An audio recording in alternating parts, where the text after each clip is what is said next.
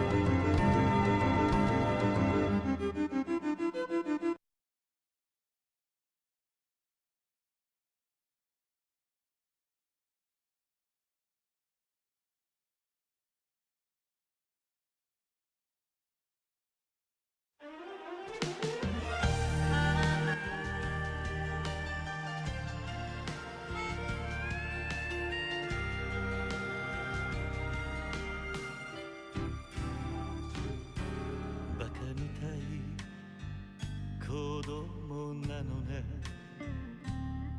夢を追って傷ついて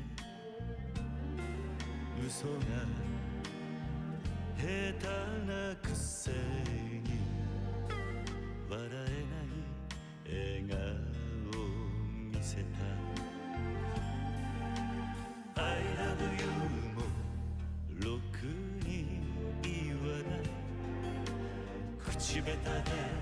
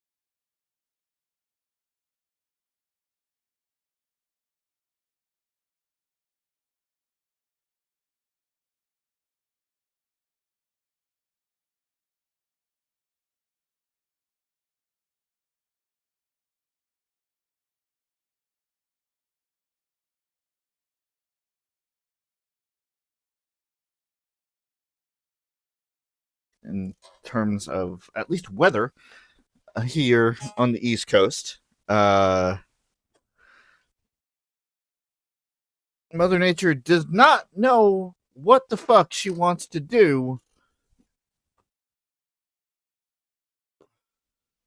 It goes from nice and sunny and in a decent temperature to snowing to high winds and rain, and now it's back to what spring should feel like.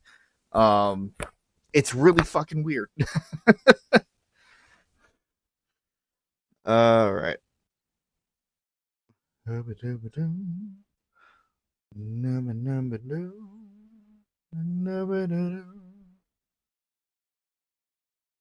you heard there was Dark Sanctuary from Deltarune chapters 3 and 4, which is the one that I was trying to get last time, but I couldn't remember which one it was. I love that the choir part, the inserts of the choir ooze. And then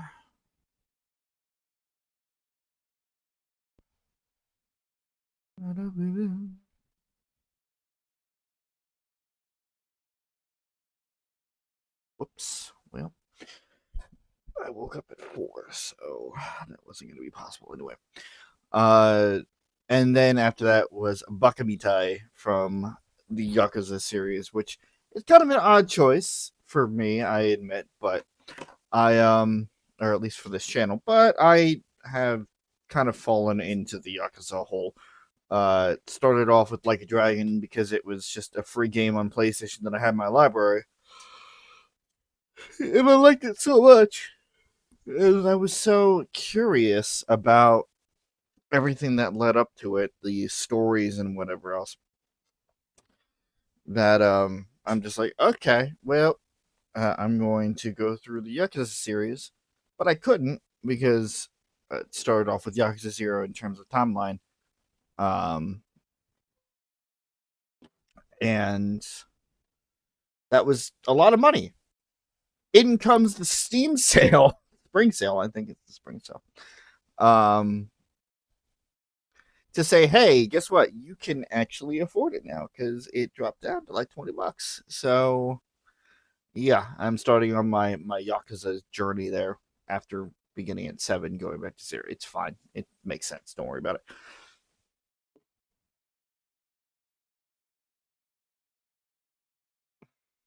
I'm totally not trying to buy time, so my Switch can update and I can actually get things moving here. Thank you.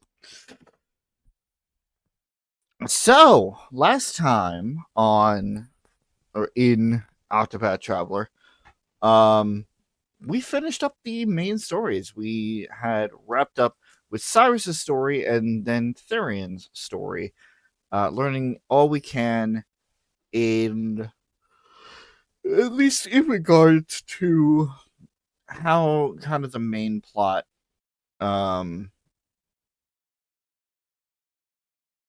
ties into the world lore. And it's a lot, and like we're still kind of working with puzzle pieces. We don't necessarily know exactly what's happening yet. But it will come together in time, hopefully.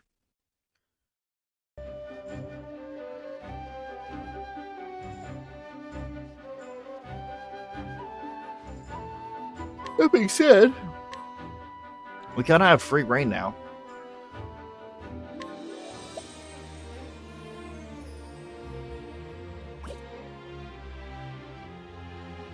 What?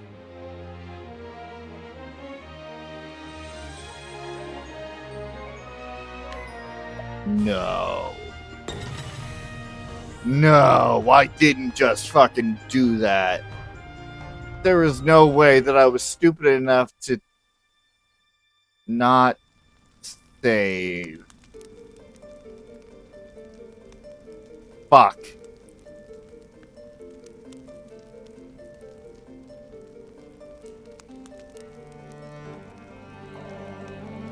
Wait, are there individual, or did I just forget? Am I already starting with this?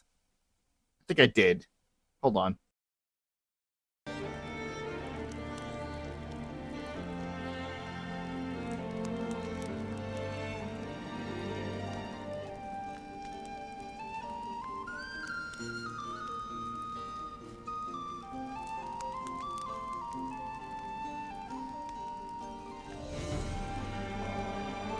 Hello? Okay.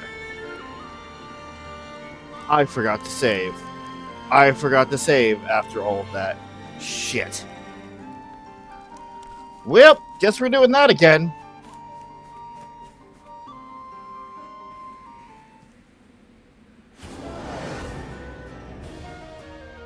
You ready for this?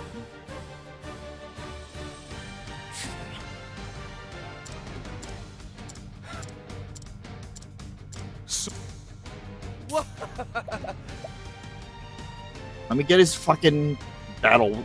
I cannot fucking believe I just did that.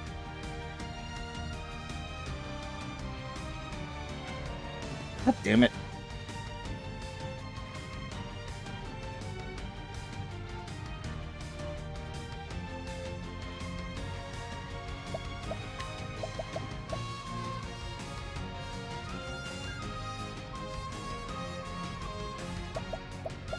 I am so mad.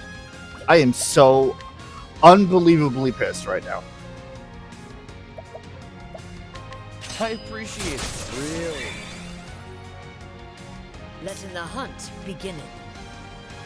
Well, I guess this could serve as a last time on Octopath Traveler. Here goes nothing. I'll do my best. How did I mess up that badly? Molecular star, here's our foes. Letting my arrow fly and true.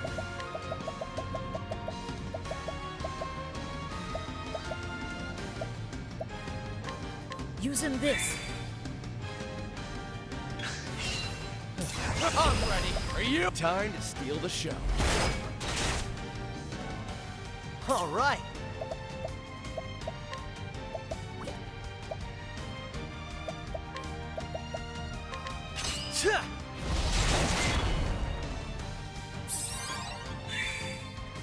Letting the hunt begin.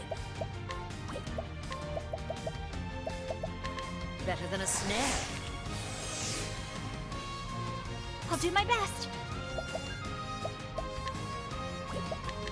Molecular star, here's our foes.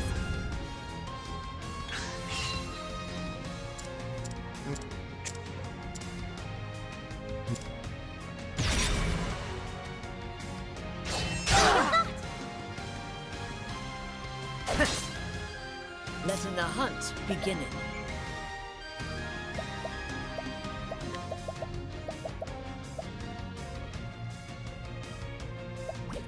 Holding back nothing.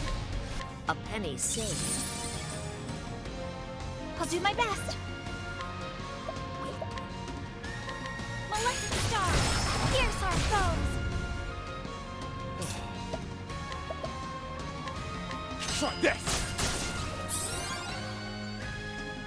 Bring it on.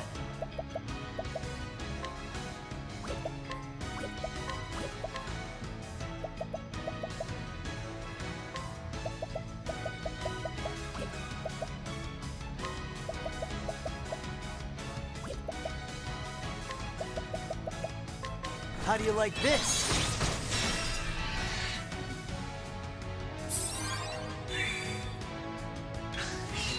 Coming, if thou darest. Using this. Let's do this. Time to steal the show. I'll do my best. Prepare yourself. Bring about a miracle of healing. All right. All righty. Ha!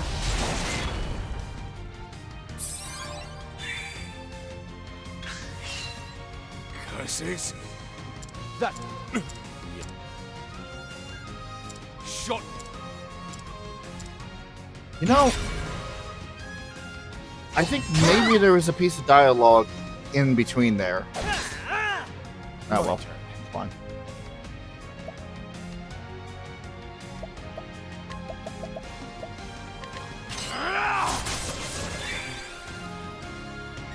All right.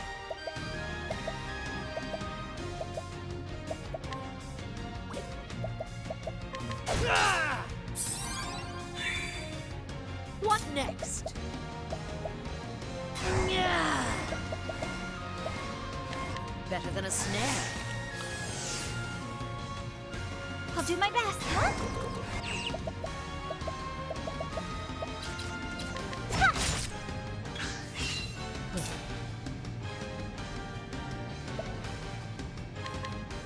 What's yours is mine. I'll do my best, huh?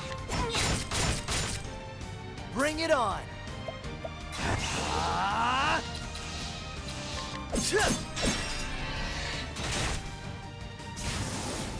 Ha! Try again!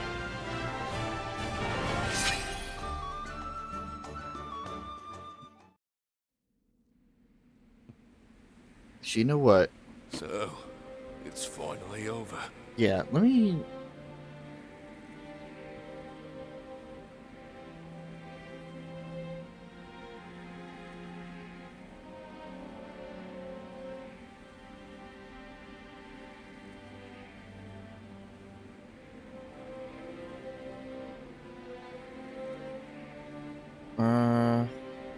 Hold on.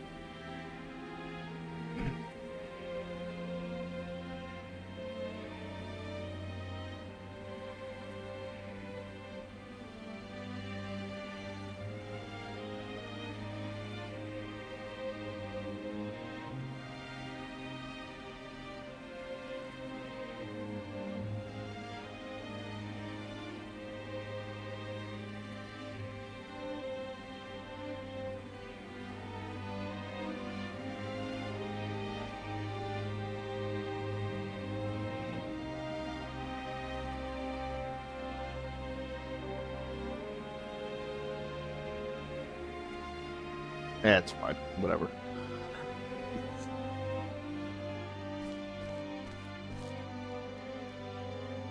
Beat Darius. Darius dies. Remember to actually steal the red apple this time.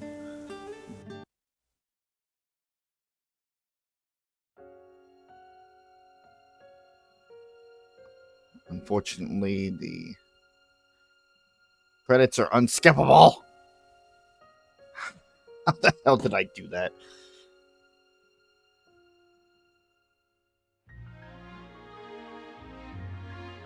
Fine. It didn't take that long to get back.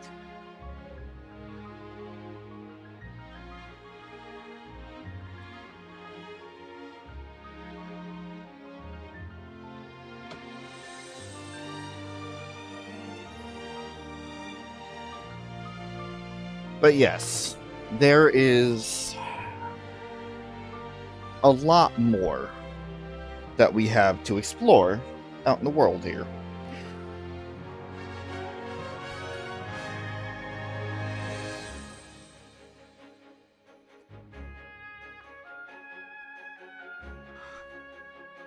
There are a lot more side quests to do, a lot more people to talk to, and a lot more world building to discover.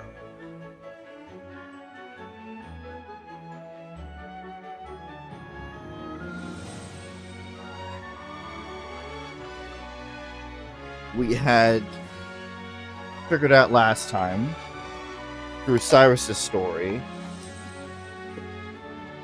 that the Gate of Finis out in Hornburg is locking something away, something that could be detrimental if whatever is behind it is unleashed. And then, in Therion's story, we had found out that the Dragon Stones, which we have been retrieving this entire time, are actually the key to opening the gates. Whether or not Darius actually knew about the Dragonstone's full potential is unknown. He just said that the Dragonstones would give him immense power. Power more than anybody has had before. I'm paraphrasing, but you get the idea.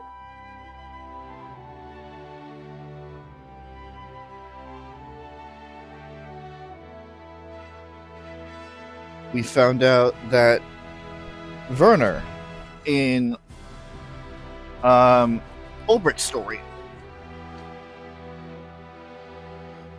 plotted the downfall of Hornburg because he wanted to get at that gate.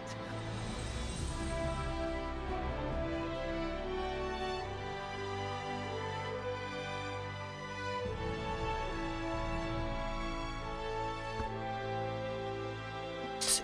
I'm trying to recall the major details from everybody's stories here. Might as well do something. Don't mind my model freaking out. I'm away from the chair at the moment.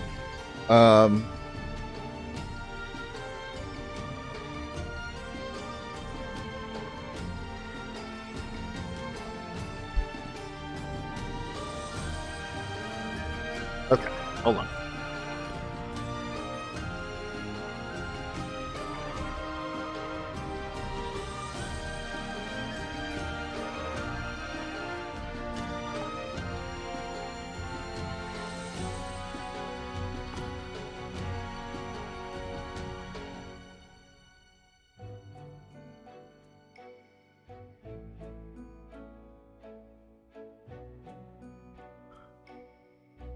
Okay. Main story plots from each one. Ophelia, in trying to rescue her sister and complete her journey there, learned that Matthias was trying to unleash a portion of the power of somebody called Galdera.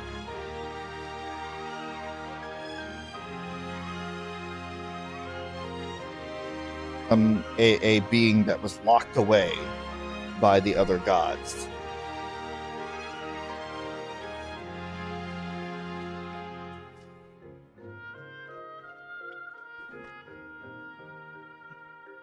In Tressa's story, we had finished up figuring out that the person... See, this is now where I start to stumble, because I know the general plot, but I don't know what we've covered, right?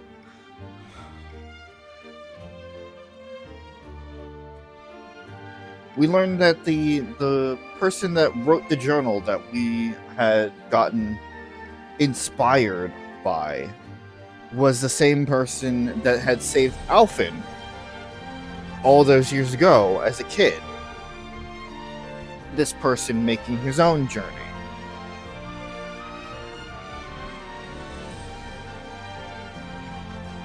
Covered Cyrus, covered Tressa, covered Ulrich. Primrose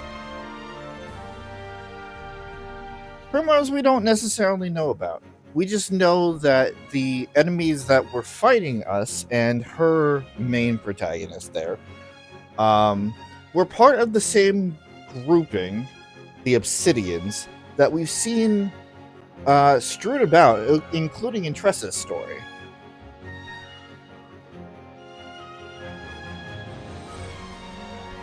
Let's see. Muffin, Therian, Honnet. Honnet is the only one that kind of is a bit of a question mark in terms of everything. The only thing that we know about Honnet is that Red Eye, the being that we were trying to go after the entire time, was related to Kit in some form or another. Kit, the first person that we encountered once we left town, the one who gave us our first official side quest. As I said, we have puzzle pieces, but we don't necessarily know how they link up yet. And of course, there is everything that we've learned throughout the side stories as well. There's a lot of world building. And I'm just going around and around in circles, but I don't know what to do because I didn't expect to have to go through the credit sequence again. Because I forgot to save. Luckily, we didn't do anything else afterwards. Thank the gods.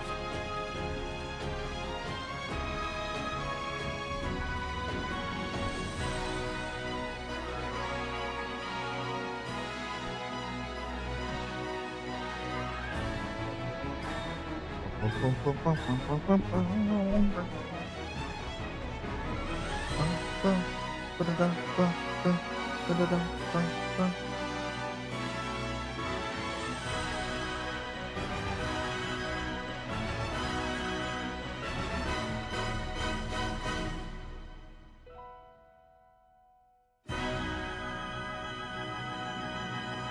Oh my god, it's my chapter. We did it. Thanks for joining.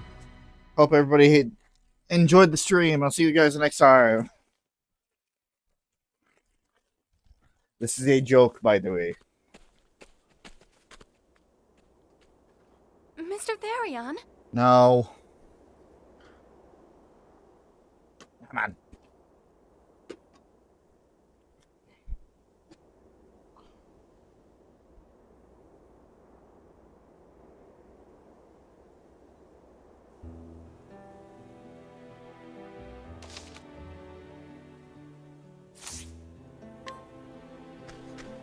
Let us save. Once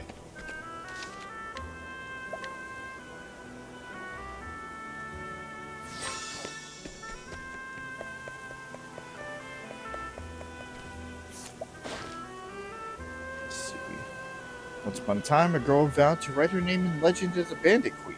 Yet dreams have a way of changing and fading with time, and so it was a woman grown, a vagabond who had stumbled from town to town, leaving chaos in her wake, eventually settled down with the one man bold enough to steal her heart.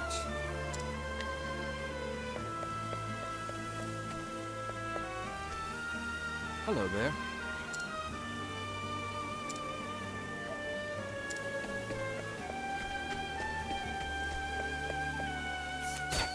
We have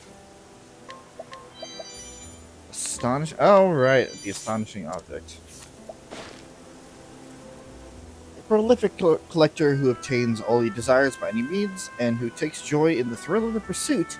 If he has an eye on an item in another's possession, without fail, he will formally introduce himself before taking action. Well, ain't that nice.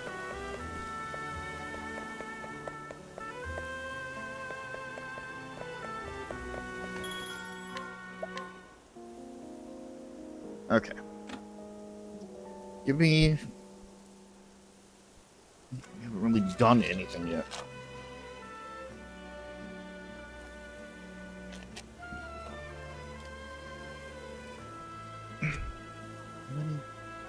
The 10. Come on. Swear to God, these plastic bags are so hard to open.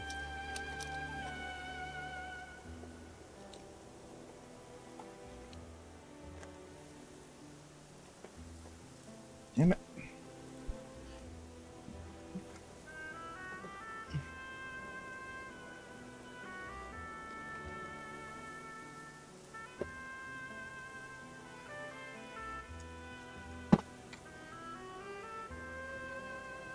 Just want to take the tortillas out. God damn.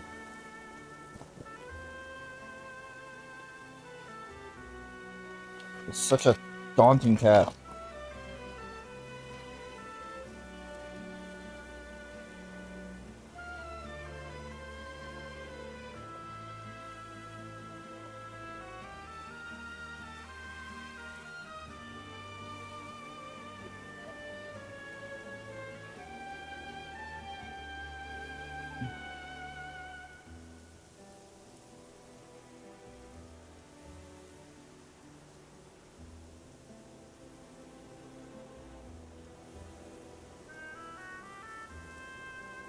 It's all I wanted to do.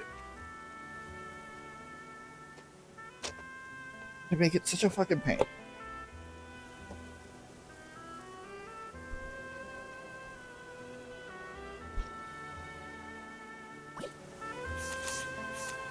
Okay. So as we can see, everybody's all good.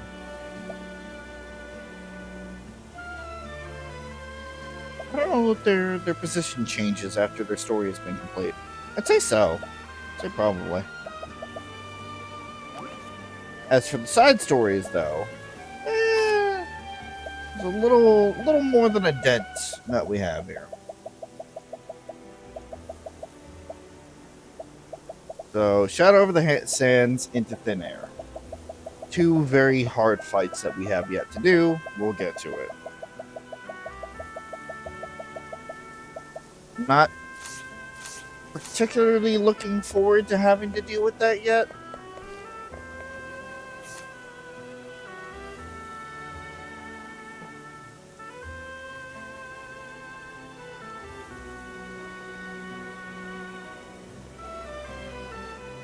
So let's start with Clifflands.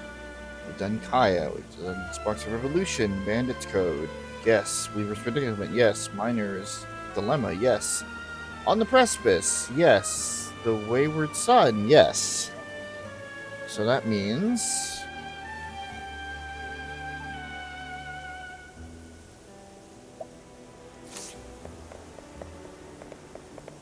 as I said before, a bunch of things open up after you finish up everybody's individual stories. We've already done a couple of them that were affected by specifically Ophelia, just because of the route that we went. Born entrepreneur, this youth concocted a scheme with an armorer to sell arms to the rogues and ruffians of Boulderfall. He is wholly unconcerned with the affairs of the town or the potential repercussions of his actions, so long as they have no bearing on his profits. What a dick.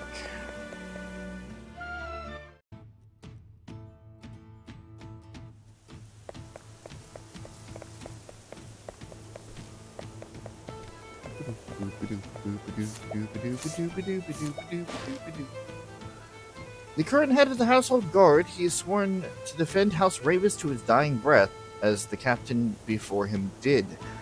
Every day, before the cocks crow, he begins his watch, and he does not rest until the moon sets, a feat as impressive as it is impossible that serves to demonstrate his singular devotion.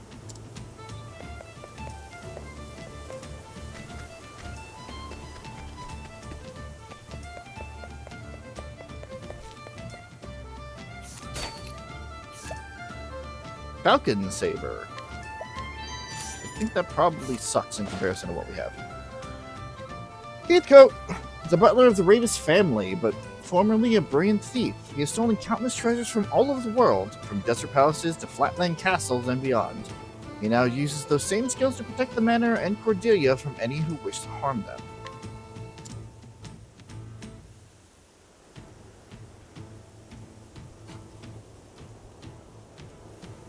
Received the most peculiar letter.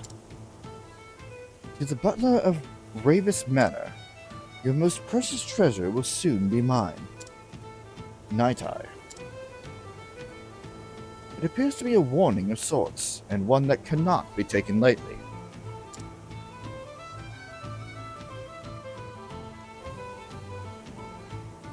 Found it on the vase in the hallway. Anyone who can get that far into the manor is a serious threat. Fortunately, I know just what Night Eye is after.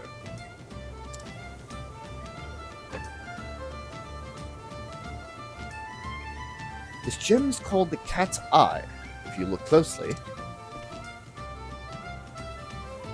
can see how it glimmers, just like a feline's eyes at night.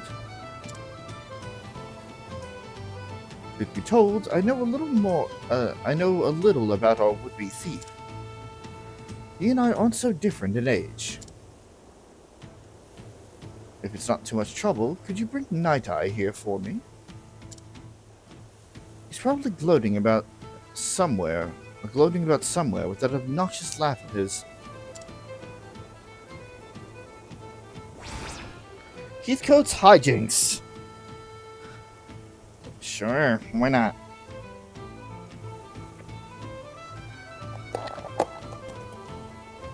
But I'm off my game. I've got the cheese for the tacos. I have to go cheeseless. I will.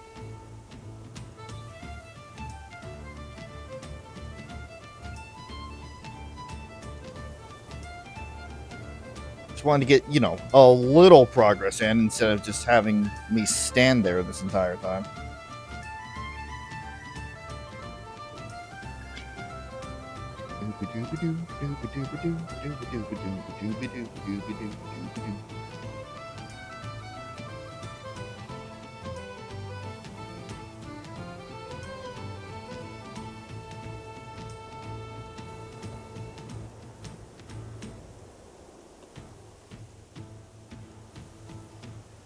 Okay.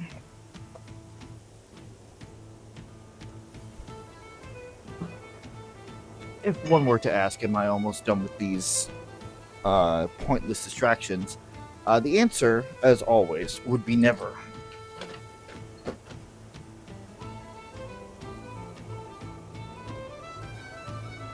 Problem is, I'm playing this game now like I would in a casual setting, where I could just stop anytime I want. Damn it, where did I put the other controller? It goes high drinks.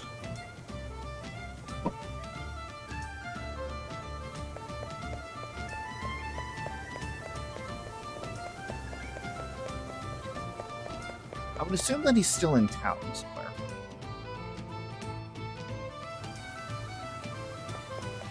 Probably at the pub.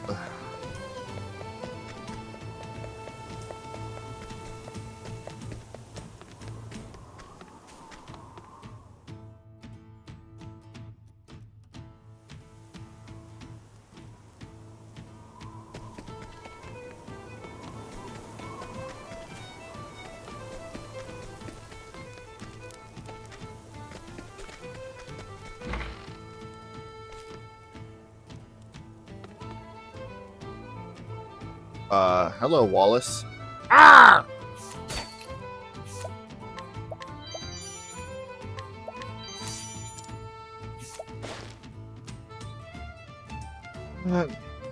Okay, it's just the... That's... again.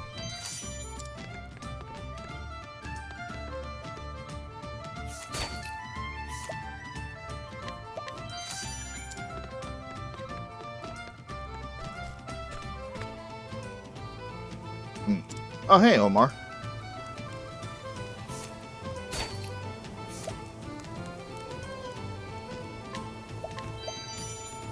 Death Cleaver.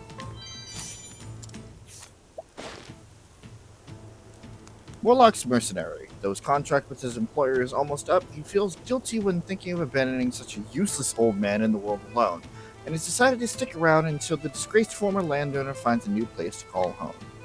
Well, that's nice. Not Morlock. Omar! I say, where are we headed now? Are you listening, Omar?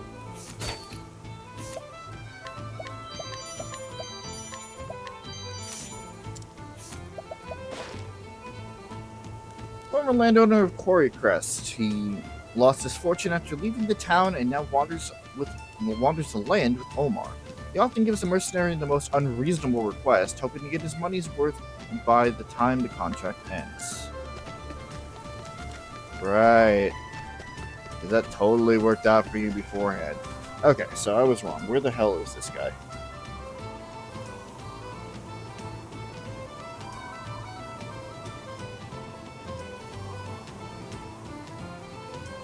Oh my god. Yeah, not where I thought.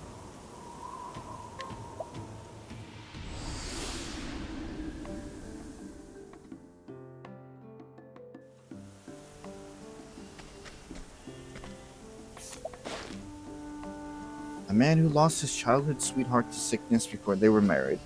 Though not a day goes by without him thinking of what could have been, he takes comfort in his memories of their times together and tries to make the most of his lot.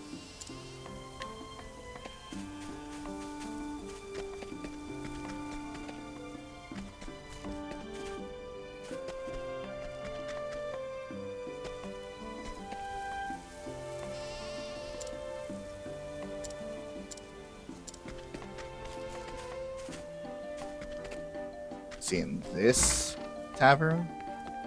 No. I should just look at the fucking guide. I don't know why I'm trying to guess and check this. Hello.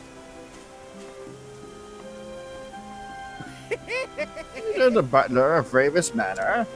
I believe he's the one responsible for its safekeeping. Knowing that his traps have been invested by me, have him in a right panic.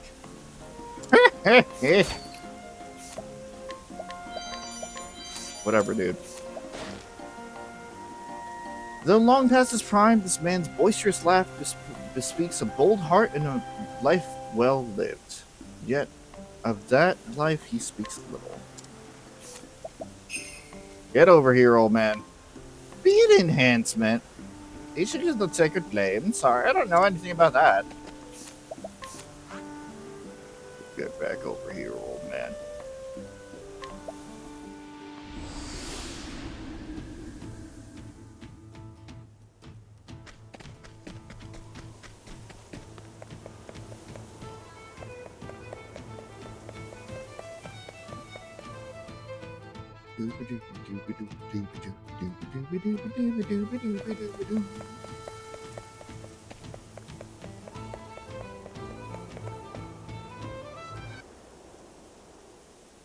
Oh, So it was you after all.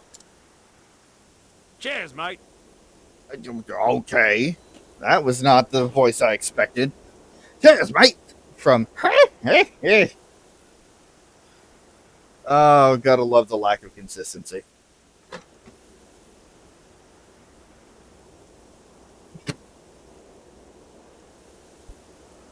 How long has it been, ain't go? You've gotten old.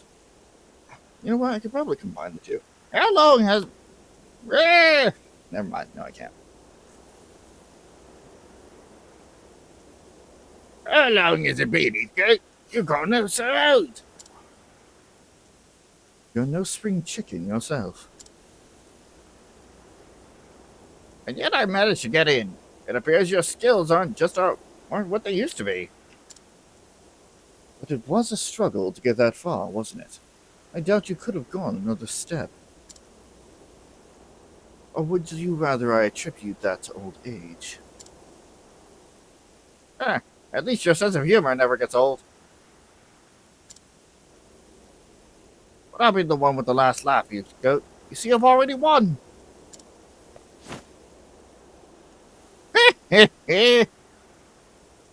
My true aim was to get you to see me. I knew this would be the perfect chance to take the cat's eye from you. You're never without it, after all. You fell right into my trap. It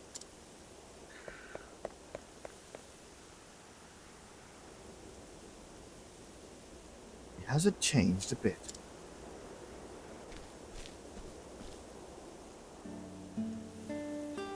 Though he might not look like much now, he was a notorious thief in his heyday.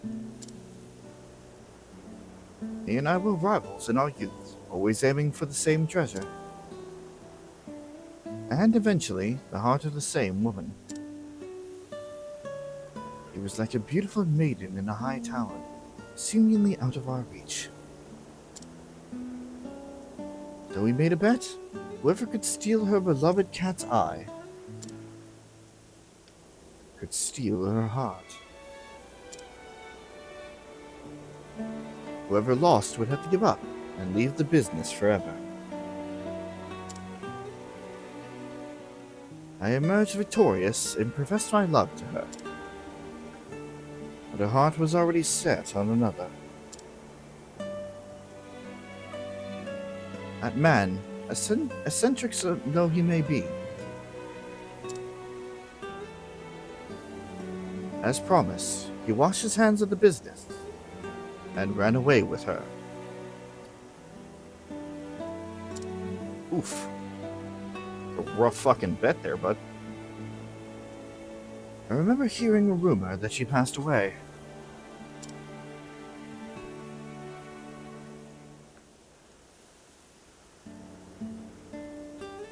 Makes me wonder if he came to return the cat's eye to its proper owner. My apologies for rambling. Perhaps I really am getting old.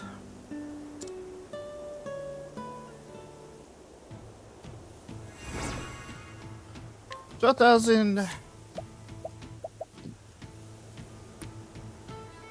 money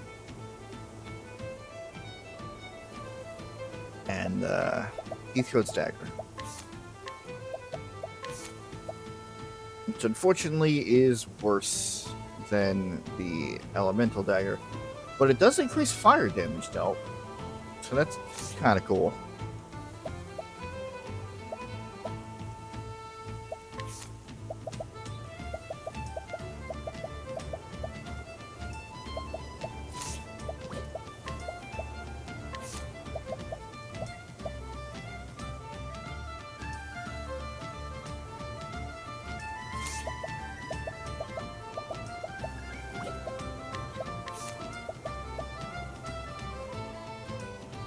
That might be nice.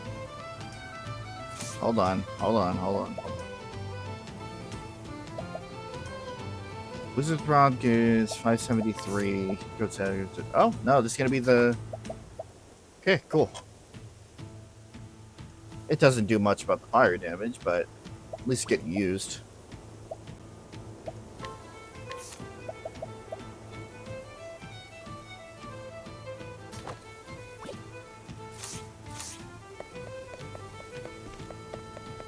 And again, I'm assuming that sword is basically useless.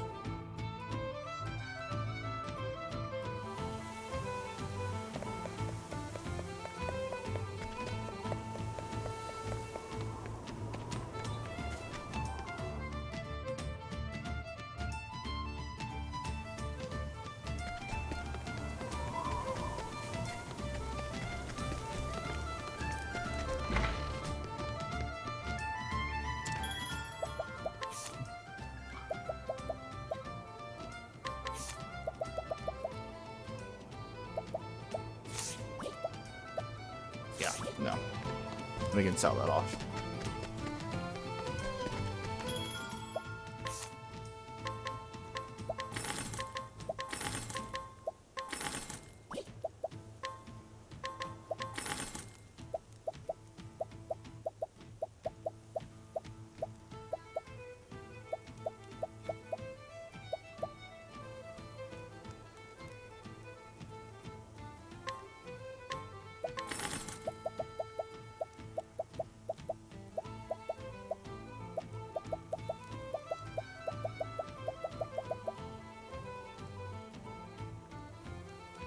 Oh yeah, the Death Cleaver.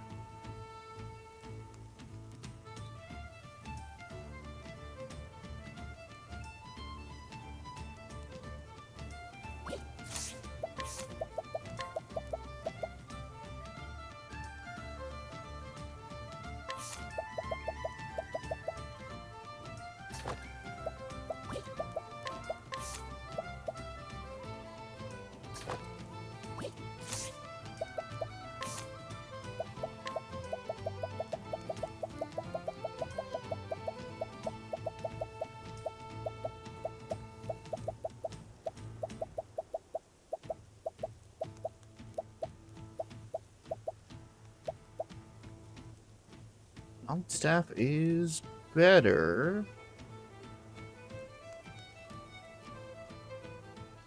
Even though, again, it's not really going to do anything for us at this point.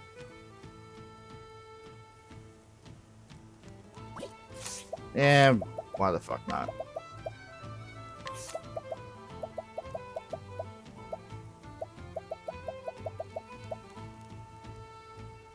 Increase the speed.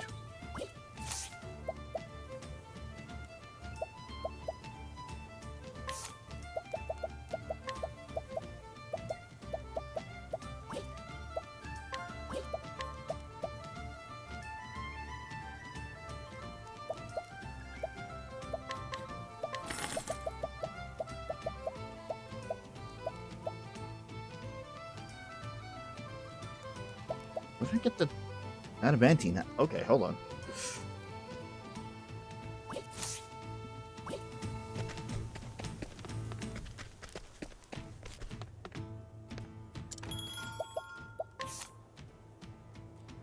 Defense.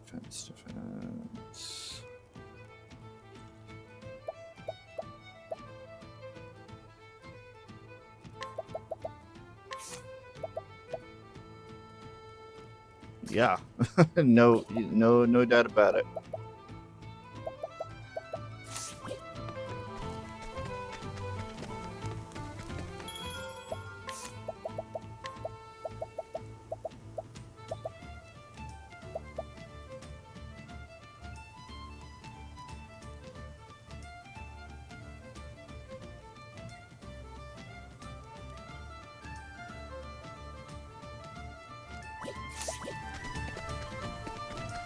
No way, it's already almost been an hour. Jesus. Alright, 10-minute countdown to the first ad break of the night.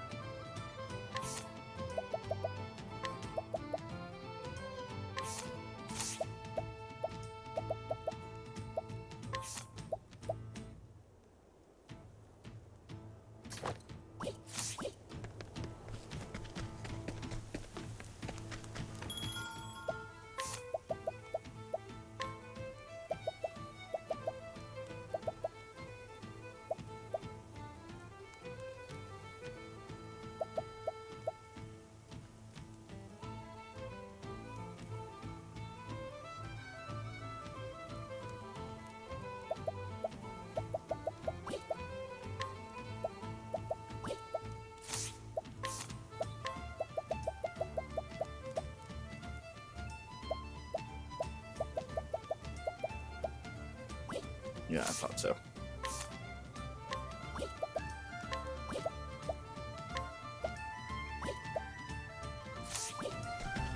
Alright. Next one, just for...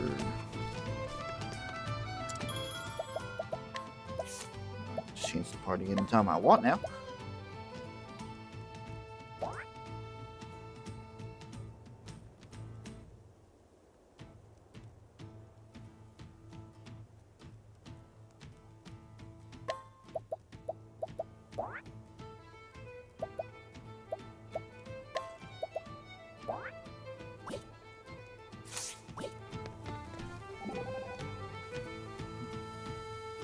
Ah, how relaxing. A fine tavern, wouldn't you say? Indeed. The spirits are excellent and all the better in the company of such lovely women. Excuse me? That's not very professional, Professor. It isn't. Oh, forgive me. Telling me, Primrose, thou hast danced in taverns afore, yes? That's right. I could not imagine him dancing in front of anyone, let alone drunken strangers. Truth be told, I envy thy talent, and the joy that thou dost surely feel in. I dare say Primrose brings a lot of joy to her audience as well. By the time she's taken a few steps, she has the entire room under her spell. You have a way with words, Professor. Perhaps we could all dance together next time. Oh. To be taught by Primrose, star of the stage, would be an honor indeed. I fear it may not come in to me easily. No, it's simple enough. You just need to listen to the music and move in time with it. You don't have to be perfect or anything. Just enjoy yourself. Dost thou truly believe in so? Well, I, for one, am game. Nothing ventured, as they say. Splendid. May I have this dance? Sorry. Like this. And 1, and 2, and, 3. Is this right? Gods have mercy. Watching these two is like watching despair in motion. What sayest thou, Primrose? I know. Let's have another drink. This is a tavern after all, not a dance hall. I told thee, did I not? Yes, quite. Perhaps there's something to be said for sticking with what you know. Oh my god.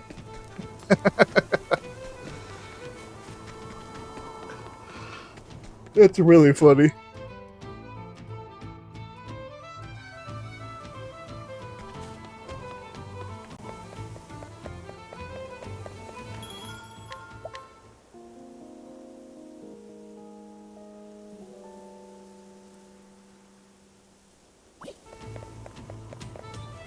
Alright. The other new one is going to be across the way in Quarry Crest.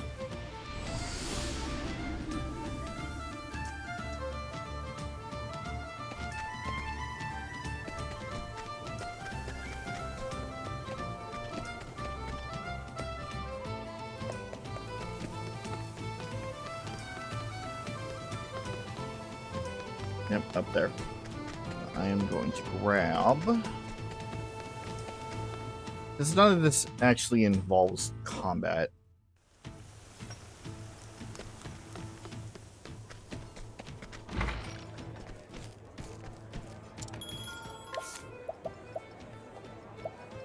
Oh wait, I have Cyrus. What am I doing? Yeah, no, that's fine.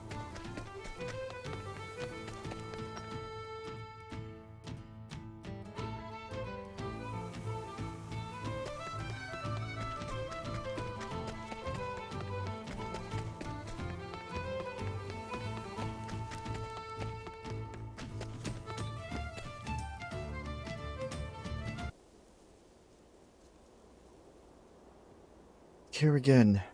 I don't want to, but must. for Jeffrey's sake.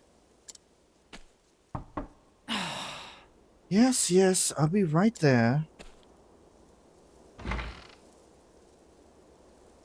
How long has it been, Odette?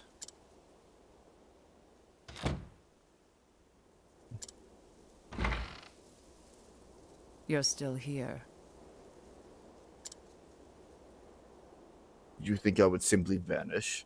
I may be old, but I'm no ghost yet. Older, but none the wiser. It seems you still haven't learned how to take a joke. Did not come all this way for jokes, Odette. I trust you'll understand that. But of course, I just can't believe it's that time again. Time surely flies. Indeed, it's been 10 years since Jeffrey's passing. Took great care of you in your youth when you had no one else. I know that better than anyone. It's thanks to you both that I'm where I am today. Not a day goes by that I don't remember that. And despite all that, you never visit his grave.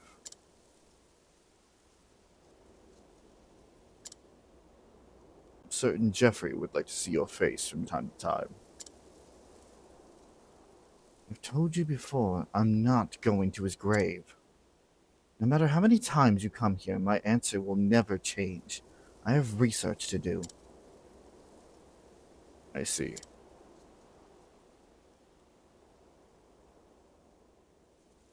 Please go home, Revelo. Your stubbornness never ceases to amaze me. Very well, I shall take my leave. Why, Odette?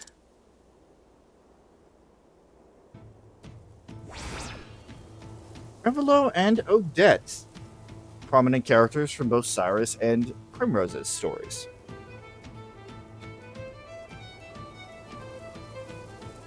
And one we shall finish up after the ad break. Timing is just kind of off, so just gonna go to a BRB, gonna hit our ad break, and then we will come back and figure out what these two have. I mean, it's Jeffrey. It's Jeffrey Hazelhart. That's what they have in common. But you know what I mean. It's like how the stories fit together here.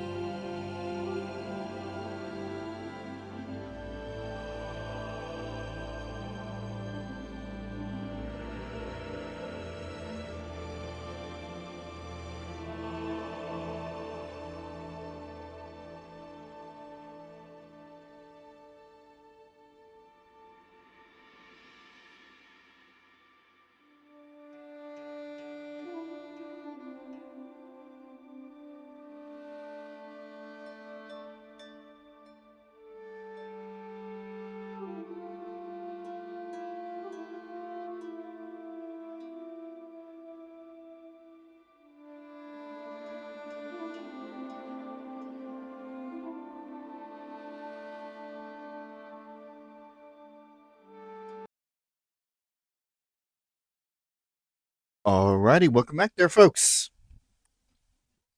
We have just stumbled across a couple of known characters from Cyrus's and Primrose's stories, Revalo and Odette. Revalo and Odette. Seems that Jeffrey Azelhart, Primrose's father, is in the middle connecting the two, but for some reason Odette will not visit Jeffrey Azelhart's grave. And it's been like 10 years, so we're going to find out what's going on. What's going on, Odette? I'm wondering why I don't visit his grave. Let's do your shit.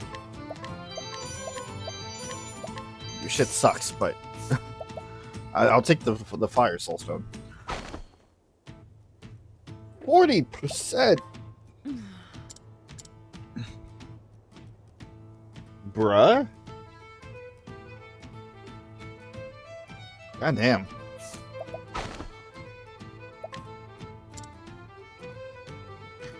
A woman who was once enrolled in the Royal Academy, she soon grew frustrated with the internal bureaucracy and power struggles.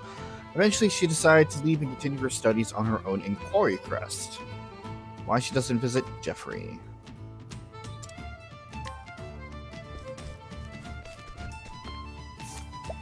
Now we need to go back to...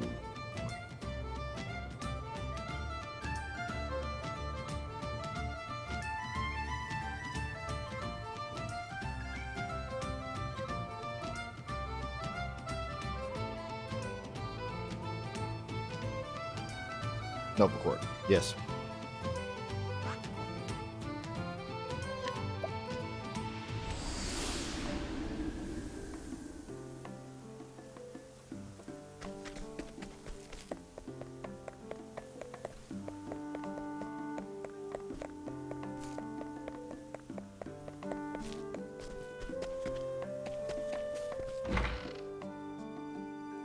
This is not the right one.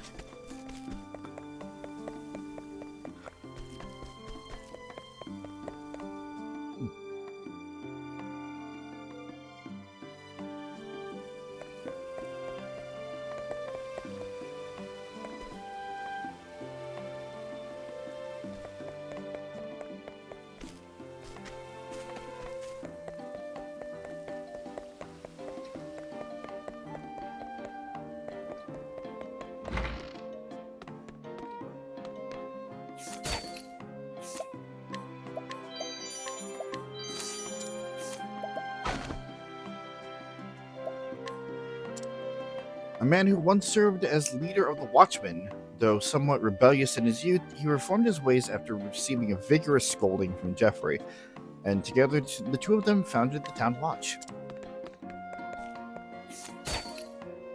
Never stole from the wife. Fix that. The wife of Revalo, she used to live in Noble Court. She first met her husband when Jeffrey introduced him to her after they formed the Town Watch. Despite having been told many times of his sordid past, she refuses to believe a word of it. Odette has not gone to Jeffrey's grave once since he passed. I cannot fathom why.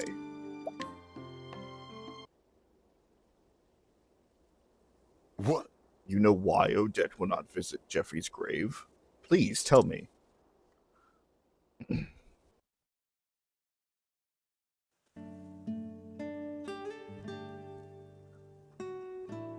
Jeffrey himself told me not to go. He was always saying, faith shall be your shield. But shortly before he died, he told me something else. If I die, do not come to my grave. Do not waste your time on the dead. Simply do what you must while you are still alive.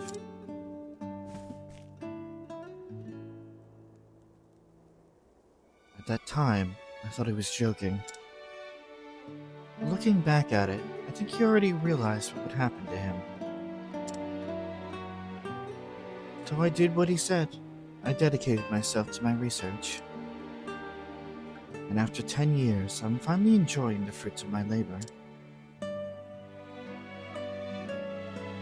Thanks for listening. It looks like I can finally take a small break from work. I think I'll go find a nice flower to place on his grave.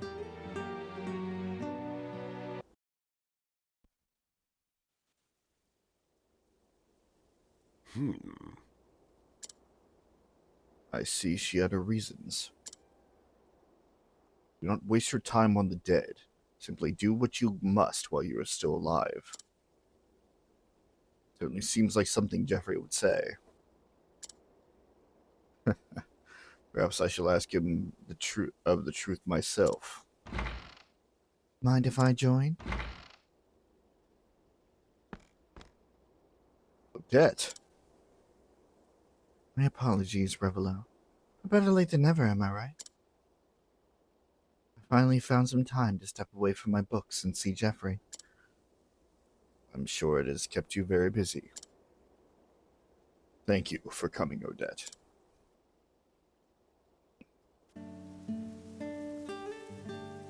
Jeffrey was... yeah, Jeffrey was a very strict man. He scolded me more times than I could count.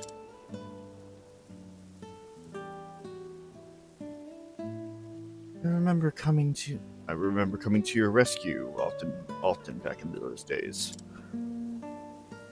If he were still here, I'm sure he would have something to say about this. Why are you here? Have you forsaken your work, Odette? He would never have been so harsh. I'm certain Jeffrey is smiling, having seen you once more. Do you think so? He really was a sweet man.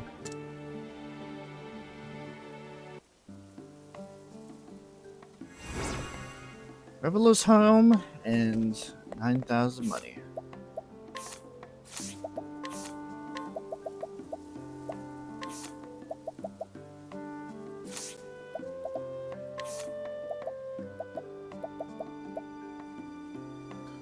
Slightly reduces dark damage taken. Good to know.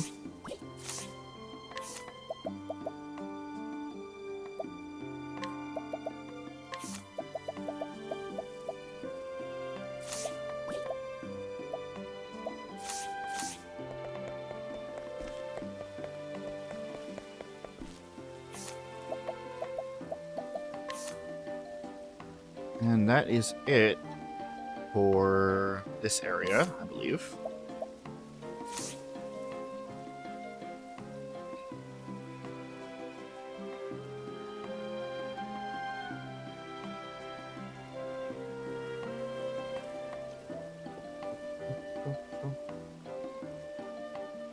So we move on to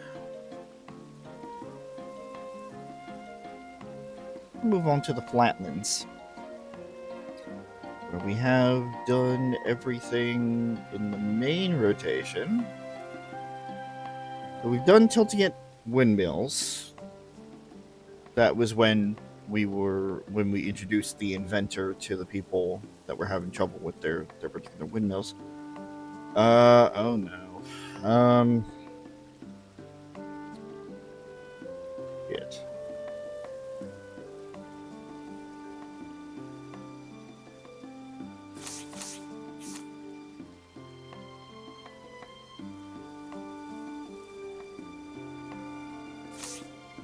Okay.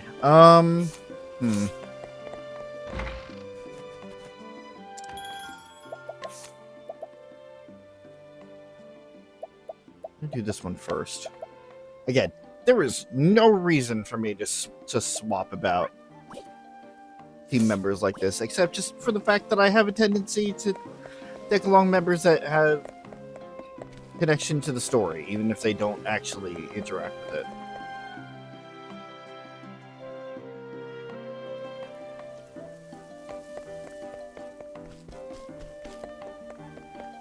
The house that we stumbled into before, this is actually our next quest.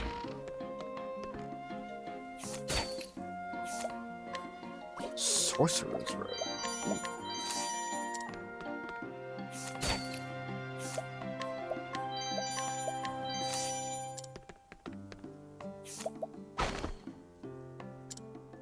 A scholar who, together with Barnum, is researching how to use the Dragonstones for magic. Though the two continue to fight endlessly as they did in their youth, they tacitly recognize each other's skills in the field. So this is the guy that we beat up for the Dragonstone earlier.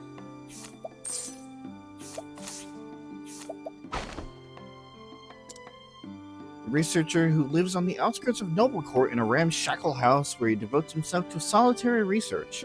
A man of precision, he is respected by his peers for his methodological approach, although some take issue with other aspects of his character.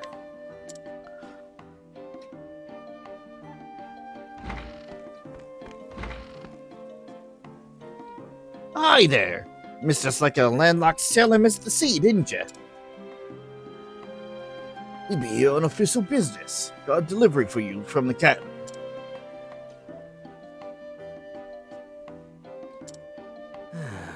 Took you long enough, didn't it? Ain't no controlling the tides, now is there?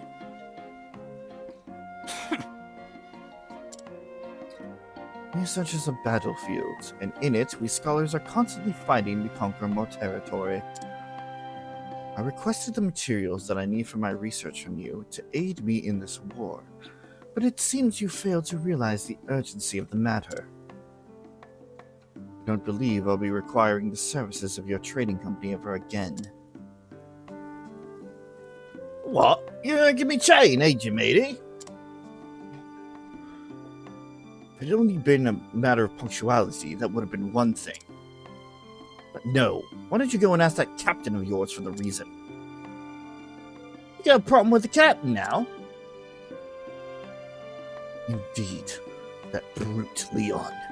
We know all about him. Going around with that fearsome look on his face and demanding that innocent civilians hand over their money. But your filthy lies! And if you dare deny it, he runs you right through with his great poleaxe. You think we were doing business with such a villain? Villain? You take that back, you salty seed.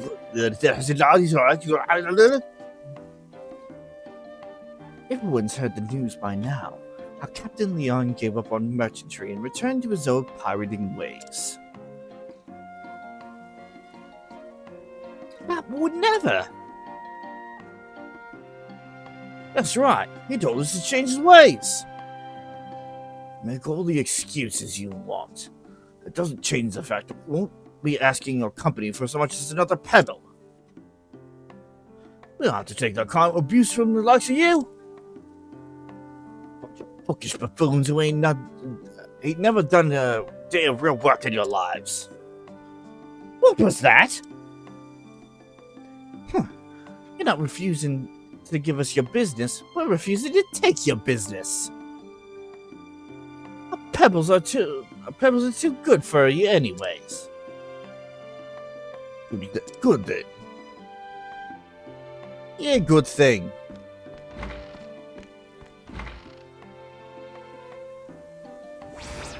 Well.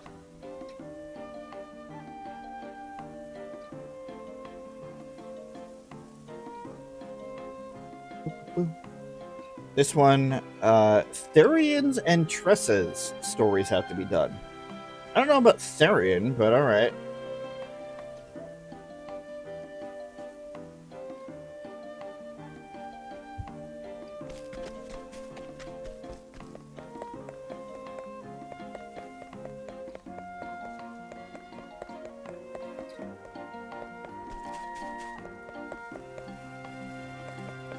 No.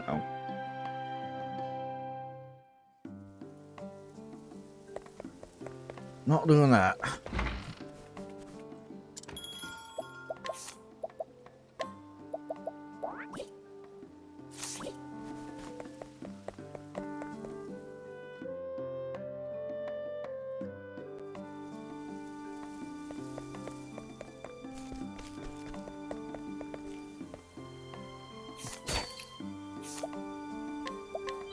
The Umbastral? There's a normal spear and a kite shield. Okay. Yar, we take from the weak. That's the way of the world, says I, the dread pirate Leon Mistral. What? Why are you looking at me cockeyed? I'll have your guts for garters, I will. Age 25, right? Right. Yeah, I'm pretty sure that Leon is a bit older than that. I challenge you to a test of strength and skill.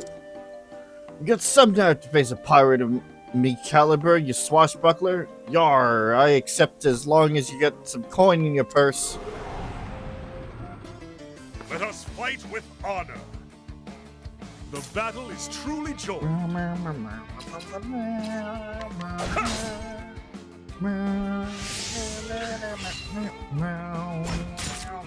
Victory! Now then!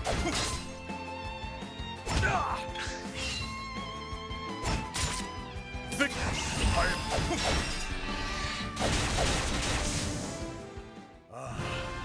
The thrill of the fight! God, you're worthless.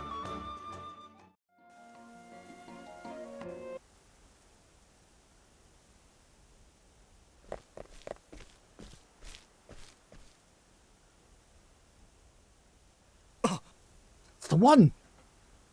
Yes, that's him, all right. The filthy thief. You can't be serious. Captain, say it ain't so. You're pulling me chain. Well, we all swore. We saw we'd gone over the straight and narrow. Sorry. Hello.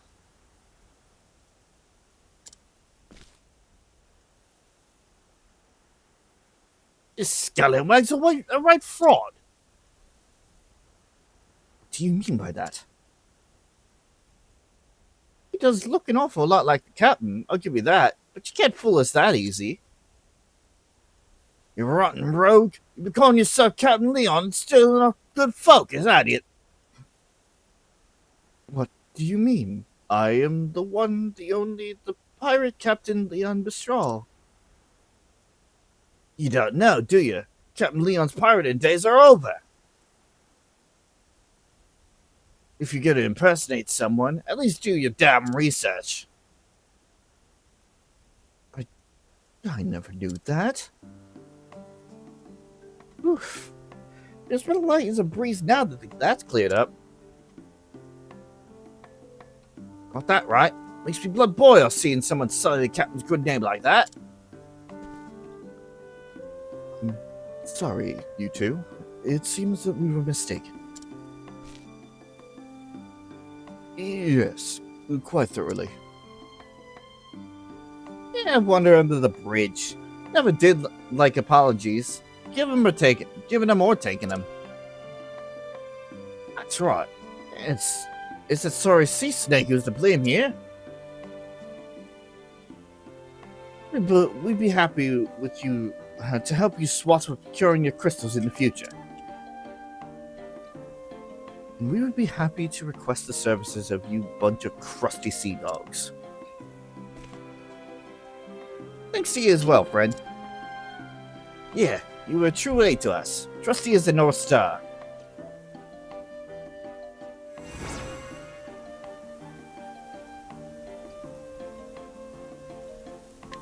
Alrighty.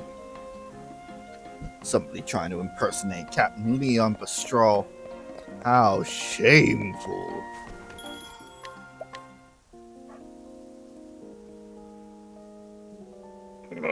What's going on with the shield, eh?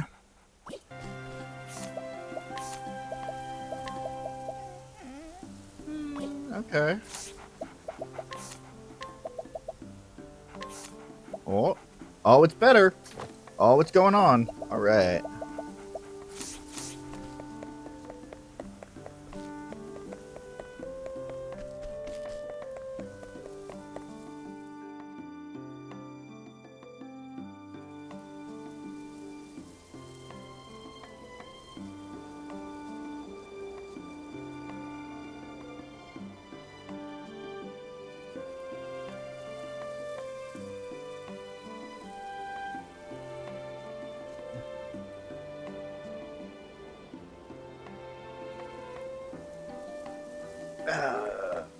Okay.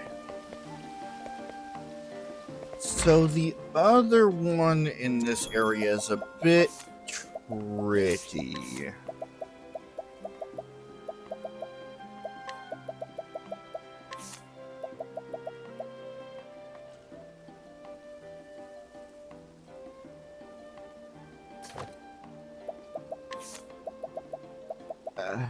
It's...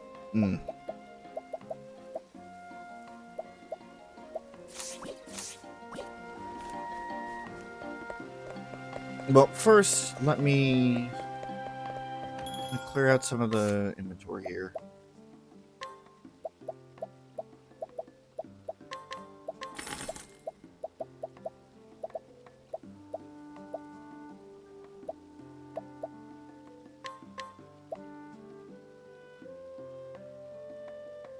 Wait, what?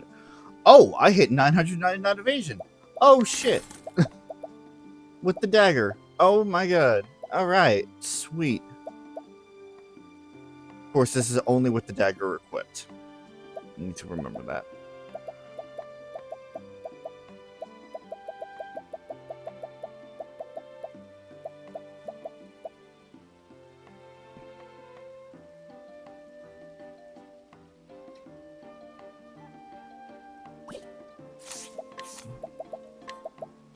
No, no, no. Don't fall into the trap now. Ew, that was not what I wanted to do. Oh well. Really now.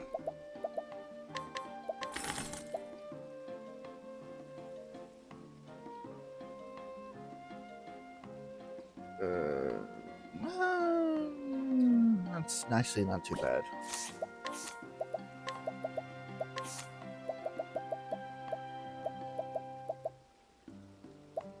Or I can just give Gustav shield and that'll just solve that problem.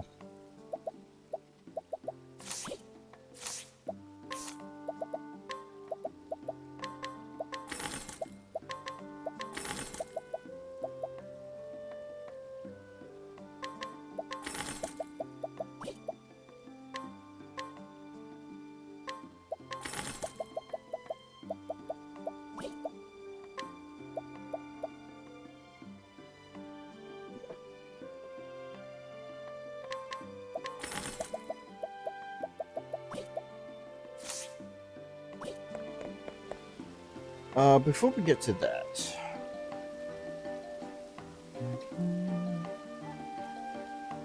we need to take a little bit of a side trip to Riptide. We're not going to do anything in the coastlands yet, but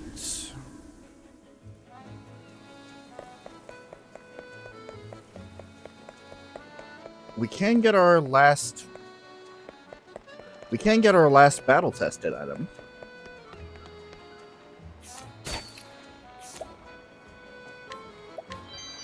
The battle-tested spear.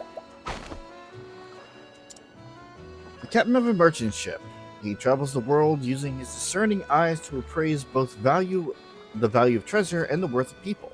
In actuality, he is the former pirate captain Leon Bestraw. Well then. East, west, or maybe south. I must decide where to sail next.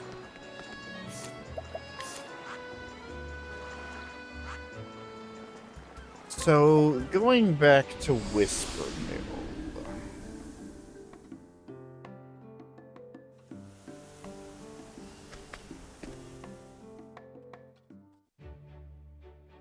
There is an NPC that I got the spear, and then I completely just didn't try to equip it on anybody. Good job, me.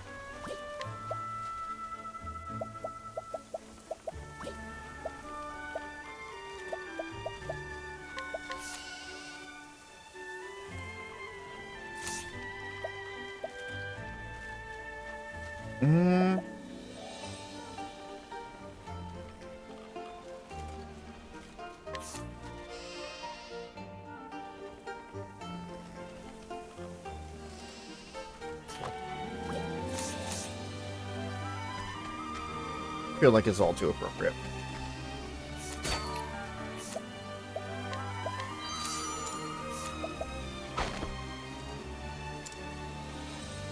A shepherd who lives together with a sheep. First time he slept on a woolen bed was a transformative experience, which drove him to his chosen vocation. The sheep's wool is renowned far and wide for its quality. Okay. Oh. My clock seemed bothered by something lately. Afraid's more like it, maybe. Might be there's some monster lurking nearby. I hope someone will find it and take care of it before it gets any of my sheep. There is one. Okay. Scaredy sheep. Much like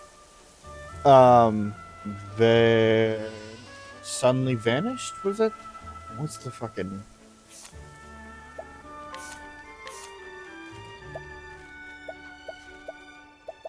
Into Thin Air. Much like Into Thin Air, Scaredy Sheep is the lead to another kind of really difficult boss. I'm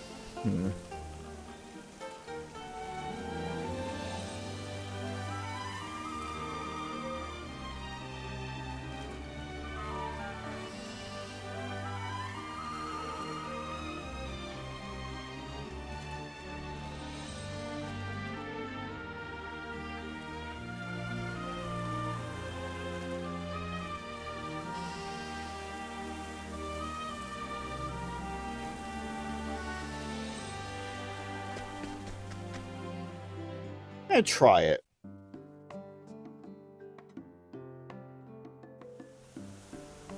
Like, I feel like we're in a good position here, for this particular run. Like, not in my personal runs, but in this particular run. Okay, so I have Tresha, I have Cyrus. Means we're not gonna have a healer, though. That's a problem. And that is a problem.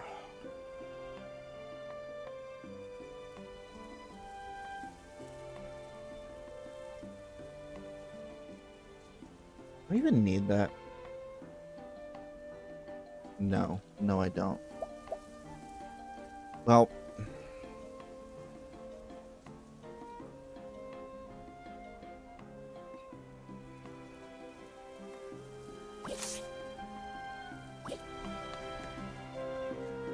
maybe. This might not be the worst party to do this with.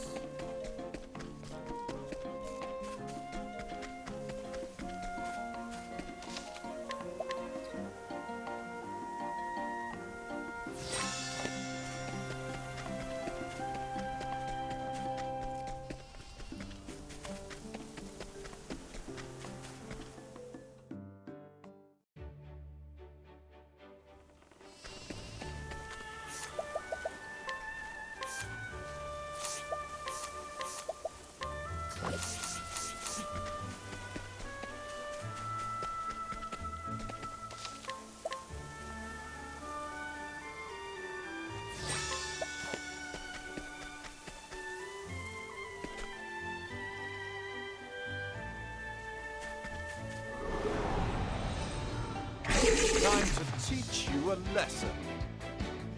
Now then.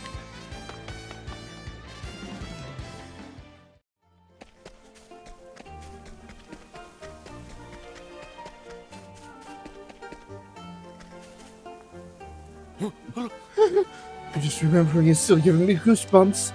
I traveled a great deal as a merchant. I've met with a fair deal of danger in my time, but never anything like that beast before. I don't even want to remember it.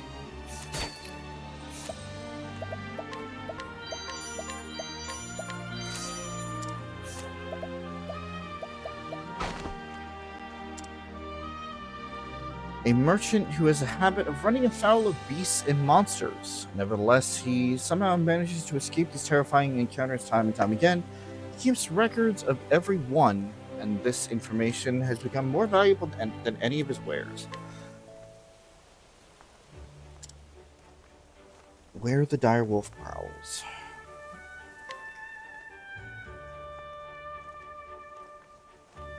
So we need to go back.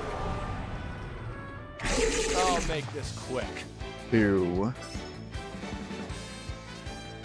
My turn. the Forest of Purgation, where we got the Forbidden Dagger beforehand, and where I was kind of hesitant on going in. I'll make this quick.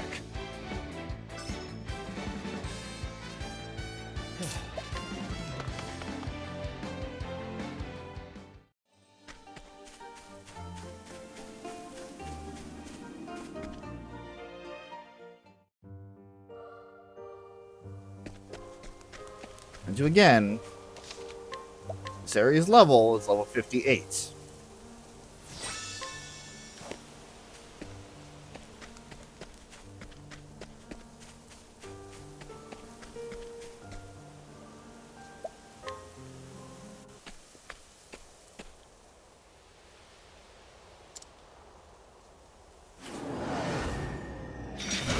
I will not fail.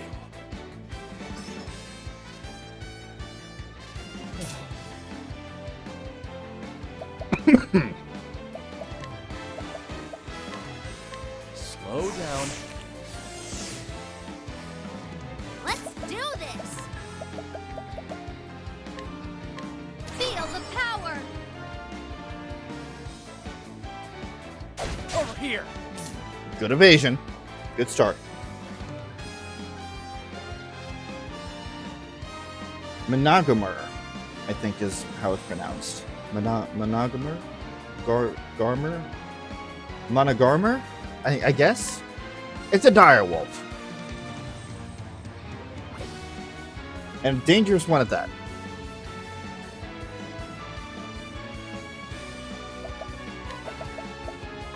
The night risk command.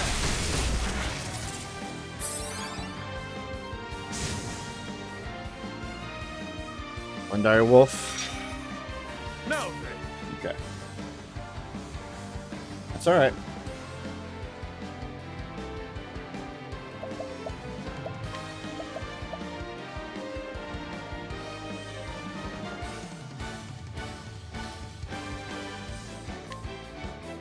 Anger not the tiger. Just fucking miss. Interesting. Damn it. And I forgot to put the The night risk command. thing back on. Out of my way. I see your defenses. Have at you.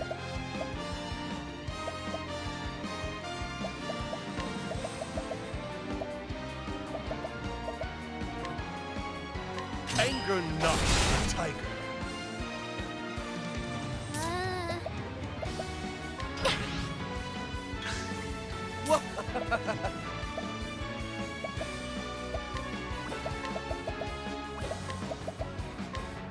Slow down.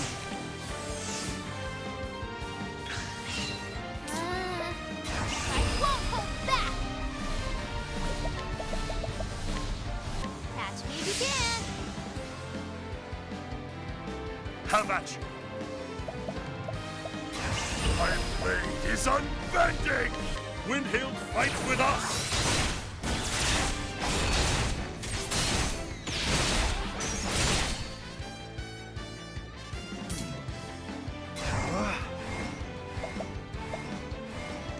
My focus is unparalleled.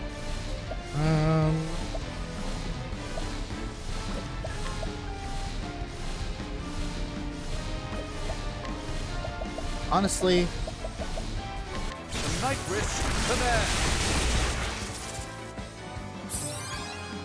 Out of my way. Let's do this. Time to steal the show.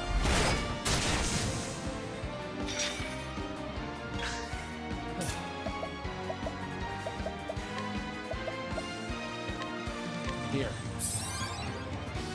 side step, the side step should help. Here. Try.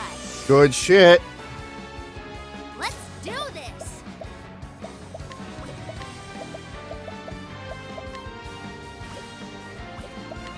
set up again. That's alright. Feel the power.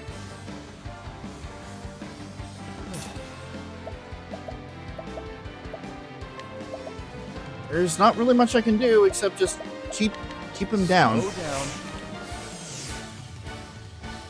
Victory shall be mine. An interesting dilemma. A night risk command. An interesting dilemma. A night risk command. Have at you.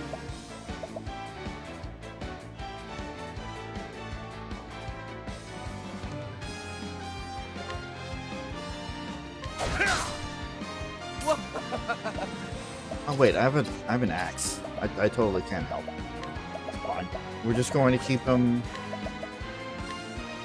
Slow down. nice and slowed. What to do?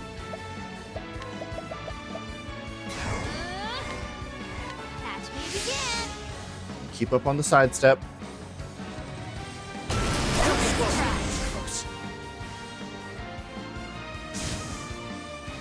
That sucks. That really sucks. My turn. Okay, no problem. Gonna have to set it up again. It's fine, don't worry about it.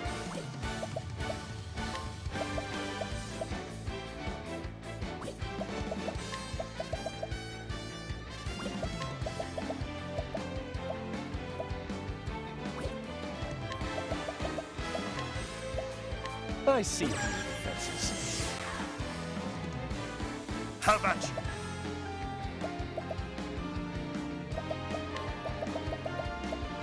you. Use this.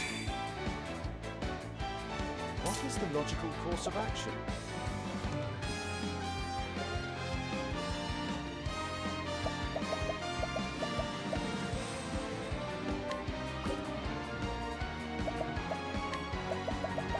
Ooh, I fucked up. Ooh, I fucked up because of that second wolf. Oh boy. Okay.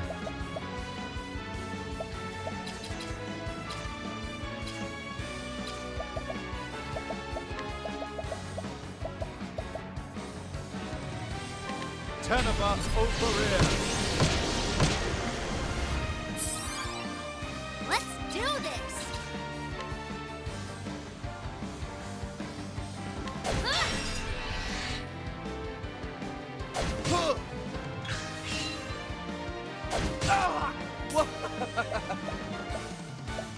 I'm ready. Are you?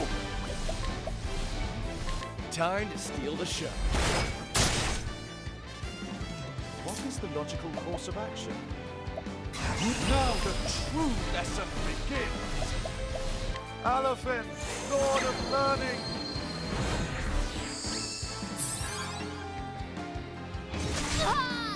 Ow.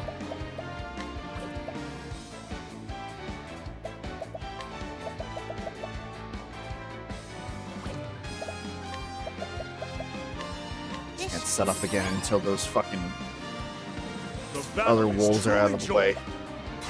My blade is unbending. Windhild fights with us.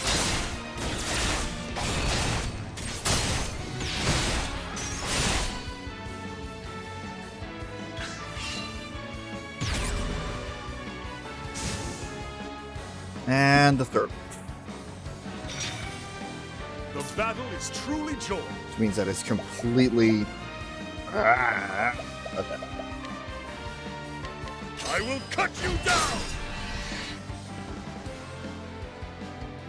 Out of my way.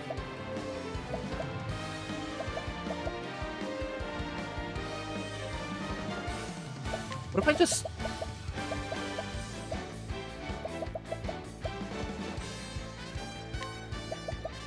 I'll take this. An interesting dilemma.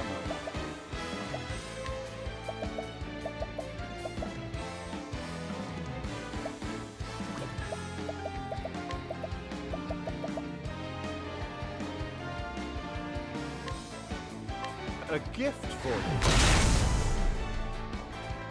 should unlock certain weaknesses. Good, good. What to do?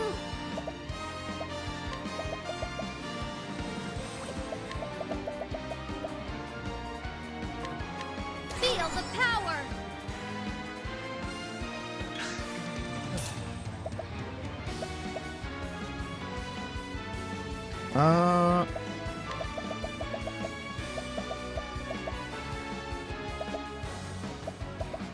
Here. Out of my way. Let's do this! Time to steal the show. What to do? I won't hold back.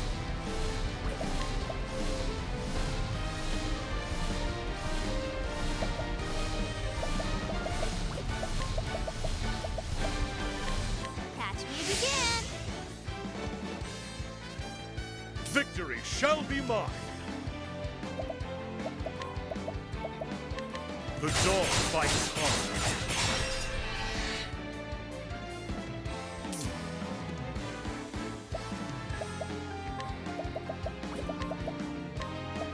The night risks the man.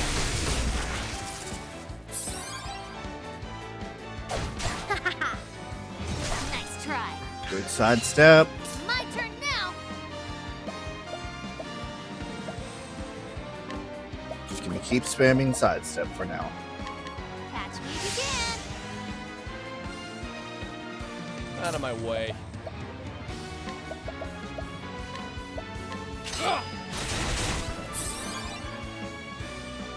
The battle is truly joined.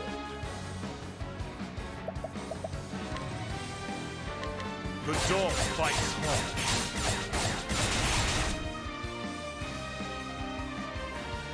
Now, what next? 10 of us over here.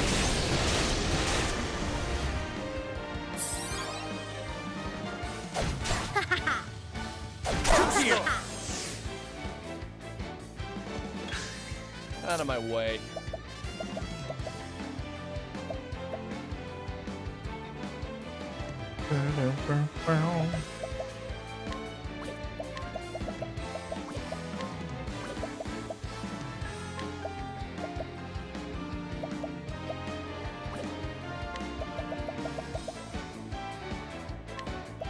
Here.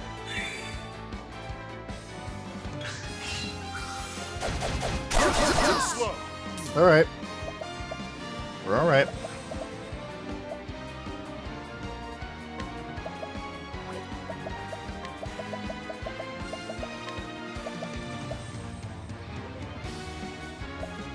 How about this?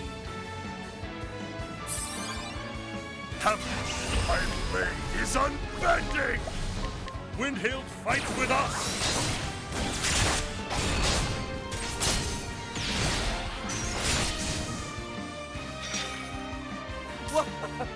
Should take care of all the dire wolf issues.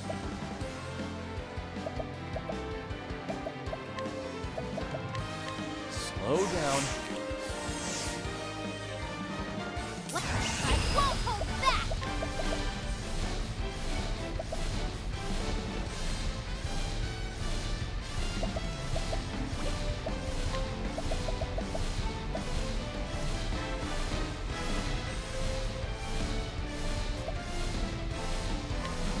Feel the power. Just I might die. Too slow. And Just like is this. definitely going to die.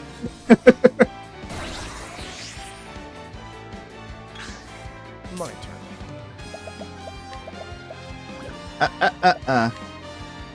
Slow down. You get back over there.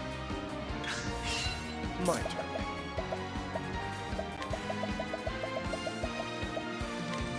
Here. Now, what next?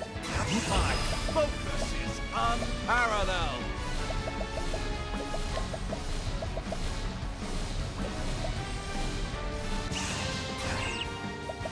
Oh, this is awkward.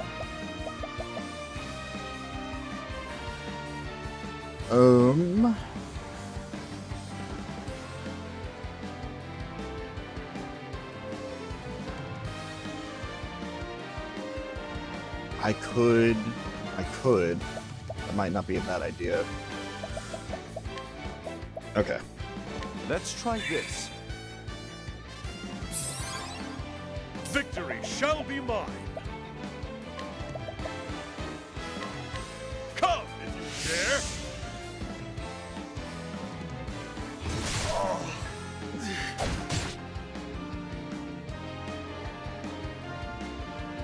All right.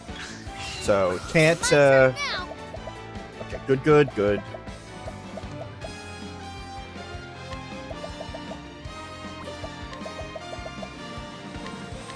Feel the power.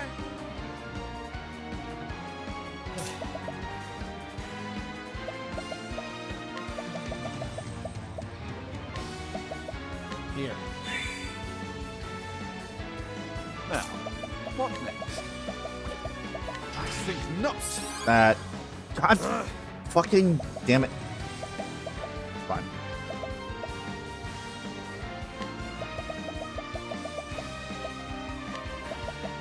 How about this? Yes.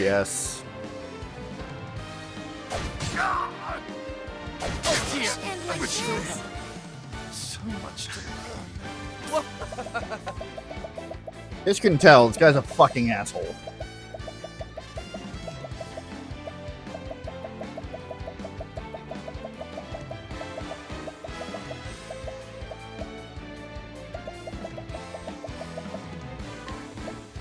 Here. Now then. My blade is unbending!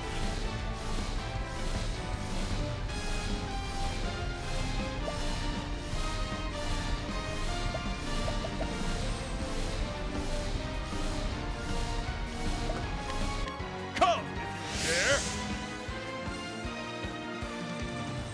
Cursed witchery! Have I failed?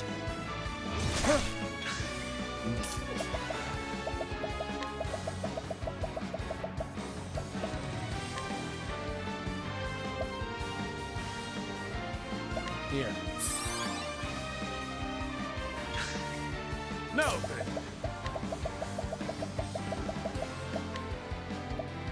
Use this. Play this game a little bit.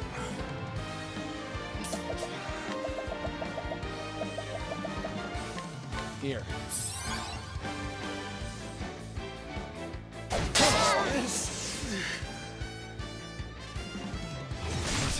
I still have. Can't end like this.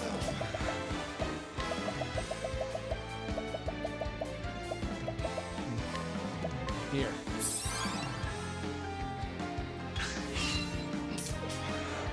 Let's do this. The battle is truly joined.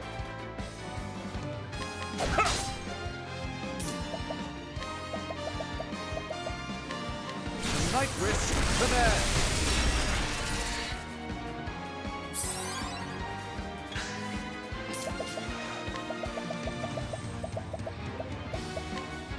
Here.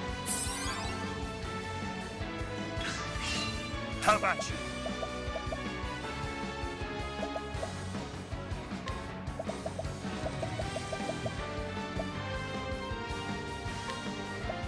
Use this.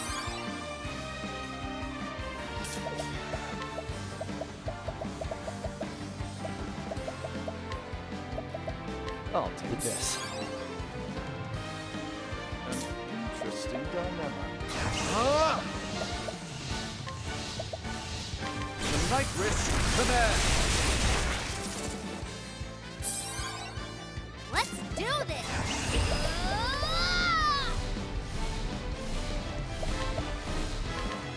I'll get That wasn't enough. Mike, I'm ready. Are you? Time to steal the show.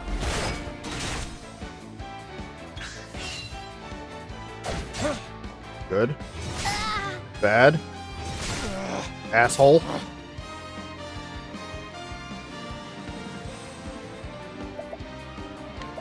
Well, we can work with it.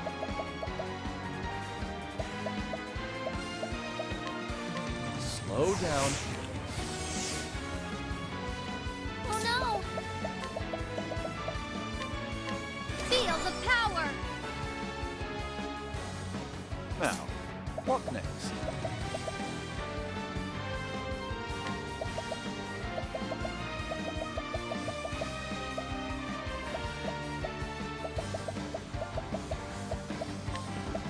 How about this? The battle is truly joy.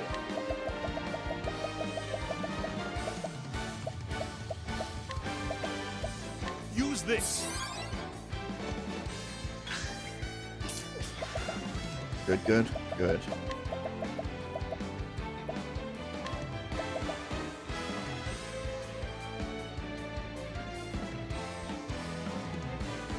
I'll take this. Have at it. My blade is unbending. Out of my way. Let's do this! What is the logical course of action? The night risk to them!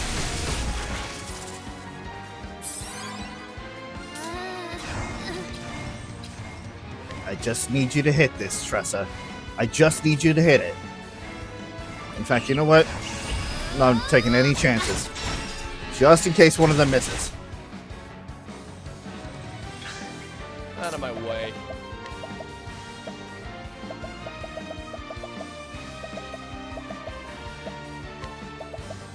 No. Here.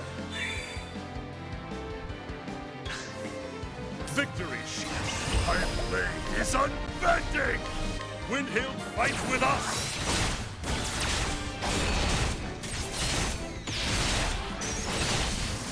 Oh my god! With each battle, I grow stronger.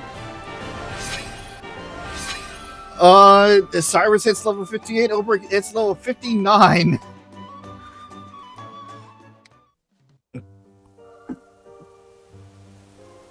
I have never beaten that boss before.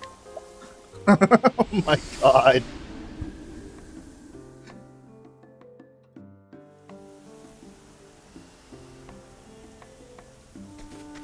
Heal right now.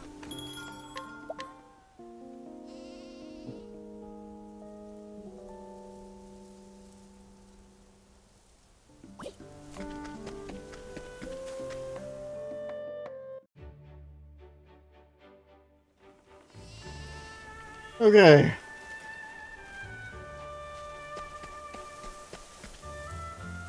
Oh, the flock seems bothered by something lately.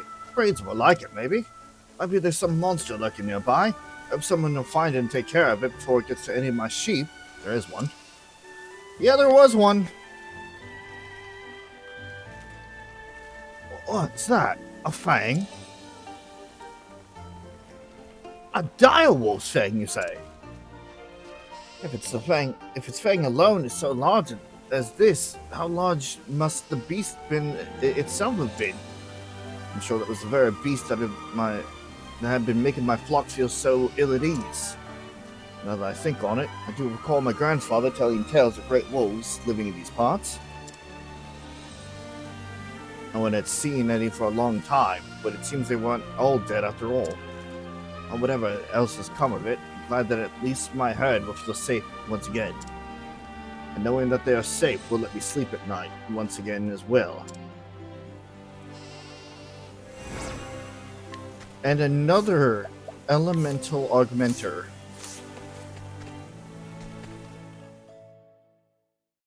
Okay, alright.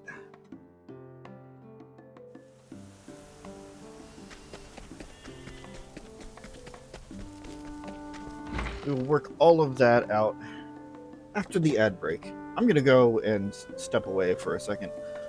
But everybody, don't go away for too long. We got some more Octopath Traveler coming soon.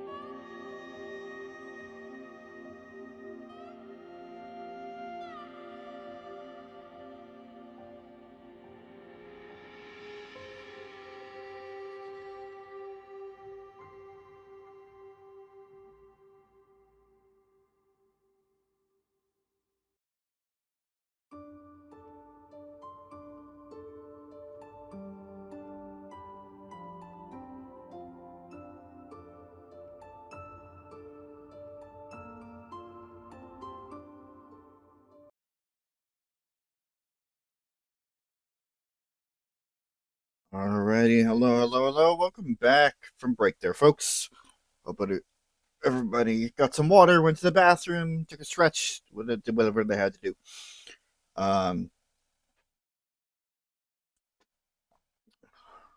We just beat the dire wolf, one of the harder bosses in the game. I'd have to say, yeah. The dire wolf had over 200,000 health, by the way.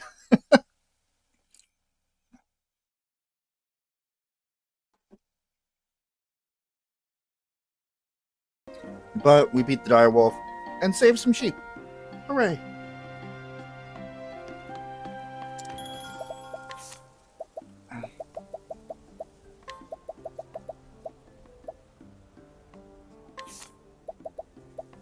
I want to give this to you.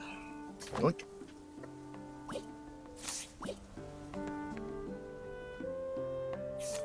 Alright. So that's all in the Flatlands. Next we will go to the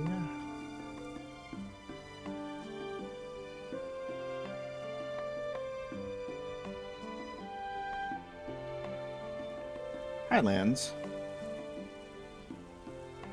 We did that.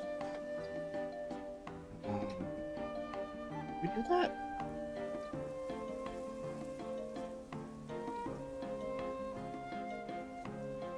Oh yeah, we did.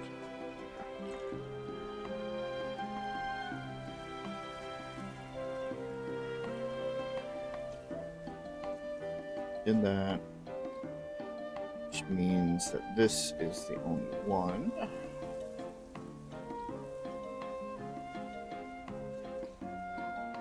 We go to Stoneguard.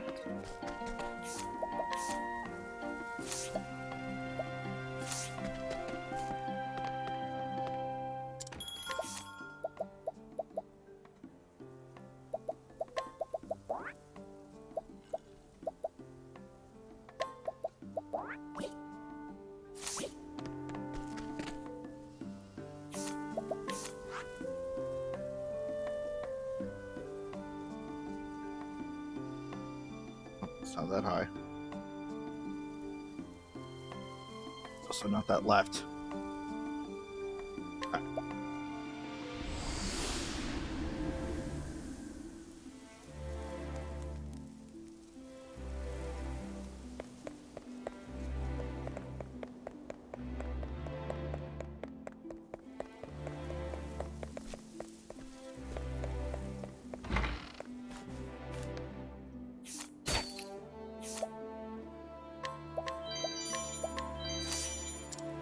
Russell. Russell was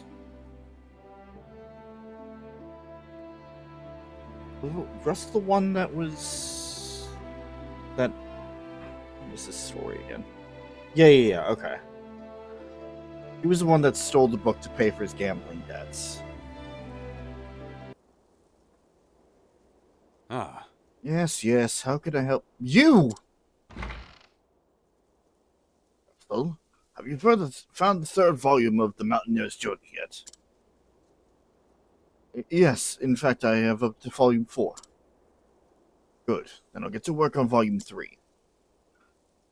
Meantime, could you get started on the 4th tome over there? But of course, Dominic.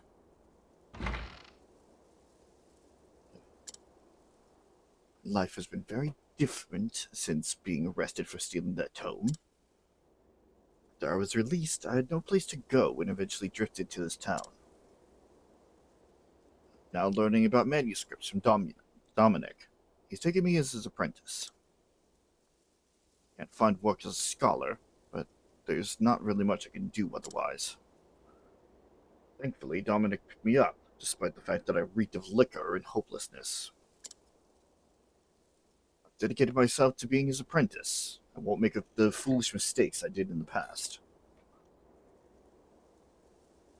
Someday I hope to write my own books and donate them to the libraries the world over. That's why we're currently researching the histories of the land, but we're still lacking information on certain places.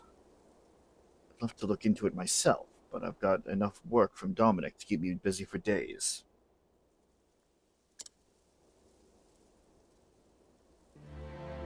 Is that so?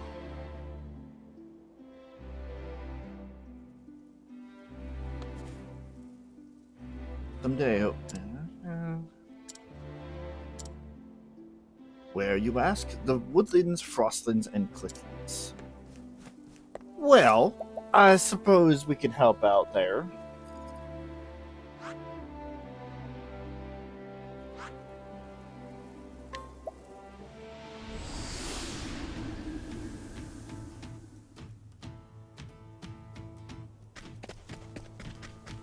Go around collecting some information.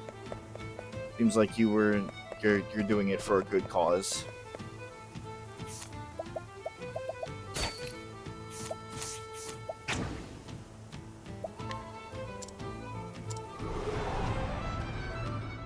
Letting us beginning. Letting my arrow fly and true. I honor thee, my quarry.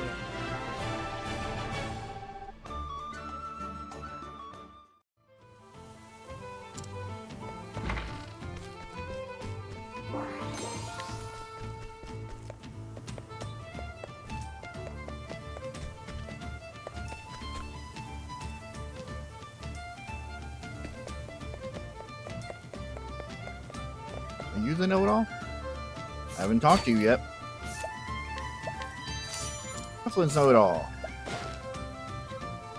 The Clifflands are blessed with abundant mineral wealth, and many arms and armor used in conflicts throughout the ages can trace their origins to it. The region is also a source of rare and high-quality rock salt, the trade in which has earned many notable individuals considerable fortunes. Alrighty. Next up, we head over to Still Snow.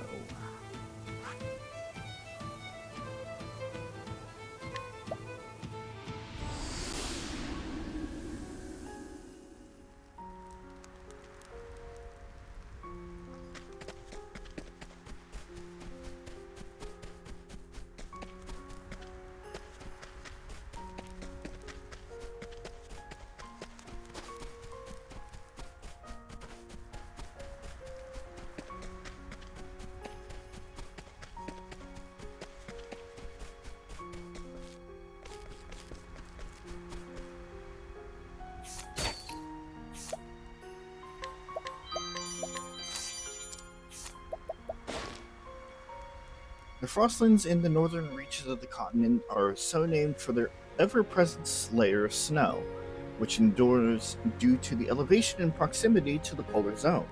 According to historical records, it is here that Alfric, the deity central to the sacred flame faith, descended from on high.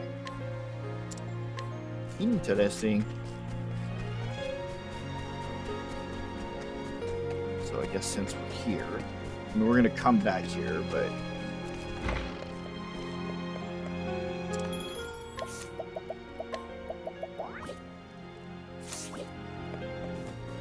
oh boy. Cyrus, what in the hells were you thinking out there? Are you talking about the recent battle? I was only doing my part.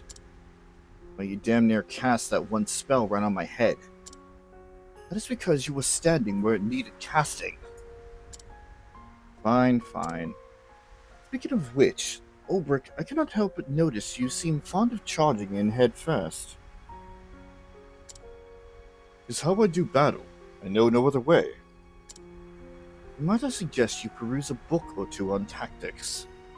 It is most vexing to have one's allies running willy-nilly into the path of one's spells. What are these two arguing about this time? I see. It is my duty to stand at the van and stop the foe. If I fail to do this, then you do not have time to weave your magic. Magic we need, for there are some foes that can only be felled by your spells. Well, quite right. I'm only effective for as long as you can protect me. When my spells fail, Therian is there to sneak in and deliver a coup de grace. That's more like it. Just so, magic and thievery are subtler arts than that of the blade. Warriors are simple men and favor the direct approach. Your ways are different, but no less formidable. Well said, my friend.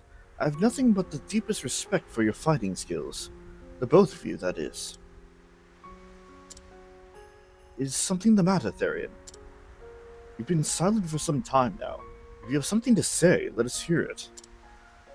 The deepest respect for your ability to go on and on about nothing. Maybe next time. I'll talk to you guys later. Interesting. I mean, yeah, it makes sense. We see the battles as the turn-based whatever, but in reality, it is a constant battlefield all the same.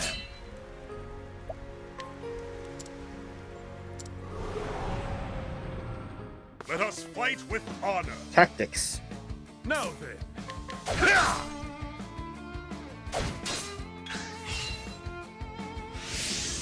The battle. Oh, that's cute. Victor, out of my way! With each battle, I grow stronger.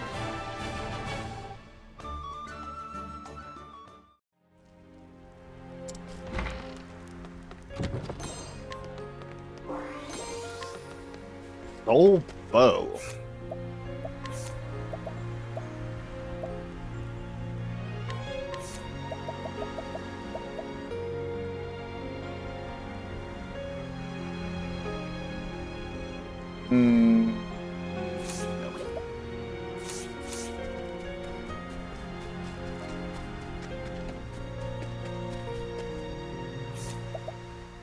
Okay.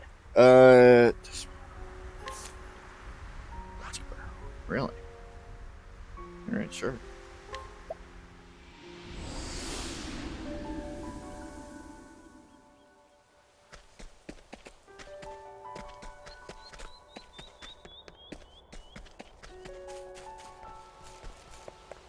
Wait, what didn't we get here? Oh, we didn't get the review. Well. 60. Right, you're the ridiculously high combatant for really no reason.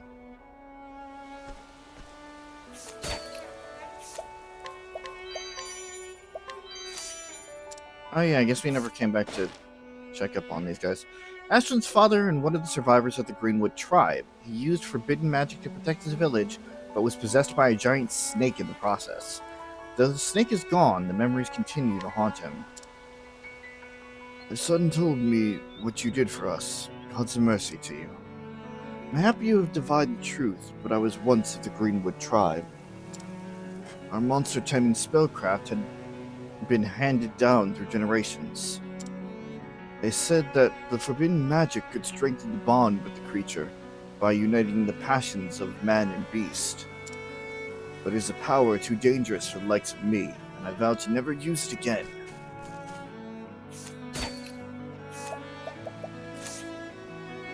There'll be no more traveling for me. A quiet life is what I want now. No more monster taming either. I have no wish to end up as my ancestors. We are well finished with that evil work.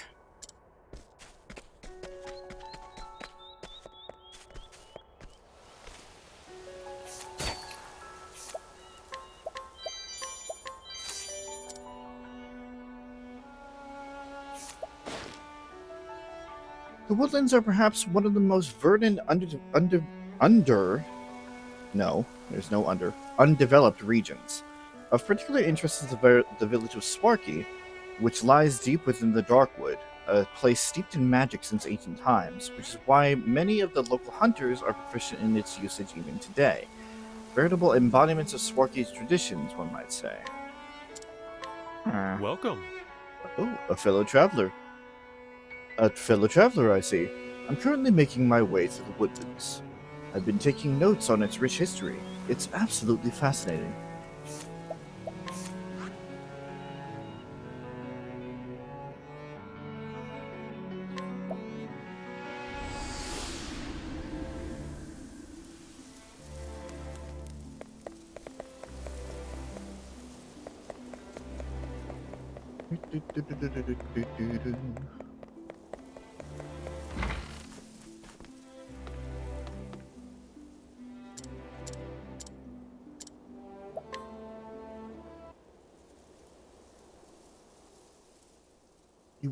You went all that way to research this for us.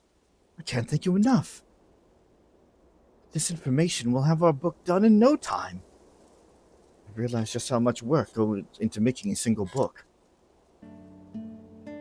And yet, the me of the past was still willing to sell one just to make a small profit. When Dominic heard about what I'd done in the past, he told me something.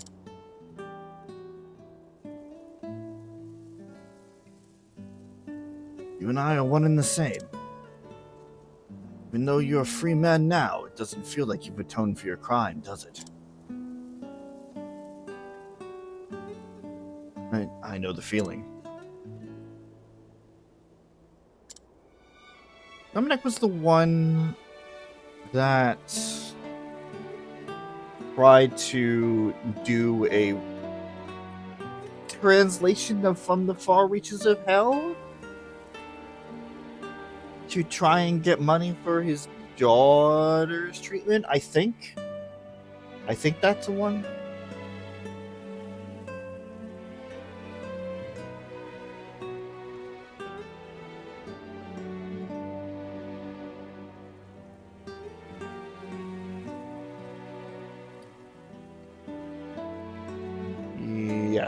Yes.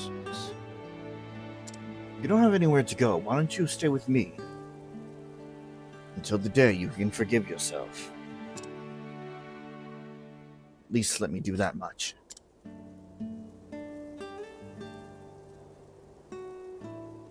We had only just met, but he sincerely wanted to help me. He didn't say it, but I know something happened to him in the past. That's why I want to atone properly for what I did. I want to be able to forgive myself for it. I want to help him forgive himself, too. It's never too late.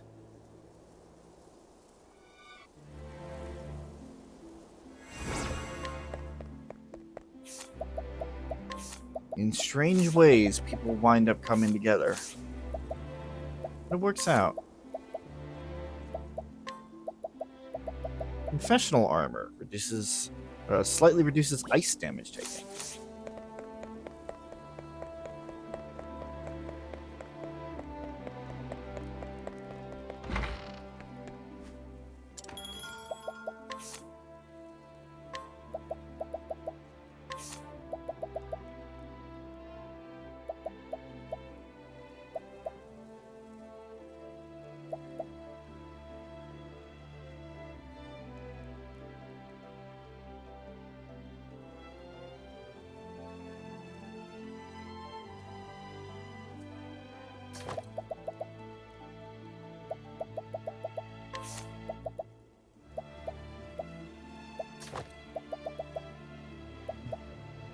Yeah, I need that.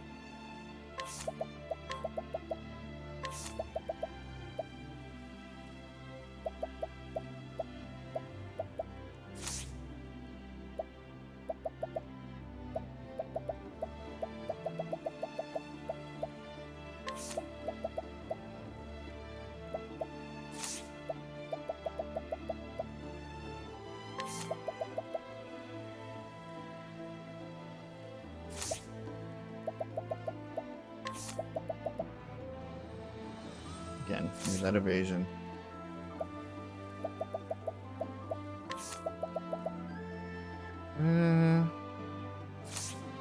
That's just trading one for the other, and alright. We'll keep it for the ice, and that's about it.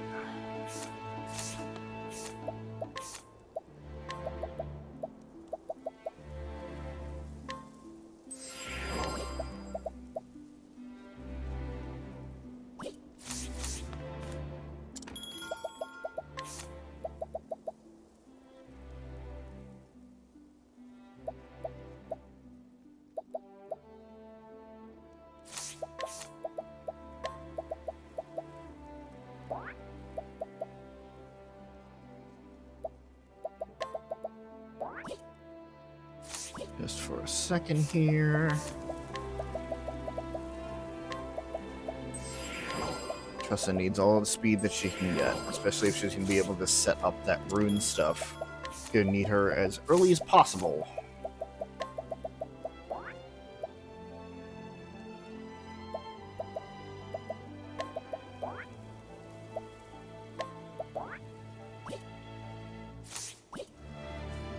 Alright. This one is... Yeah, alright. We'll go to the Frostlands next. Yes, let there be warmth. Yes, setting out. Yes. That's the one with the father. Yeah, the father's dead. Alright. Here be dragons. Yes. Heirloom of a high house. Yes. Alright.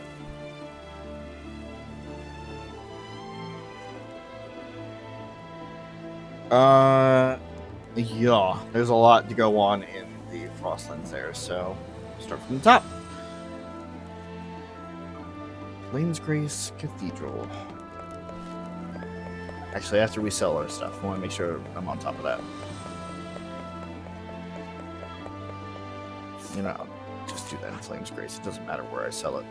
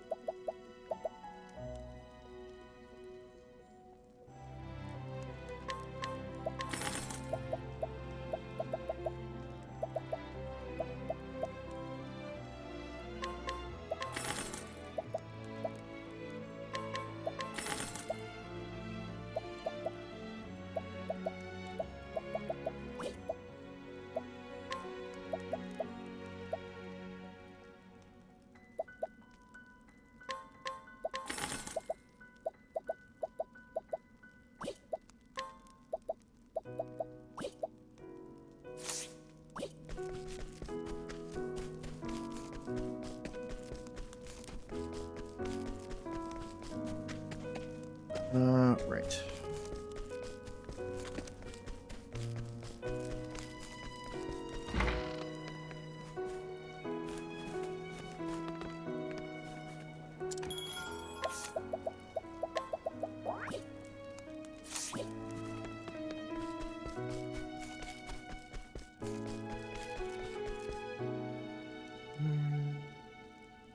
Damn it.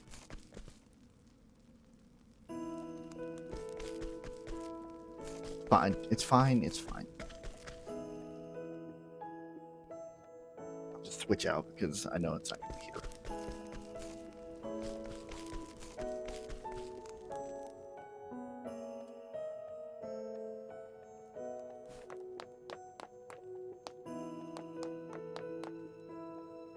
Child? Mother! Lovely. I'm really slipping here. A young boy born in the coastal town of Goldshore. He came to Flames Grace with his mother, where he saw snow for the first time. In his excitement, however, he often gets lost.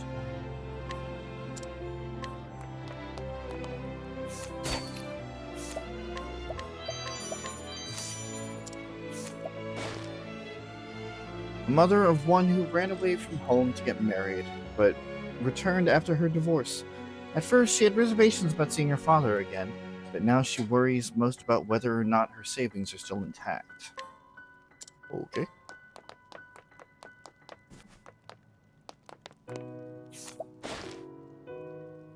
A once-renowned swordsman in Victor's Hollow who competed against a friend for the title of champion. After his friend passed, he left the arena and started a new life as a cleric. The rumor has it that his sword is hidden somewhere within the cathedral. Oh ho.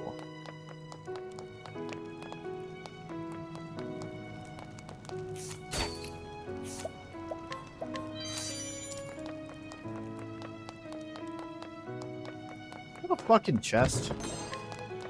There is.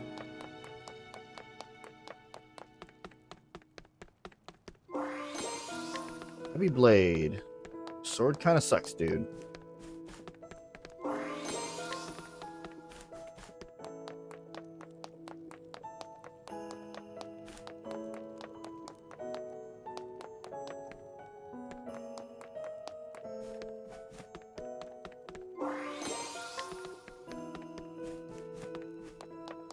Okay. Liana. Yes, I'm going to steal your shit. The daughter of the late Archbishop Joseph. She and Ophelia grew up together and are as akin to sisters now. Her recent actions have caused the townspeople to doubt her as a cleric, so she spends every day trying to regain their trust. That's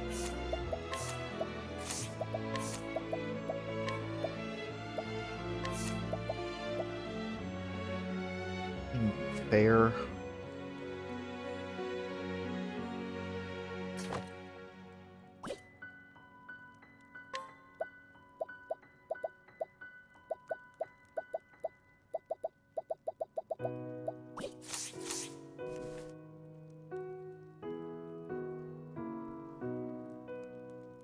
I'm afraid the people of Whispermill still carry a great weight upon their hearts.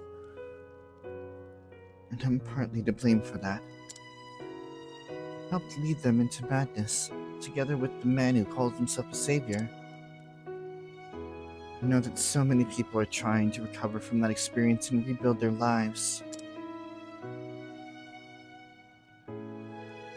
But I still haven't done anything to atone for my crimes. I think I have to go back to Whispermill. Maybe if I do, then...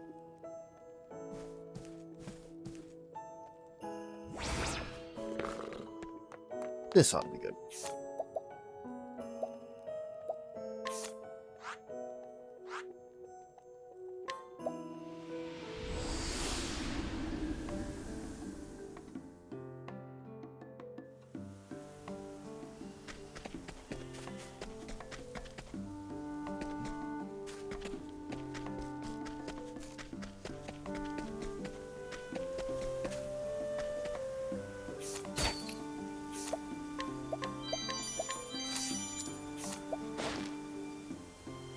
A member of the Knights Ardent, she walks the land helping the common folk with their troubles.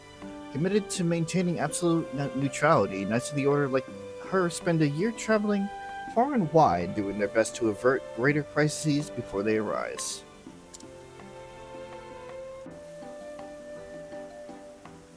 So they came again. Indeed. They did. It is most vexing. I should introduce you. This is Eliza Woodward.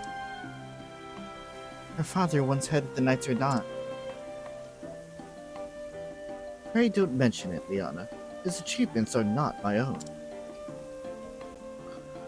We came to try to find out more about the ruins where that altar lay. But I know you. I did not realize you were also acquainted with Miss Liana.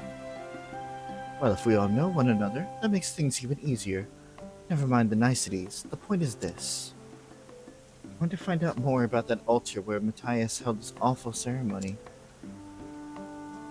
Yes, we even gathered together a goodly number of people to aid us in this venture. But someone doesn't want us to. Our provisions have been ransacked, and we meet with obstacles every step we take.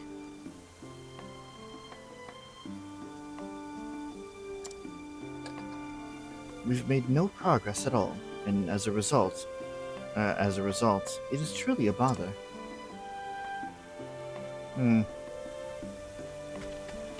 Sounds like an issue.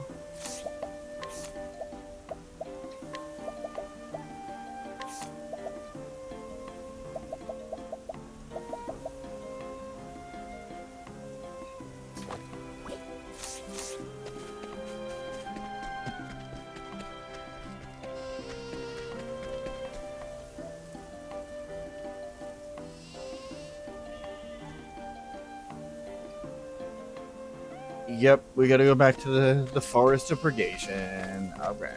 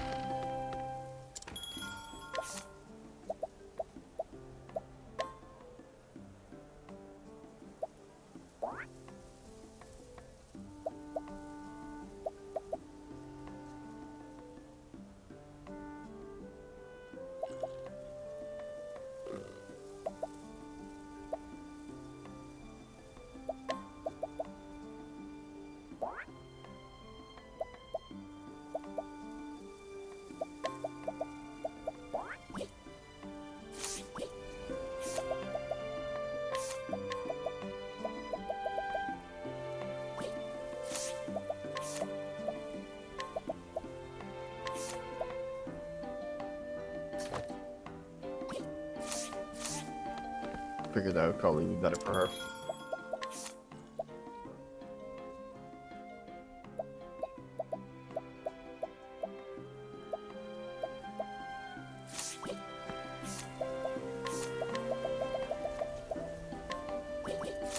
Well, attack, not defense.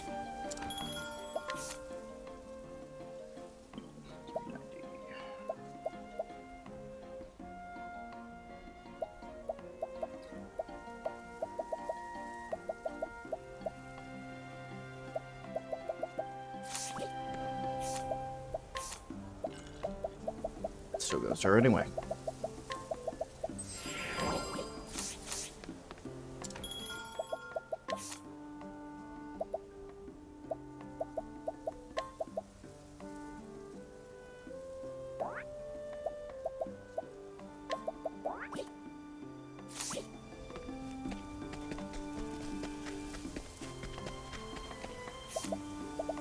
Saw that stupid thing on from before. Yep.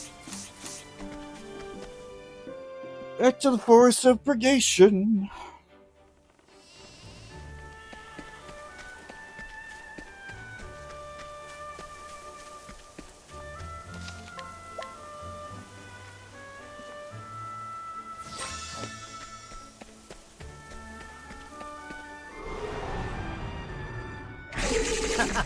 You won't feel a thing. My turn.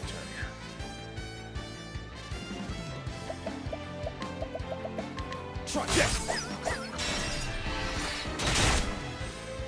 All right.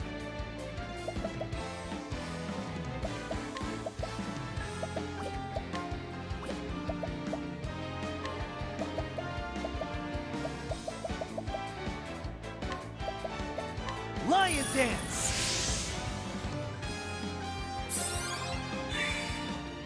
The battle is truly joy. Death by 1,000 cuts! Letting my arrow fly and true.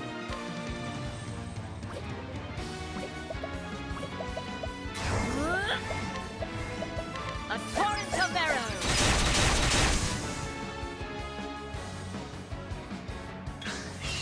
What next? Out of my way. What's yours is mine.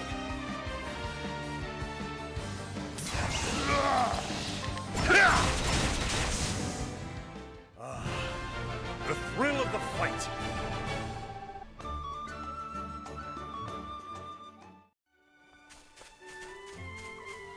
Should probably indulge in some of these fights. But you can get haunted a couple more levels. Hey, you're fine now.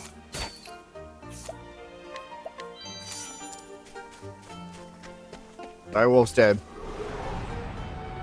Standest thou against me? Then be hunted. Out of my way. Drown.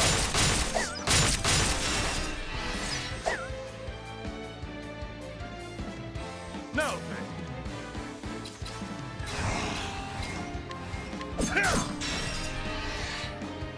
Here goes nothing.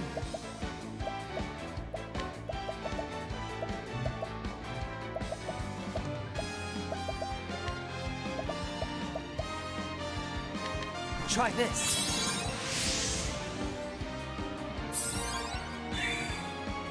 Letting my arrow fly and true.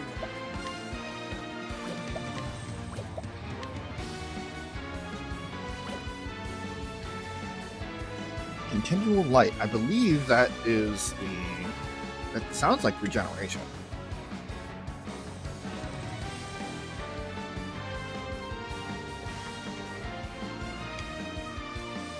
Which would be nice.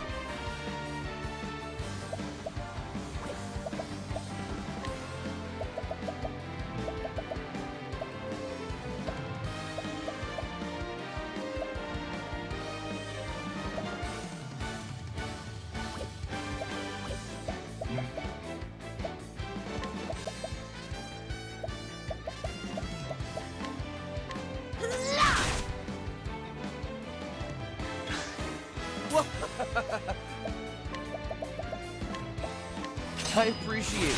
Really? Now then.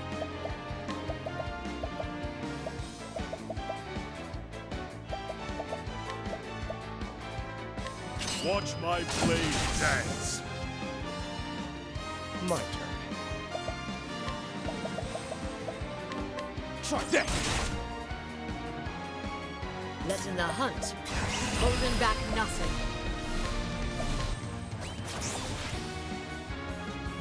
Bring it on.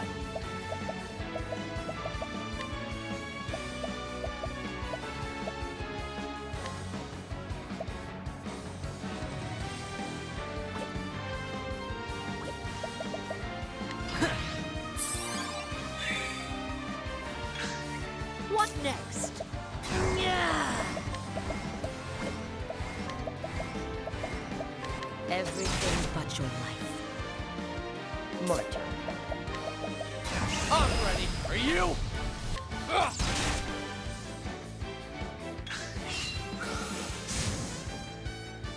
All right.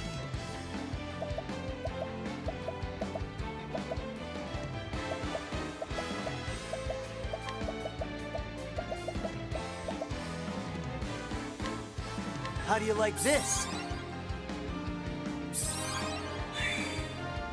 Out of my way.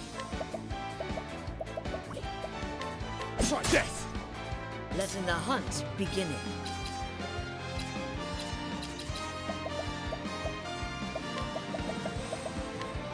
Lightning, done my bidding. Victory shall be mine.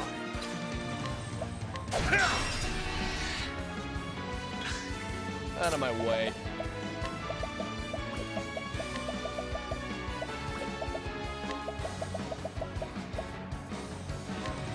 Here. Here goes nothing. All right.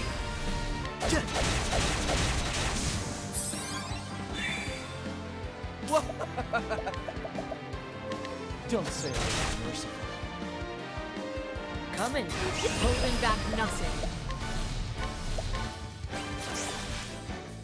Ah, son of a bitch. Now then. I think not.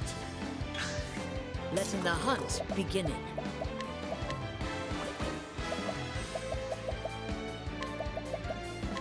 Everything but your life. Cursed.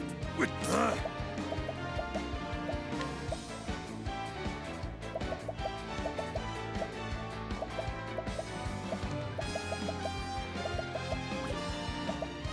I'm starting to see the usefulness for that one thing now.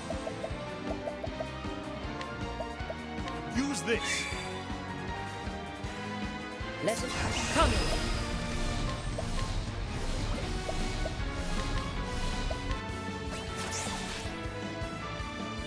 My turn. Well, I tried. Don't. I really did. I really tried.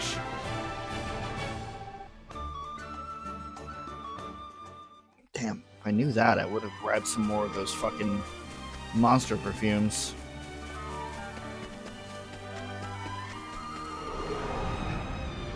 Come on, I've got better things to do. Rhino? Out of my way.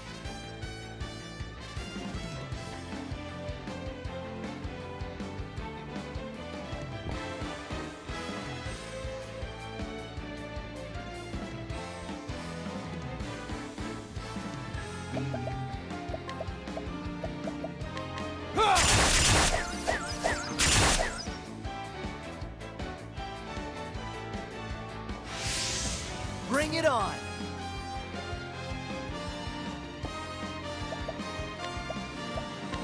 This calls for surgery! Now then. Anger not the tiger. Letting my arrow fly and true.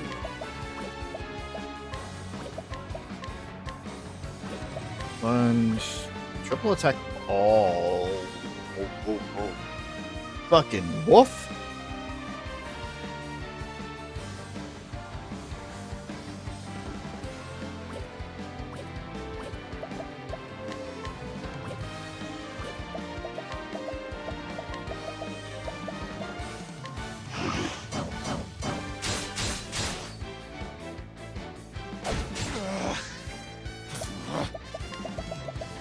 Try this!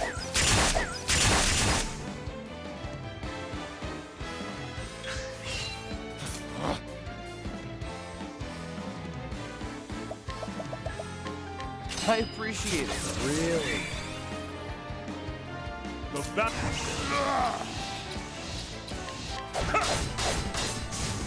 What next? Yeah!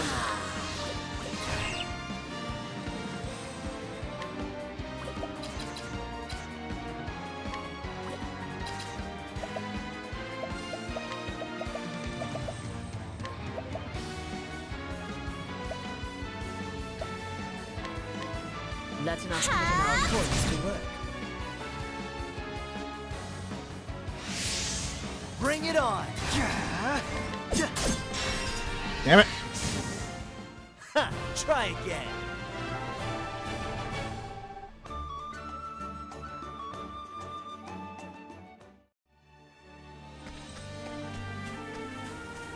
I'm sorry. If you like Haunted,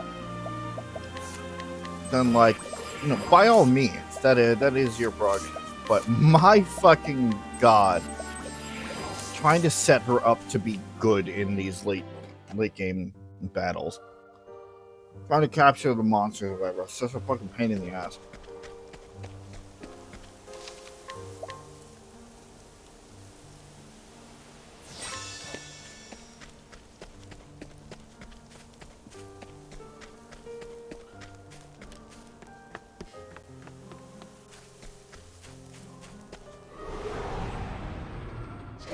Let's see what you got. Out of my way.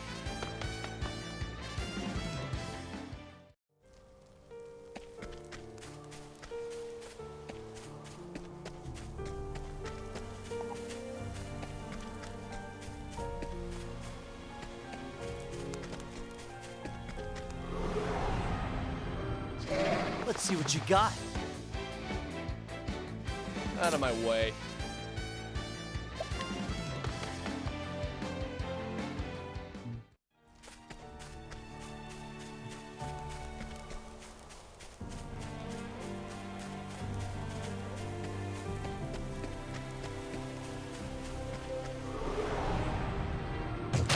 Come on, I've got better things to do. Bring it on!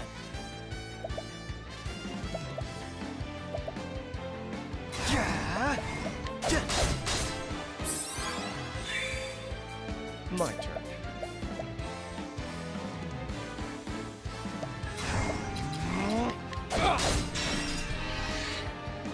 Have at you. Stiletto steel. I will not be thy prey. Come in, if thou darest.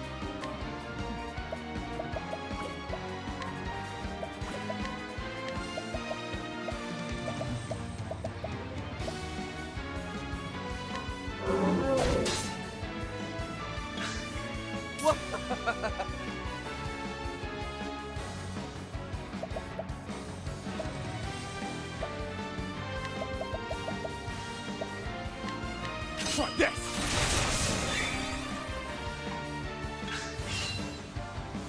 Over here! My turn. I appreciate it, really.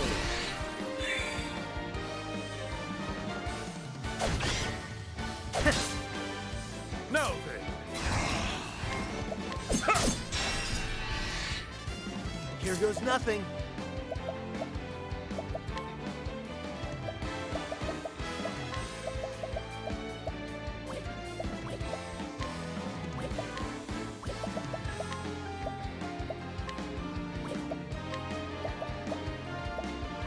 How do you like this? Letting my arrow fly.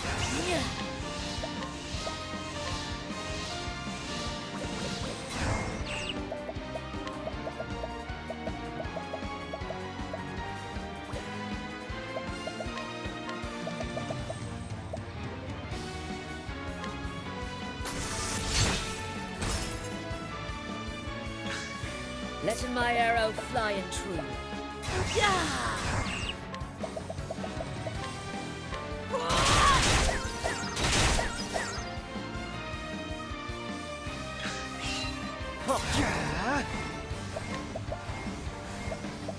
This calls for surgery. My turn. Don't say I wasn't merciful. Letting my arrow fly. Come here. I'm here.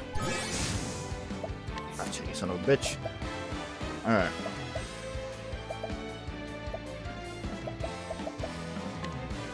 The only one that I don't see being extremely useful.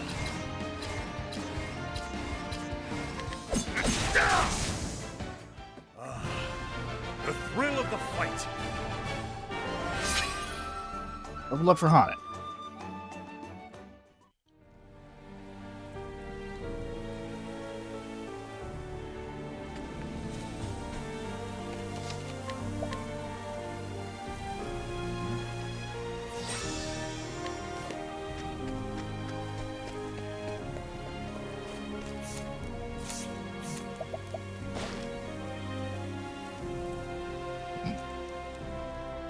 The accursed flame burns bright, a raging inferno that harbors the very power of the gods. No living being can hope to stand against it, for it shall consume the world itself. Even should the Savior fall, the flame shall endure evermore. The dark flames will burn this land clean someday.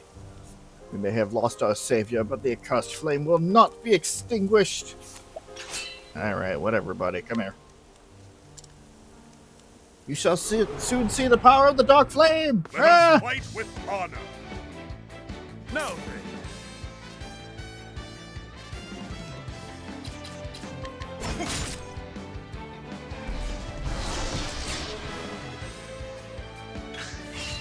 Victory. You're very scary.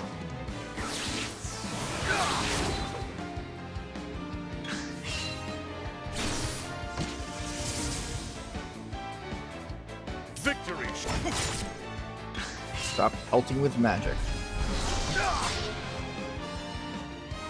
Have at you.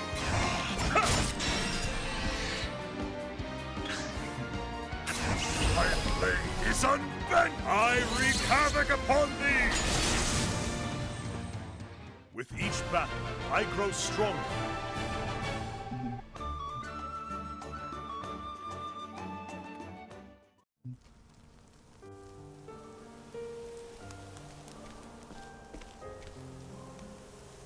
I thought it might be so, and it seems my instincts were correct.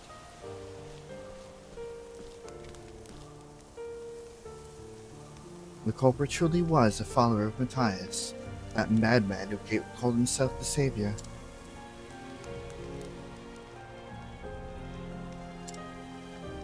I worked at Matthias' side, leading such people down a path of darkness. That is why I must atone for my sins.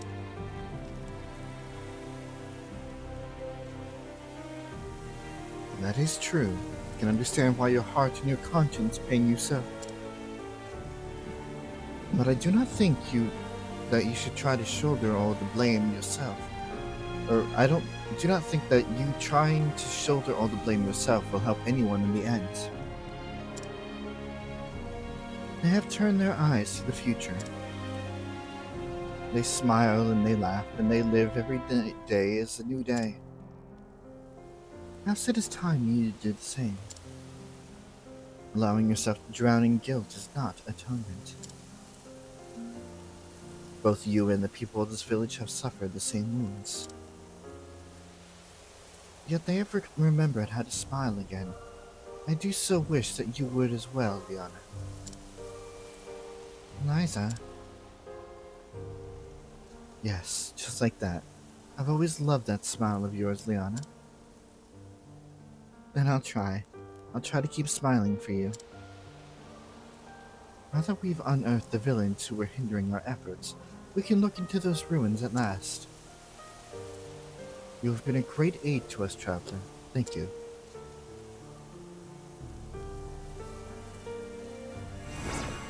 Bishop's staff and oh,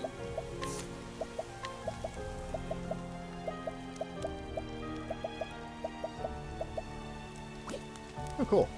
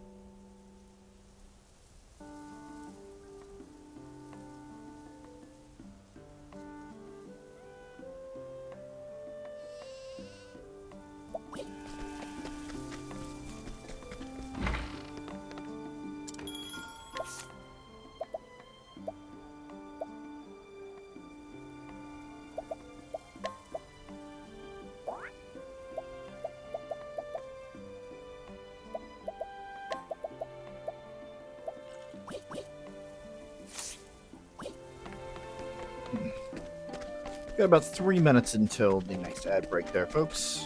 3 minutes.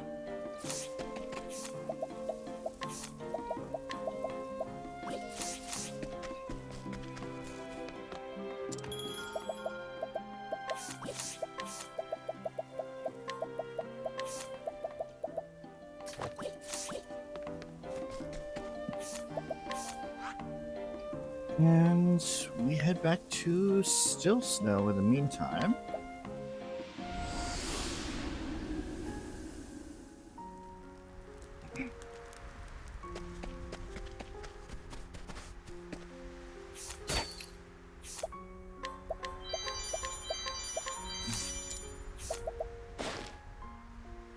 To the fall of the noble family she served some years ago, she was coerced into moving to Still Snow. She was released from her job at the brothel and now looks for a new line of work.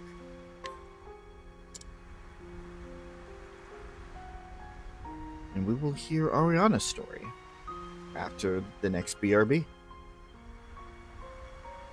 Don't go away, we got plenty more Octopath Traveler coming soon.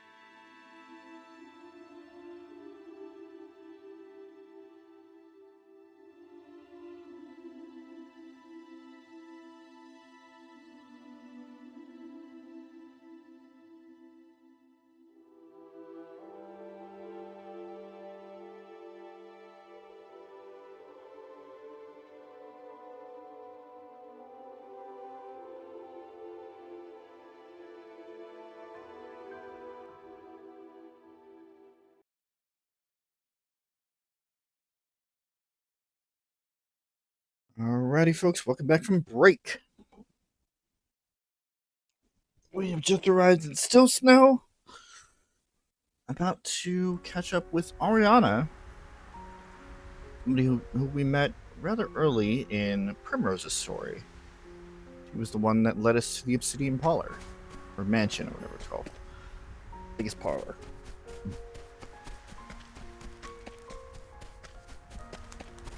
Yes.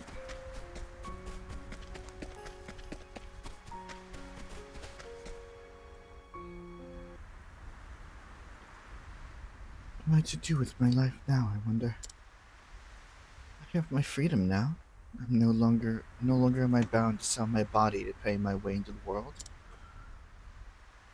And no matter who I ask, I found no decent work.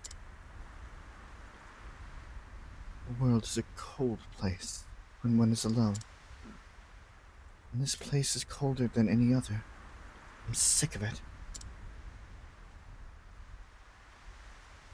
As I think on it, I've been tumbling from one job to the next ever since I left the Azelhart's employment.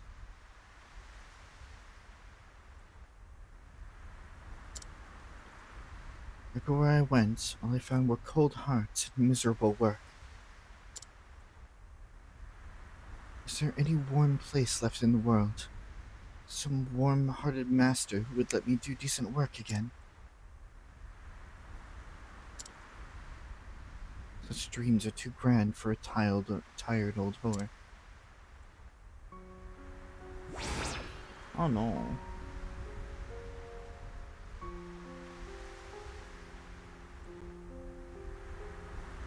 We might help out here.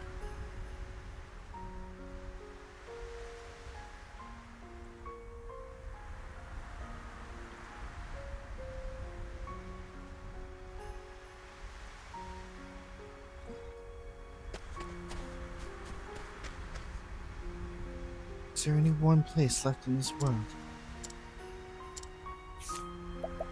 Come here.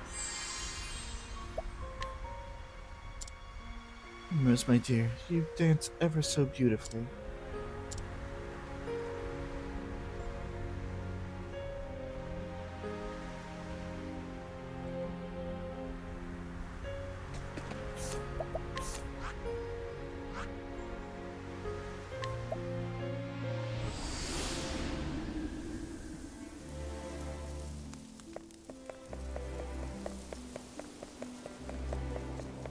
We take Ariana over to the valleys here. Somebody new will have popped up right next to the weapon shop.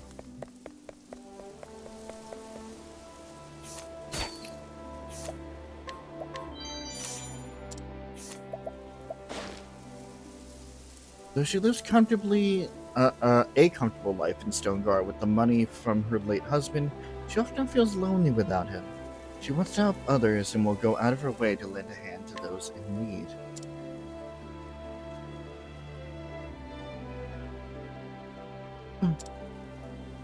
There must be such loyal creatures somewhere in the world. Good and true servants who only wish to work under the roof of a good mistress.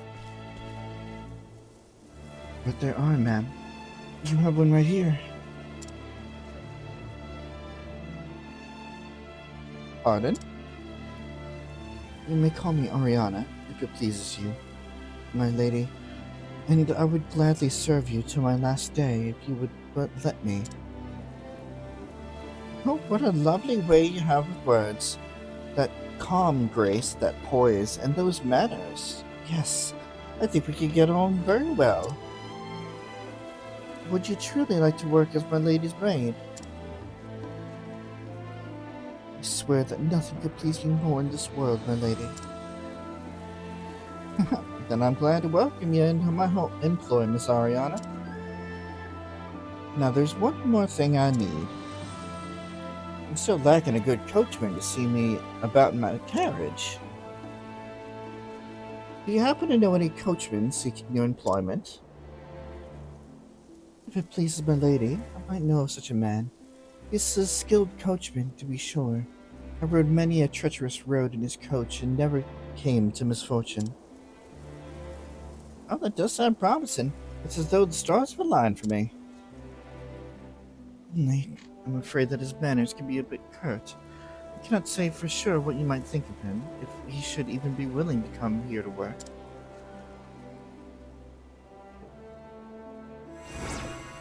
So ends the tale of Ariana Again 1, and technically begins Ariana Again 2. This is one of the rare occasions which it kind of just transitions into each other.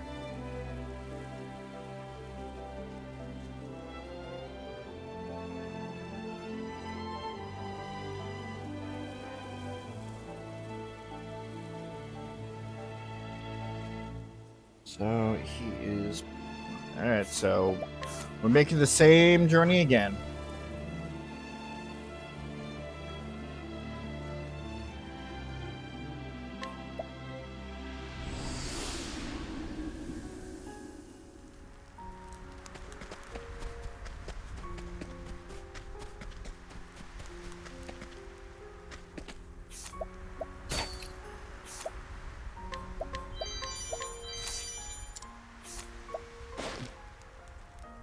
Former coachman at the brothel. He doesn't know what to do now that he's lost his job.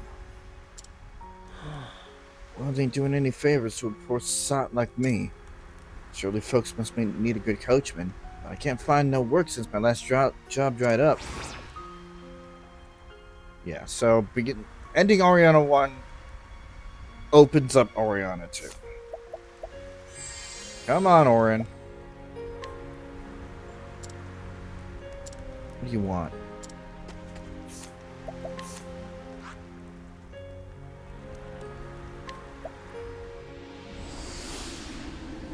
There was an NPC that appears on the path to the Whitewood or trail to the Whitewood behind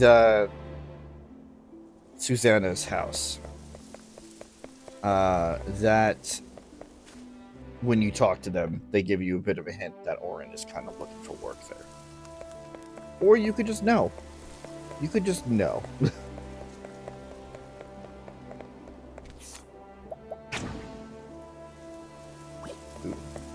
Yeah, good.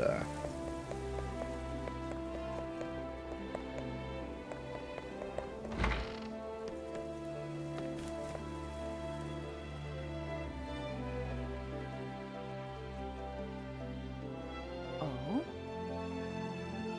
Are you the coachman that my Ariana spoke of?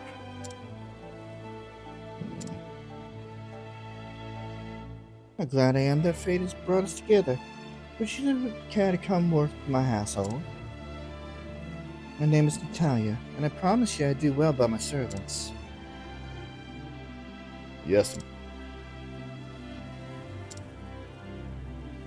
I think I begin to understand, to see what Ariana meant.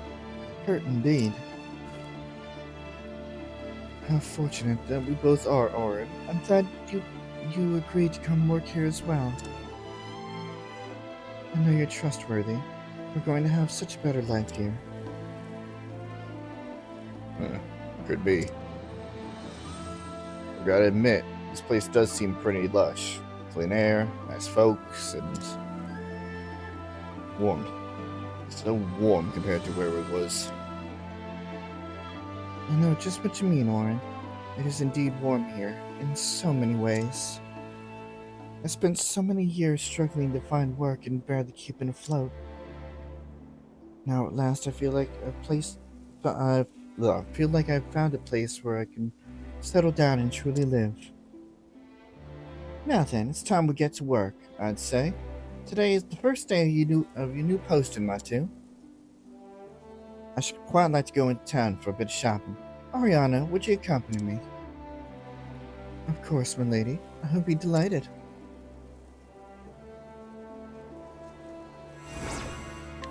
Alright. We arranged another happy ending.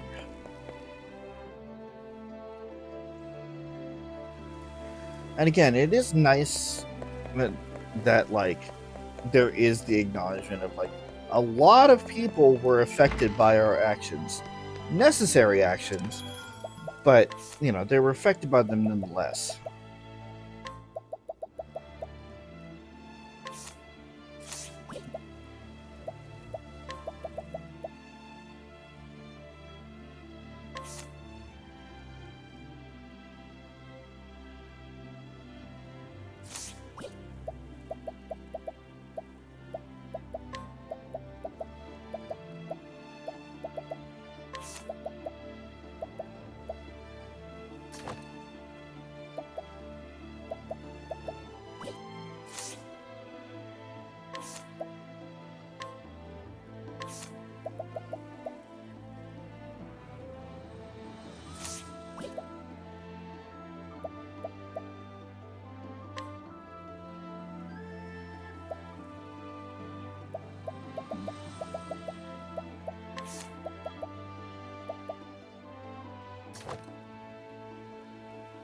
Increases dark damage dealt. Oh, I didn't see that. Hold on now.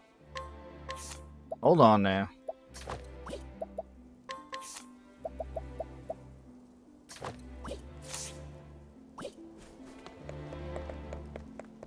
Works.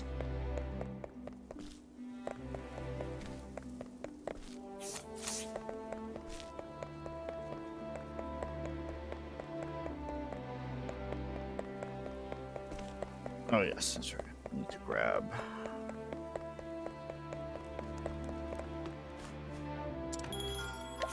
You real quick.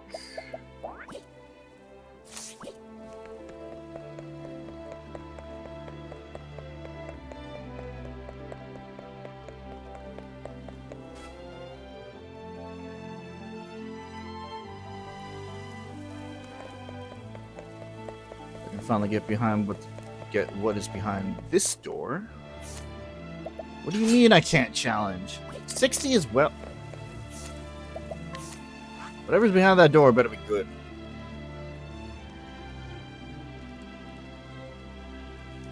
And the last one in this region, we actually kind of stumbled across already. Gotta go all the way back up to Northreach.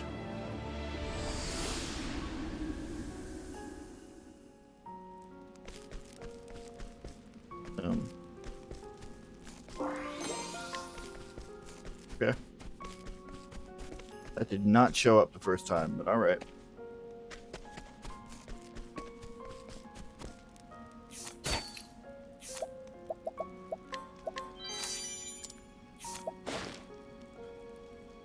Logan, a traveling apothecary familiar with a wide variety of ailments and capable of concocting potent medicines. While he has saved countless lives, he has also failed to do so countless times. That'll do. That should see you through. If that fever comes back, though, take this twice a day until it subsides. Thank you so much. We're so lucky such a skilled apothecary passed through our village. No need for thanks. It's my job is all. Sir, if I might ask, was I ever your patient before?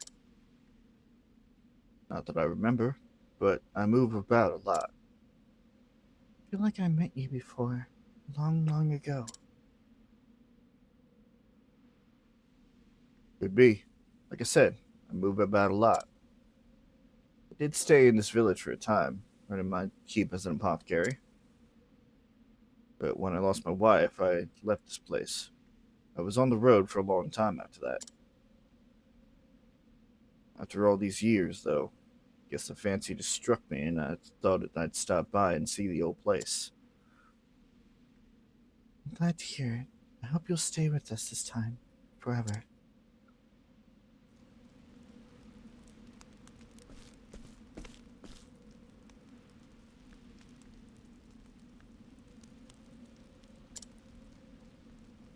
Melissa. Soon it'll be the anniversary of the day I lost you. Is that why my feet brought me back here? Not like I've got any right to face you again, even if I could.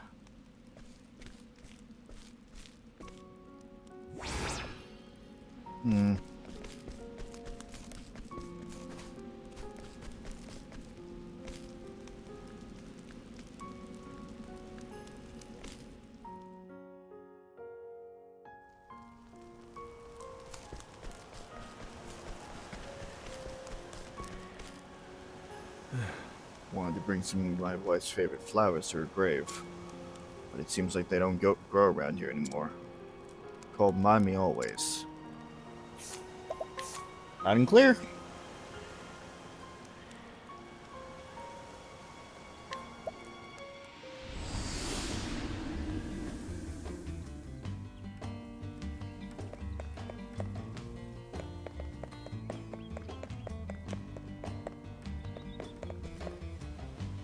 Gracious me! Try not to be too surprised when you hear this, but I've got some rare blooms in today.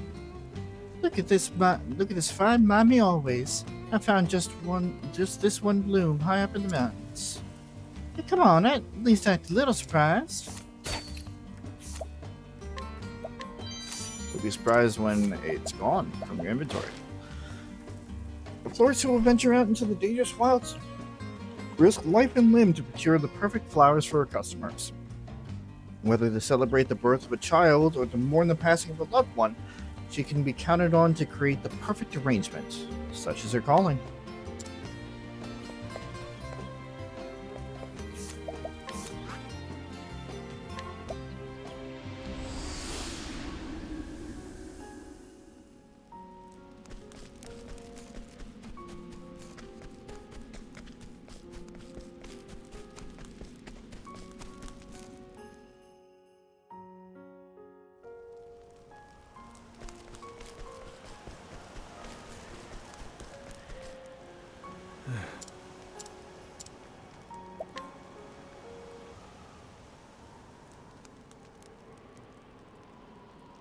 Is remind me always. My wife loved these best of all. Thank you. Alyssa, I'm home at last. Remember how much you loved Mind Me Always blossoms? I thrust a handful of these at you when I proposed to you, standing in that field outside the village. You took them, and your smile was brighter than the sun.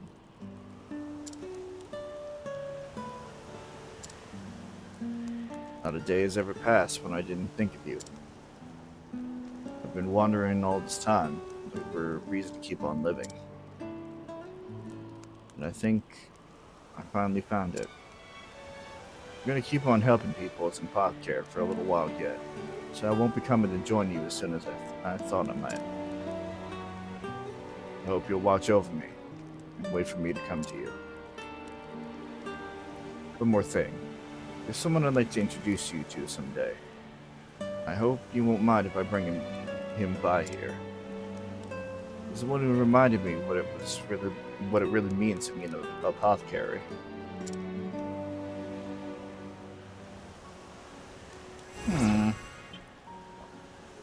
That's fucking sweet. I love it. Double tomahawk.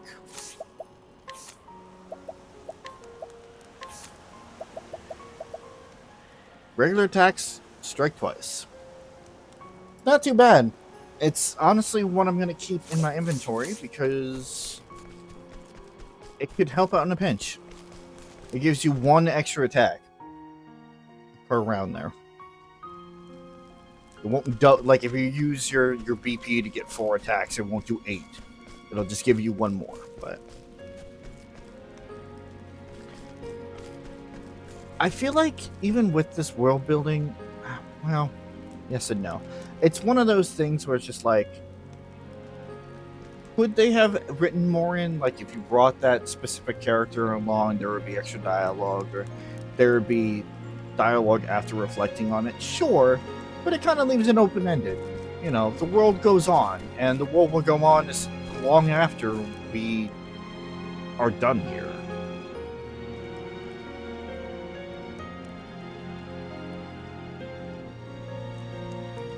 And that's it for the Frostlands. Did that already? So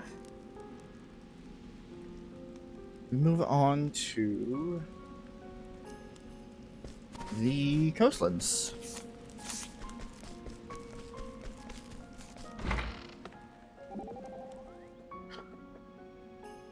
Ugh. Oh, Brick, are you alright? You're moving very gingerly. My back is terribly sore. The last few days have been hard ones. Want me to take a look? If you wouldn't mind, Alphen. Mm-hmm. What's the prognosis, Alphen? It'll clear up. Nothing to worry about. I'll mix up a salve that'll help, but you have to avoid overdoing things. Very well. You certainly know your stuff, Alphen. Perhaps you could help me too. You see, my shoulder's been very stiff in recent days. Leave it to me, Primrose. Stiff joints are one of my specialties. Just bend your arm like so, Right. And I'll need this knot of muscle here. This does feel good. Much better. Told you I could fix anything. You just gotta ask is all. Apothecaries are most useful. I like having an apothecary around. That's good, I like that.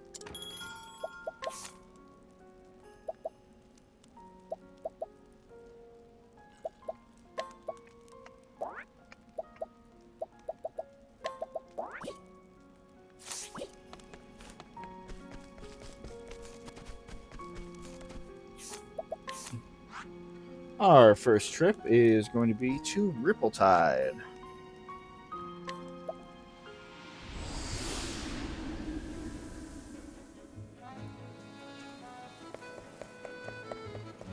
We saw a most obvious new person here.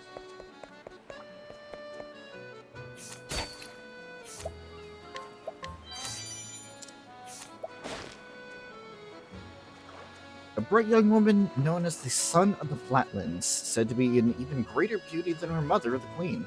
She dedicates her days to education in hopes of better serving her people in the future.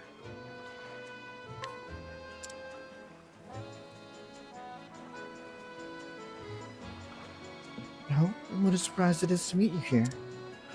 Please do not tell anyone of my identity. It would not do for anyone to know that the Crown Princess of Atlastan is abroad like this. The truth is that I came to meet the great scholar, Professor Paul. He was my tutor when I was a young child, and he is on his way back here now. Professor Paul has been traveling around an island nation off the mainland for the sake of his research. It's been a decade since he left these shores, but today at last, the ship bearing him is due at harbor.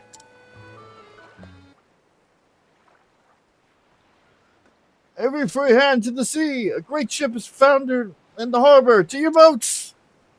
We'll need every boat we've got to help the people. They won't make it long among those waves. It cannot be. Forgive me, but I must go find out more.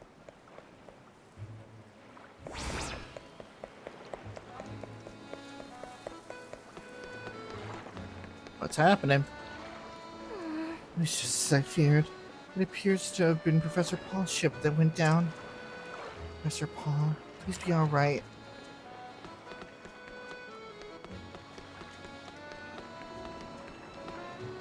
The fact is... Well then. Well, that's not good.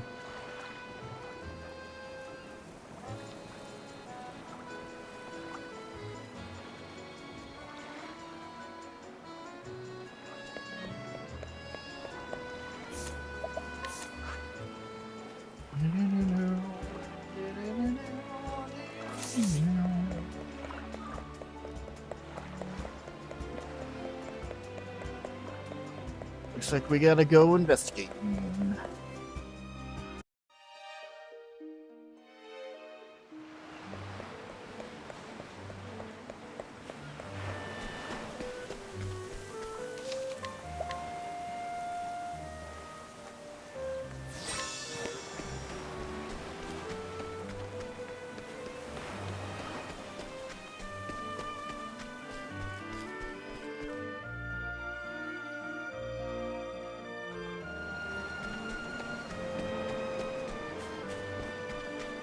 Luckily, up north, there's really only one cave system where perhaps he may have been.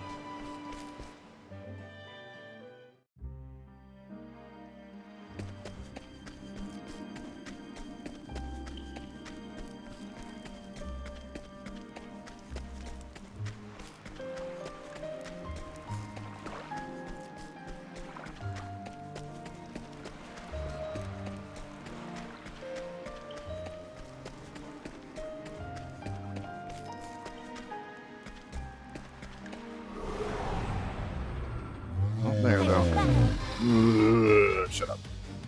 My turn. Go away.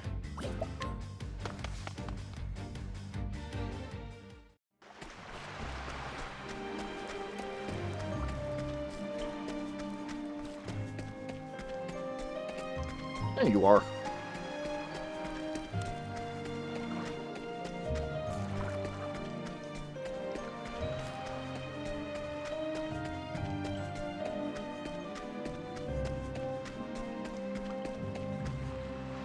I never thought this ship I was on would go down.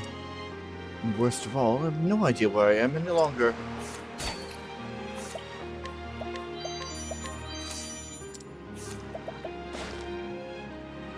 A former tutor of Professor Mary, Princess Mary.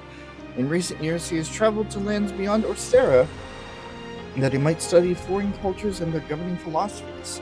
His students praise not only his wisdom, but his warm disposition and open mind. Come here.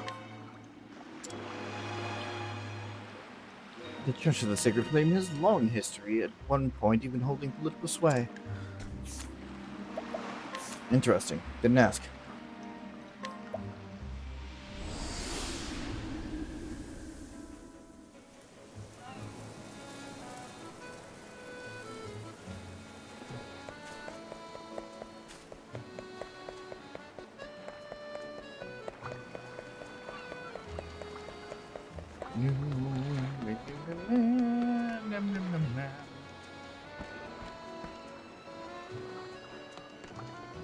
Professor Paul? Yes, who might you... No, Your Highness. Yes, it's me, Mary. I'm so relieved to find you alive and well. What a shock. My goodness, I should hardly have recognized you. Even in my dreams, I could not have imagined you would grow into such a fine lady. Not the wild little princess that I knew, using broken branches to play swords as she ran unchecked about the royal gardens. Please, sir, let's keep tales of the past in the past, if you please.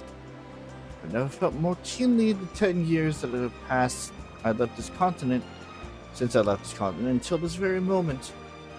Such a long time, does it feel like now? I wonder if you still recall, Professor, a certain event when I lost one of your precious books? And of course I remember it. I had only meant to play a prank. I had hidden that precious tome of yours in one of the palace's chimneys. And what misfortune it was that it should have been on the very day that the chimney sweeps came to do their duty. It was spring, and I hadn't thought there was any chance that anyone would set a fire. And still, the book ended up so awfully coated with soot that it could never be read again. When I tried to apologize to you, you told me this. If you regret your actions, there is no need for me to scold you further.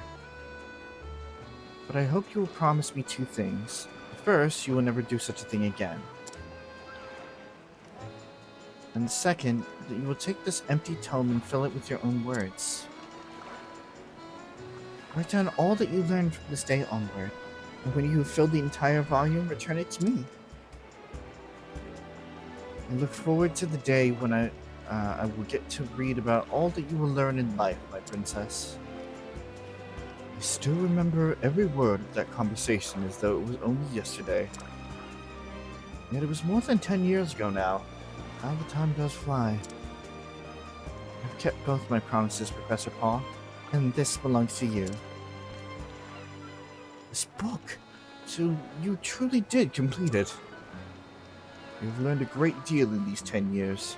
Now I understand very well the grace and wisdom in your eyes. And looking at the worn pages of this volume, you can tell exactly how hard it is that you've been working this whole time. Everything that I am today is thanks to the wonderful tutors I've had like you, Professor Paul. I owe you my eternal gratitude for saving the professor. I'm so glad I was able to see my promise fulfilled.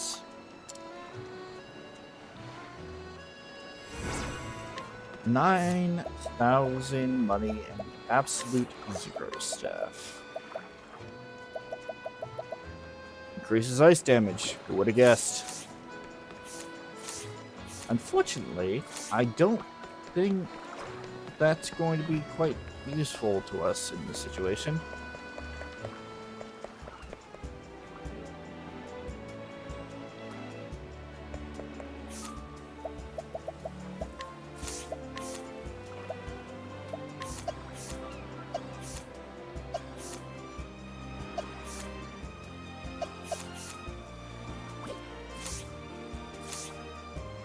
Other is open if I wanted to make another magic user.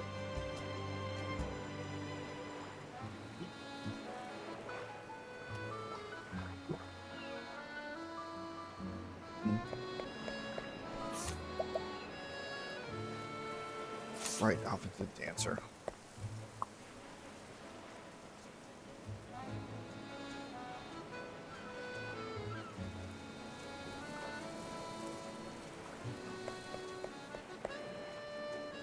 I haven't necessarily been using the dancer abilities. Wait, no. No, I want to keep that. Never mind. I'll keep it around just in case. Okay. The other two are in Grandport. 2 for 1 deal.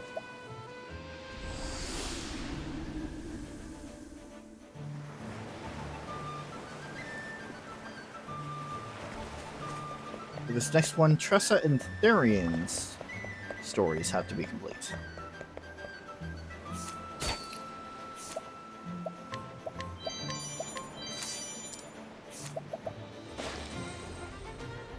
A descendant of a renowned Hornburgian knight and protector of the Dragonstones left to her by her father.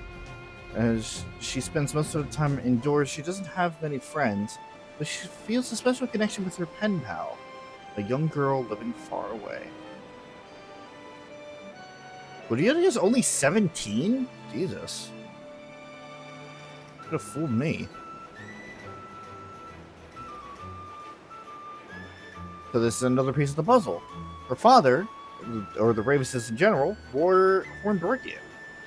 Or at least served the Hornburgian family. More connections.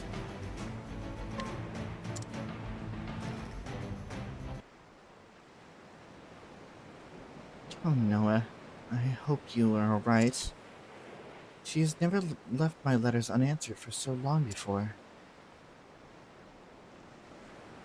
I don't know what else to do with myself if I came here.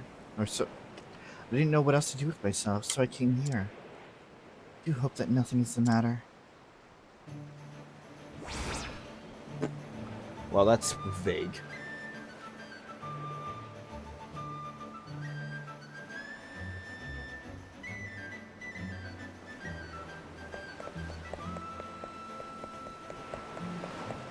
Yeah, some of these are just like, how the hell are you supposed to solve them?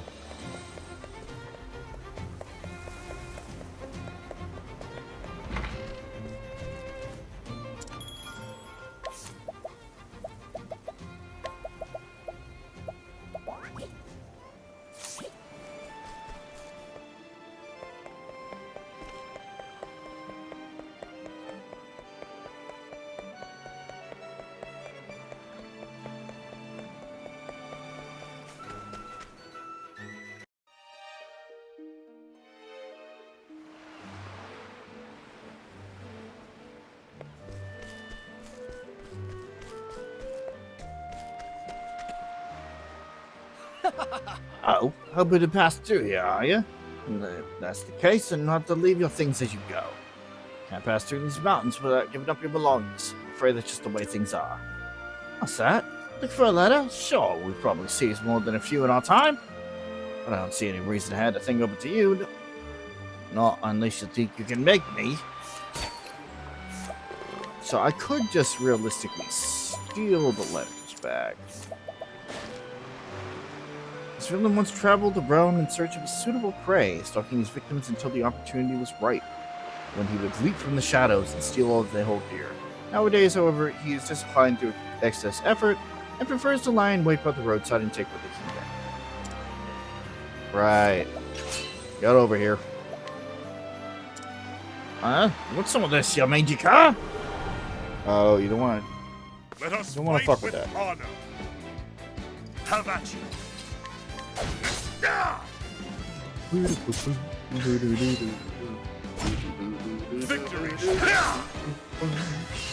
Victory!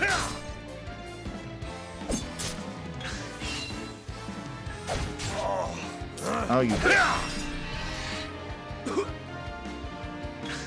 Whatever. Doesn't matter. My blade is I wreak havoc upon thee! Goodbye. With each battle, I grow stronger. We should probably get him to level 60 so we can knock out those last few challenges there. But oh, you ruined this day! I'm sure. We got the letter from Noah. Yeah, I'm teleporting back. What do you want?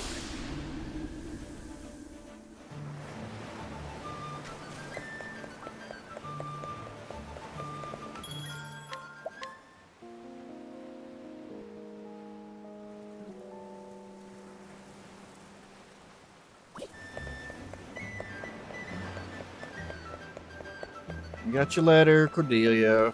You see,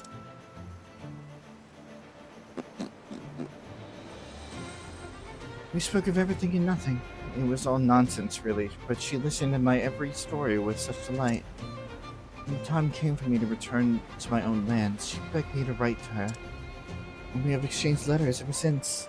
Yet recently, I've heard no replies from her. Couldn't be that something has happened to her. No, I couldn't bear the thought. It's alright, I got the letter, it's fine. We're good. But Noah's letters did not reach me because those mountain bandits had grabbed the mail carrier. Oh, what a weight off my heart. I'm so glad that nothing happened to Noah herself. Cordelia? Noah? Cordelia, what in the world are you doing here?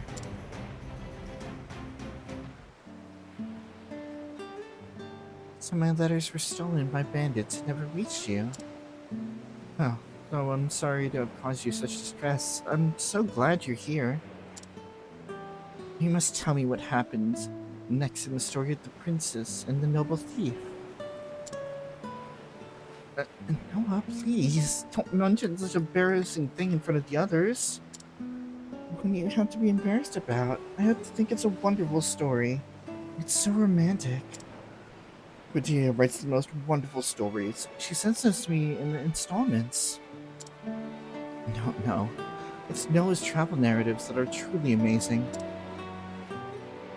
No, those are just my imaginings of what it might be like to travel the world someday. I wouldn't want anyone else to read them but you, Cordelia. The thought is mortifying. Anyone should be delighted to read them. I'm always so moved when I read your tales of thrilling adventures and new discovery during a grand journey around the world. Thank you, Cordelia. You'll keep writing me still, won't you? Of course. Yay. Hi, Noah. The stories that the Cordelia writes are as good as any novel. Just reading them makes me feel as if I'm part of the story and experiencing all the things she describes. I know.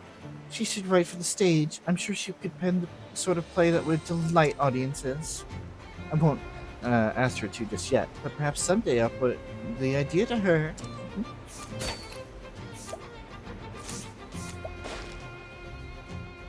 The only daughter of the multimillionaire Aston Wyndham.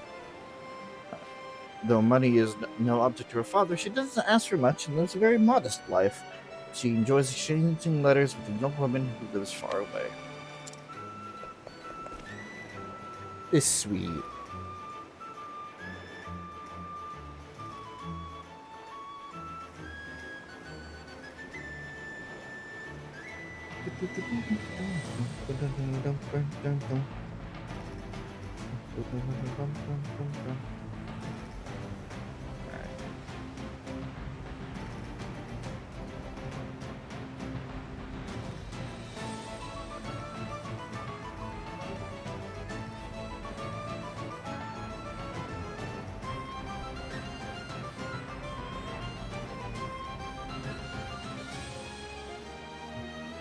Before we get to this next one, shouldn't be too hard. I'm just going to grab what we need ahead of time.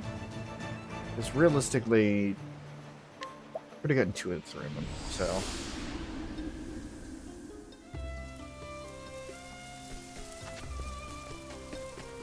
Unless I've gotten all of them.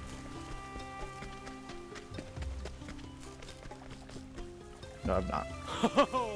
Greetings, while you're in luck today. This might be the luckiest day of your life. I've just gotten in something really rare today. Something you almost never see. This will be the day you'll want to remember for the rest of your life. You want to write every detail down and record it for posterity. Right. Give me that. A once respected merchant with a silver tongue, which he used to great effect when striking deals. His words are said to have an almost hypnotic effect, and even the most stubborn trader would eventually acquiesce to his proposals.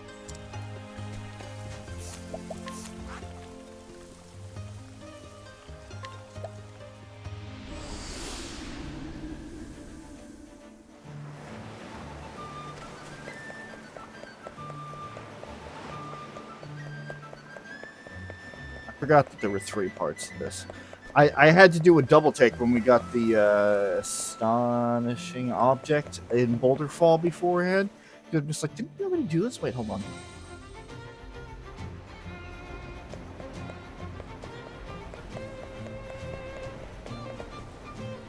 A good day to you. In the Diarist. I hope you're chronicling your days. A diary is a record of all you hold in your heart, you know. I've been keeping my diaries without fail for 70 years. I've got enough volumes to fill the whole library by now. And I don't have much to write about these days, of course. Is there still anything for an old man to experience so thrilling that it demands to be recorded in a diary? Oh. What is that you have there? Could I have a closer look? Oh! I never even dreamed such a thing could exist. I cannot believe this. I feel like I just discovered a whole new world of possibilities. I've got to put this down in my diary at once.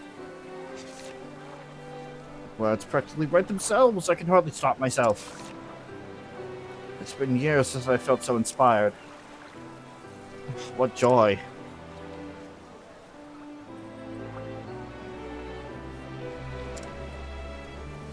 Whew. Now that's a proper diary entry. Thank you for this. Of course, you features in my writing as well. Don't forget to keep up with your own diary, yeah? Life is long and full of many challenges. Your heart and mind will change along the way. If things get tough, try opening up your old diaries and taking a little trip down memory lane. When you are feeling lost, remembering who you were before will help you understand who you need to be now. Until we meet again, then. So the diarist who gave the...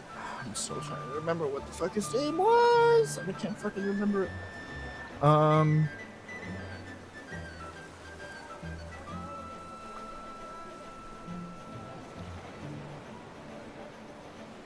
No, it's not coming to me. The diarist who wrote, who put together the diary that we had in Tressa's story.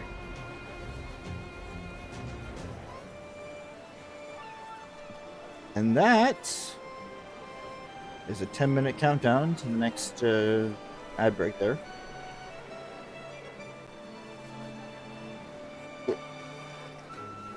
Let's do that. Excellent.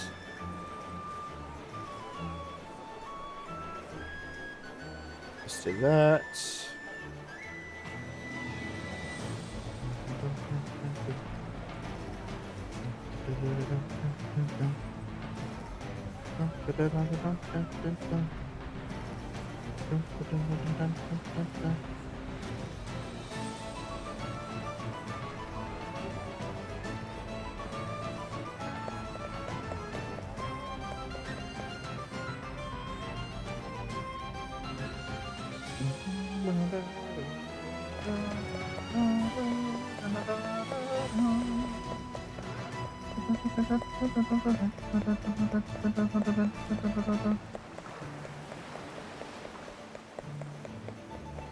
Can you tell I like the music from this game?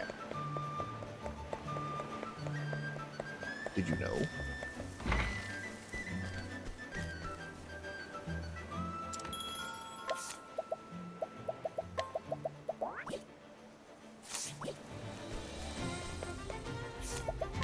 Next up, we travel to the Sunland, starting with Sunshade, actually.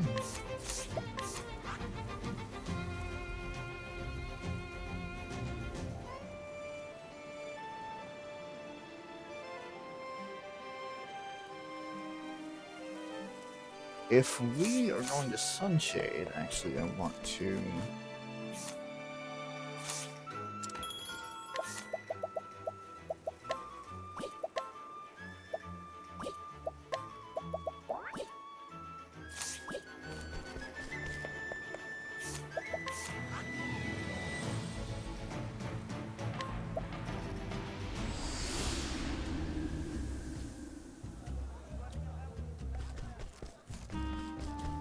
start on this.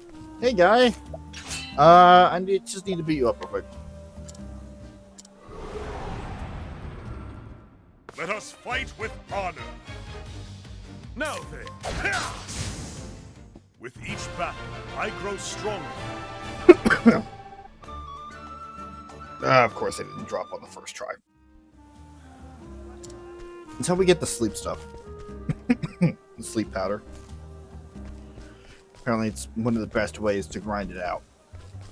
But of course, with my luck,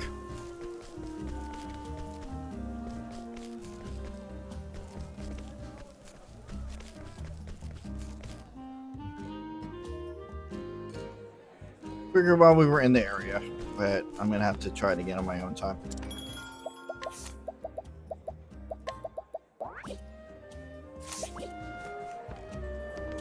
You're a lifesaver. No. The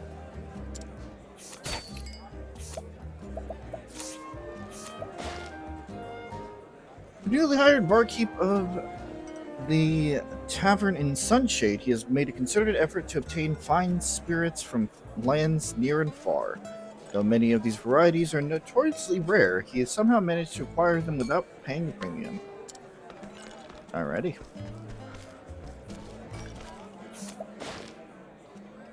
A self-proclaimed scholar who travels the land and samples the cuisine of various taverns and afterwards assesses them in a variety of criteria. He hopes to compile his findings in written form and disseminate them to the public, but he has yet to find a patron willing to fund this bold endeavor. Can I just not to talk to any of these people? What the fuck? A young woman of humble birth who left her parents and came to Sunshade to work at the tavern. From an early age, her mother, an experienced swordsman, trained her in use of a blade. Owing to her consummate skill, the tavern has seen a sharp decrease in drunken fisticuffs. Servants and security. Arcane Glaive, damn. Finally, I can steal that commemorative coin from the beginning of the fucking game. At least a man who spends his days thinking of new ways to make easy money. This is Brian. Fuck Brian. More enthusiastic and diligent in his youth, he grew less ambitious as the years passed. Regrettably, while he has been more active of late, it is solely in pursuit of a scheme to deceive the foolish and greedy.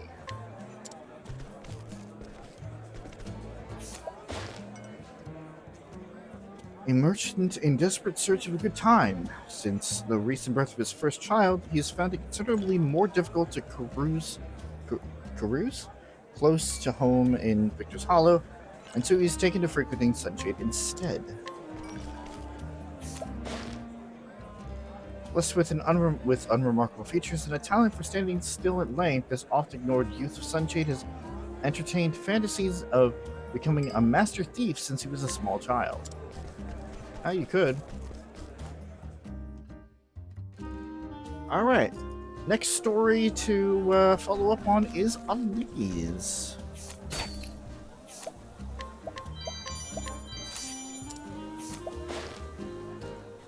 Despite always having a way with words, he decided to travel across the land and further hone his skills after parting ways with Tressa in Quarry Crest. Now he could make an ordinary stone appear a rare gem to the undiscerning eyes. Oh, so we meet again. The great merchant Ali at your service. I've saved up a small fortune if I do say so myself. I'm on my way back to my hometown now, in fact. Guess my father's probably waiting for me to come back home. For some reason, I found myself in no big hurry to get back. Oh, that's it. I had an idea for a brilliant new pitch. You know how rodents are always causing trouble for people who live in the desert? So everyone wants a cat that can be trained up as a great mouser? I can be a bit hard on folks, though, to keep a cat just for that purpose. That's where my prowling cat clamor will come in. That's what I'll sell next. And the fiercest rat will go running at the sound of a cat, and you won't have to pay for cat food either. Hey, why don't you help me? Want to collect some prowling cat clamor for yourself? Off you go, you can do it!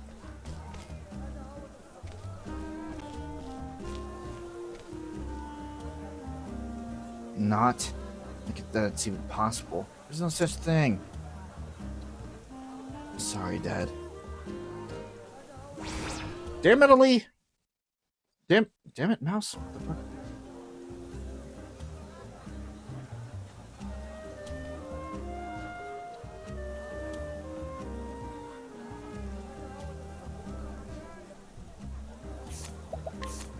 Guess I gotta do it myself.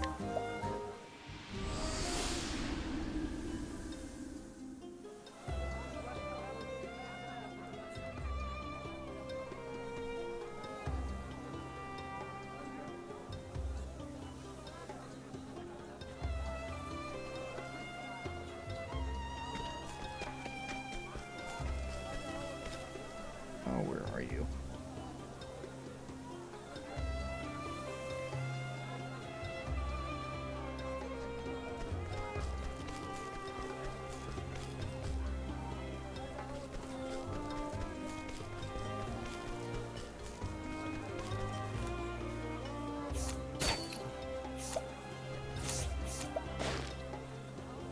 The legendary merchant who could sell sand in the desert. However, after some time, his triumphs in trade were only known amongst fellow traders.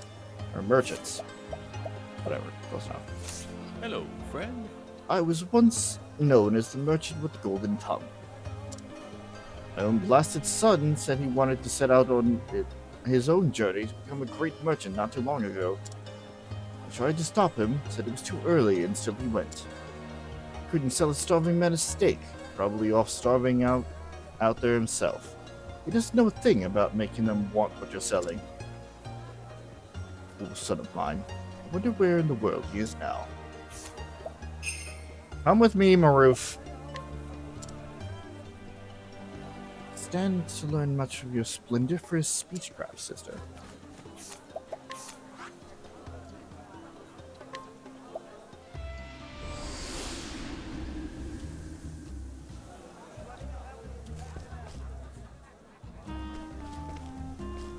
As the ad break starts in about 7 minutes, we're gonna wait. You know the deal. Come back in a few minutes, we'll continue this tale.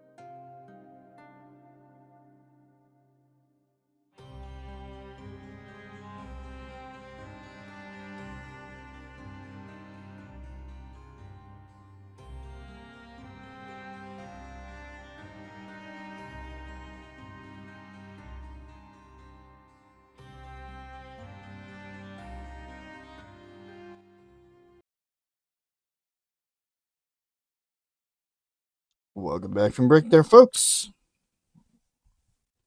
We are about to see a father and son reunion, one long overdue.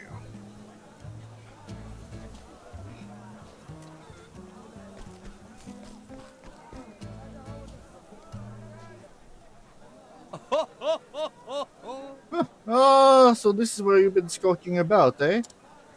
I'm going to become a better merchant than you ever were. That is what you boasted when you ran off, wasn't it? But your big mouth didn't serve you so well out in the real world, did it? Eh, Ali? Father, what are you doing here? Huh. Well, you never came home after that fight. What was I supposed to do? You're still such a child, getting all bent out of shape and running away, just because you lost an argument to your old man. You're not saying I lost the argument. You're saying I lost the argument? You haven't changed a bit since then. Still a stubborn old coot. You're the one who was wrong. I've been doing great as a merchant. Prepare yourself, old man. I wouldn't want you to keel over when you see this. What do you have to say about that, huh? See how much I've earned making my way as a merchant? Ho ho! That's a fine bit you've earned indeed. And what about trust? Have you earned that as well from the people you've been selling to? What? Trust is what a merchant needs to survive, not the pile of leaves. The money always comes second. Trust comes first. Father? Of course I earn my customers' trust. I never told a single lie to any of them. Is that so? Then I'm proud of you, my boy. You really, really never change. You know I only ever wanted to become a merchant because of you. You were like a hero to me when I was little. I'm sorry. So I'm sorry. I wanted to apologize all this time. I'm sorry I just ran away without a word like that. I'm sorry I made you worry. Really important things are the hardest to say, aren't they? Even when they're just two little words. You did a fine job, son. Welcome back, Ali. I'd say it's high time we both headed back home.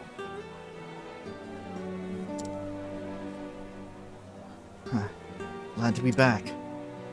Hey, Dad, I'm thinking. What would you say to using this money I've saved to open up a new shop? Sounds like things are about to get pretty busy.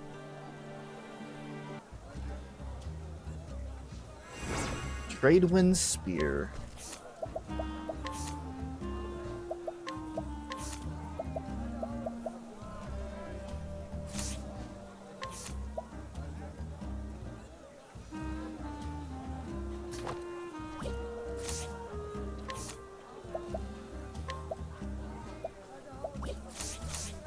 That's fine.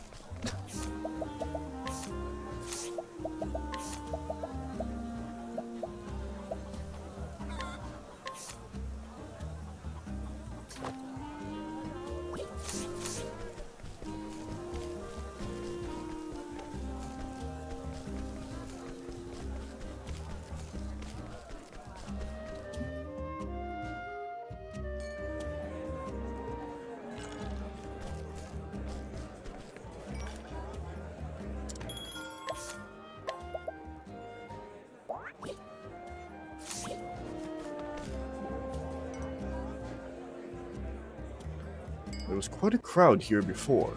Whatever was the occasion? Wedding party, they were saying. You don't say.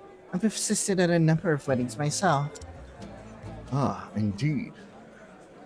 Wakes and weddings alike all fall within the purview of the Church of the Flame, do they not? That's right. Needless to say, weddings are far more lively and extravagant.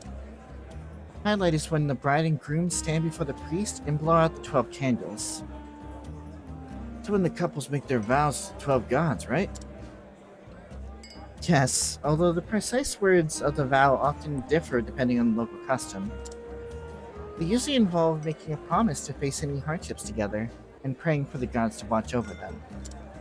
After the vows have been said, the newlywed blow out the candles.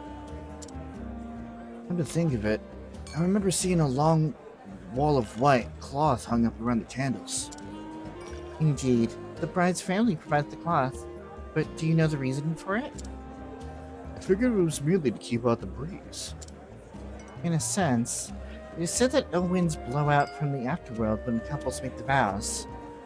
The white sheets form a barrier between this world and the next, keeping death and misery at bay. Don't say. Live and learn, huh? When the time comes for either of you to be wed, I would be honored to preside over the ceremony. Sure. I shall keep that in mind, should such a day come, that is.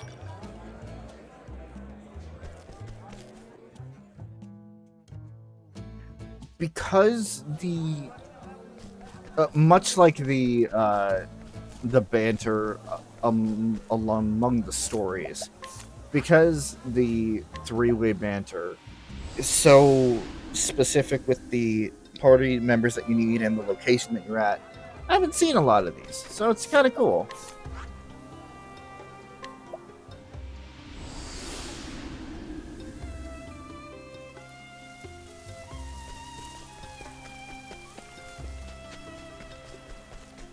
Yeah, we'll get to you. In fact, it's probably high time that I try that again. We'll do it after this.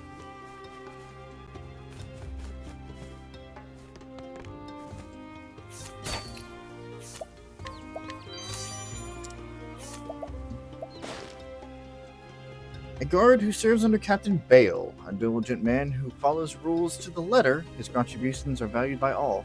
He has a habit of taking on too many responsibilities at once, which has led him to develop ulcers from the stress. Whoops.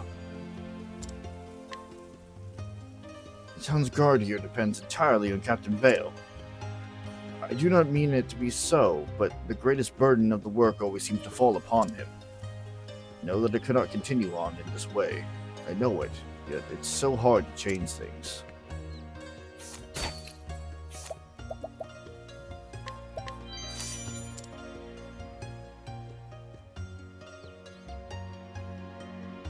Oh, so we meet again.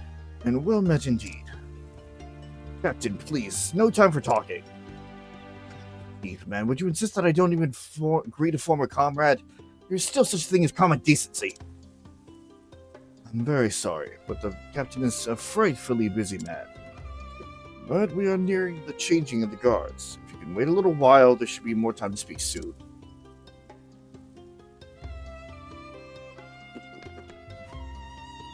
Okay. A very old friend, you see, a man named Donovan, who serves the Church of the Flame as bishop. I've not heard of any word from him of late, though. At first I was not concerned, but he's always been regular in his correspondence, until now. Back with Bale. Donovan, that is the priest of the first stop in our journey, I think, whose daughter was taken from him and he was being blackmailed to try and get the flame, I believe.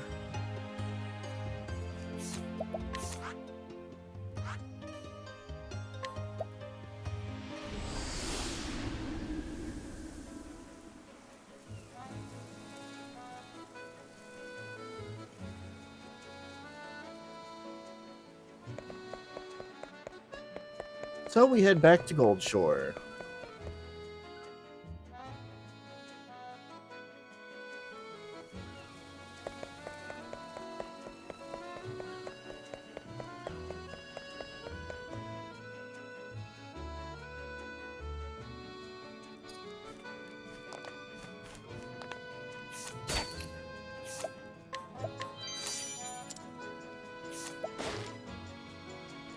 Bishop charged with looking after the town's cathedral, whose ancestors were also servants of the sacred flame.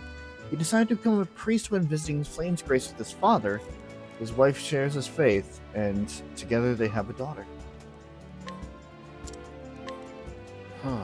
Living as a bishop of Goldshore keeps me busy day in and day out.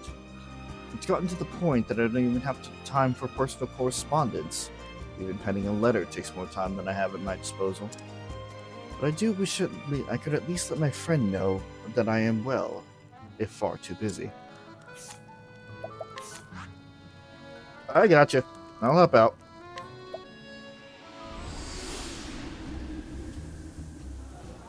Yes, I know this is technically the wrong place. Give me a second.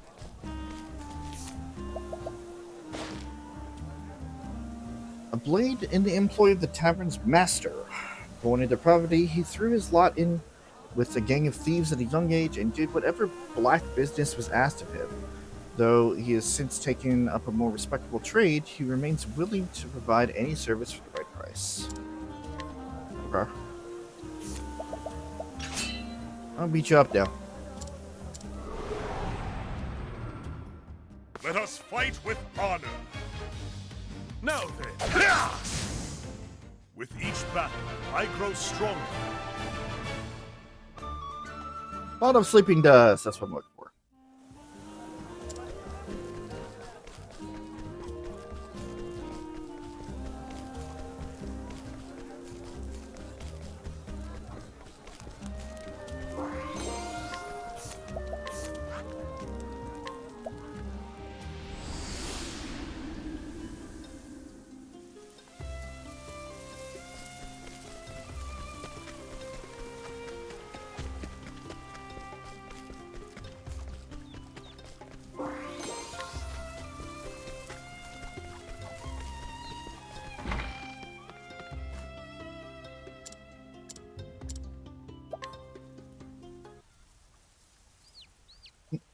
I'd hoped I would be seeing you again. Do you have good news to report to me, or ill? I see. So Donovan is still in good health, and his daughter is 7 already. I did not realize that a bishop's work could leave him so busy. But then Donovan was always a single-minded man. I suppose it's nearing a decade now since I first met him. I was a mercenary in those days, wandering various lands in search of work. I met Donovan only a short time after he met his wife. There were dark days. His wife was kidnapped in the early days of the marriage, you see. And I was captured by the Knights Ardent, who had mistaken me for the villain responsible. I was nothing but a wandering vagrant. I had no one to vouch for me, no way to prove my innocence. I thought I would be hanged till dead. But I was fortunate that Lord Woodward, the Knight of the Knights Ardent, and Donovan both believed me innocent. It was only thanks to their firm belief that the true criminal was found at last. It's been a long time since I last thought of those days. I certainly never would have imagined that that I might one day be standing here in such a position of authority. I may miss the freedom at times, but I do feel that the work I'm doing now is worth doing. Still, that does not mean I can never look back to the past to long for those days. But I do believe that everything happens for a reason. I stand here today because of where I was in all my yesterdays. They have served their purpose. Get the captain's badge.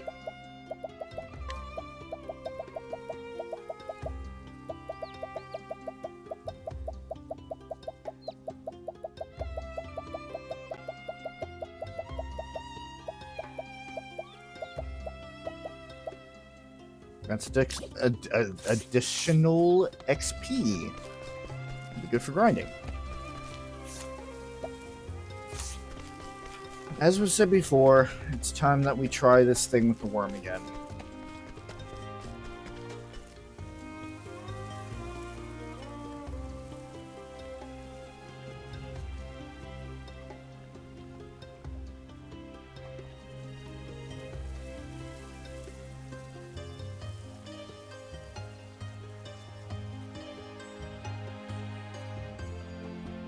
No, funny enough, where we stand now, it doesn't seem to be too bad.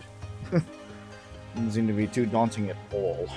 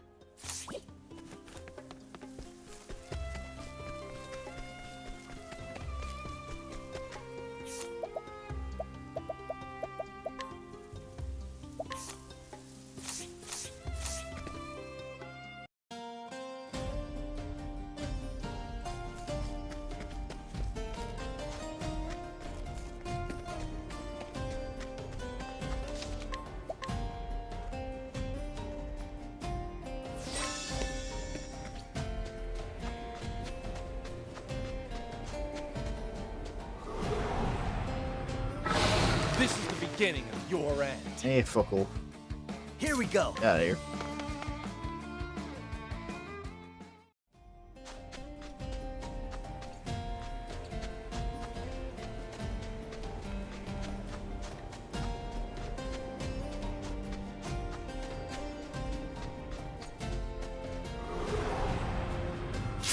Standest thou against me? Then be hunted.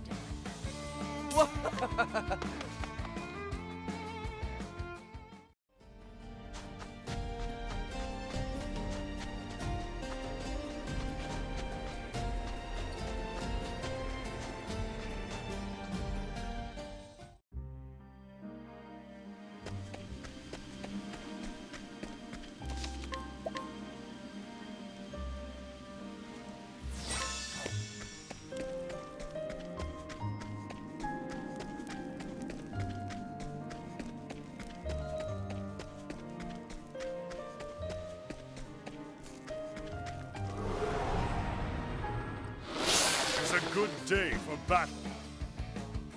My turn.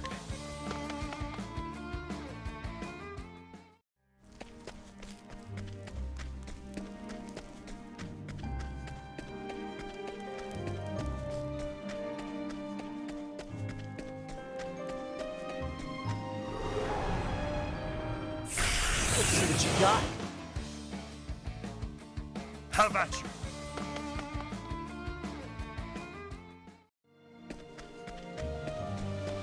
Alright. Back to where I had one of my meltdowns. 5.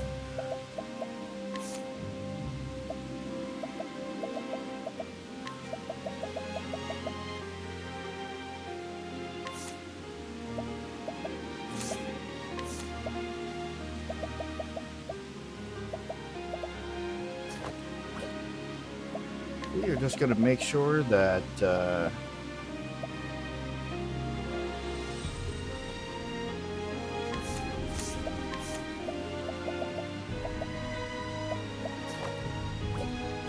that nobody gets hit with that stupid shit.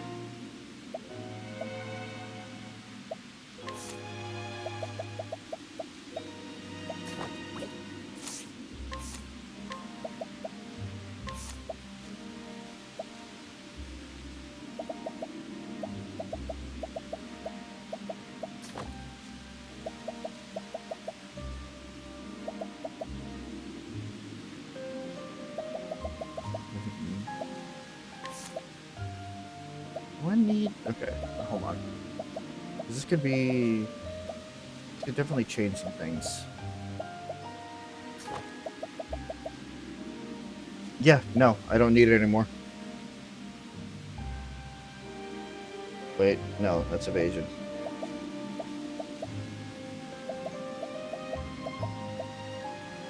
Wait, I thought I had max speed. Wait. Oh no, I had enough speed. Oh! No. Put that back on.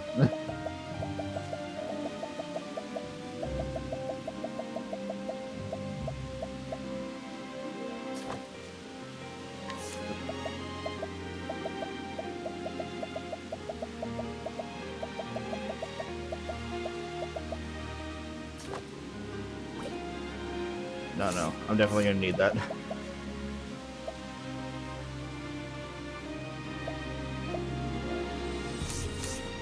Not dealing with your shit there, worm.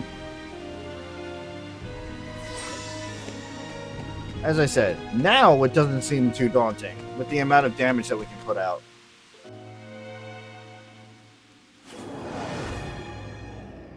I will not fail. Bring it on. Yeah.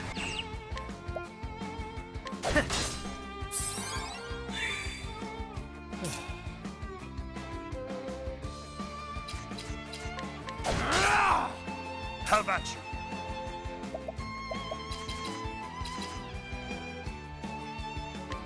Out of my way.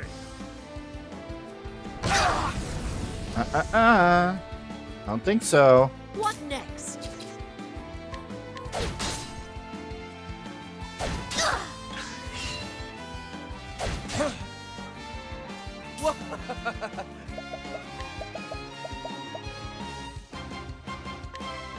I see through your defenses.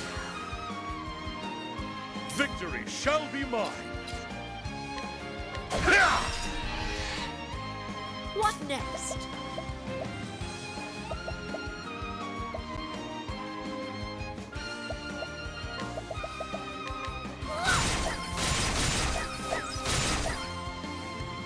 Here we go.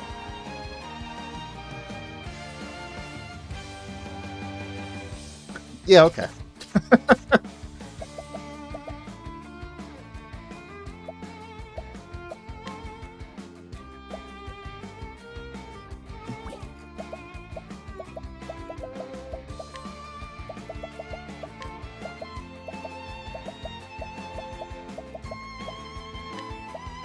How do you like this?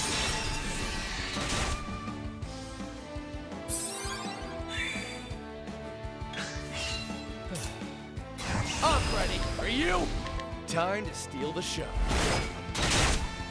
I forgot to put the thing back on. God damn it. Look at doing that.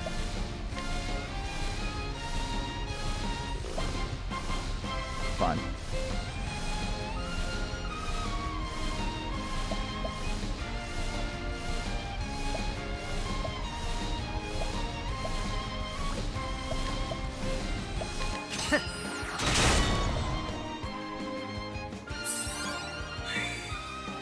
The Iron Blade is unbending! Windhill fights with us!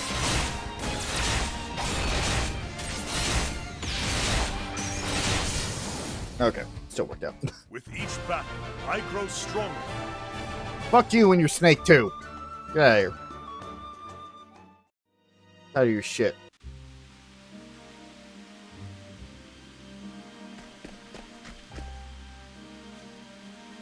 I'm the one who came asking about the serpent.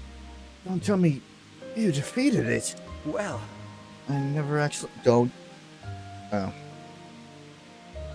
Turn that back on. Alright. Never actually believed that there was a giant serpent like that.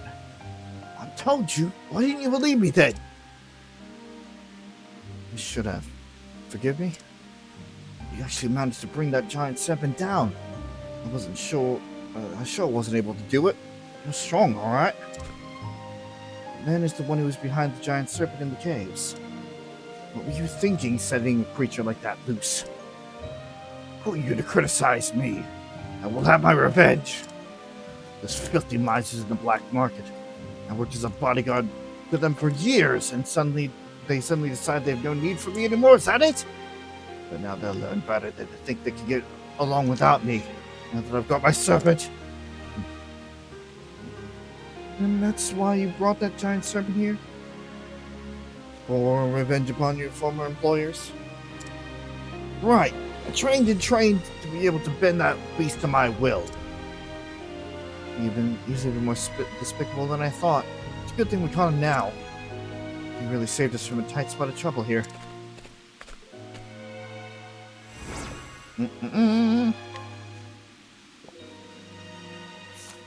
Fuck you and your little snake too.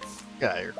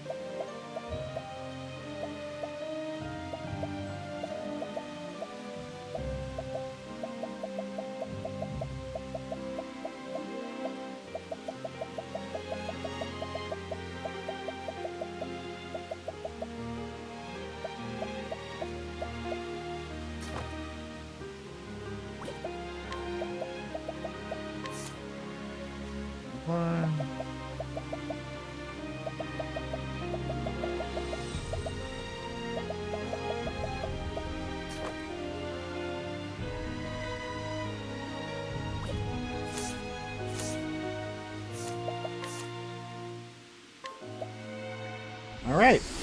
And that is all in... Okay. That is almost all in the summons. There's one more to do, but I want to save that one because I feel like it would be kind of be a nice note to end off on, depending on how this journey ends.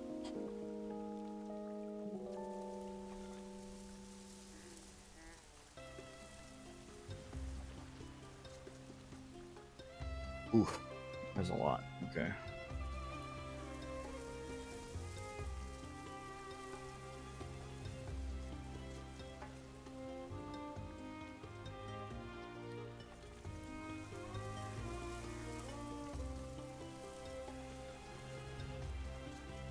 So we only have 2 sections to go, which I think we would probably be better off just waiting until next time for it, if I'm going to be honest. We got a lot done today. We went around the world. We beat a really difficult boss, which gives me hope for the near future here.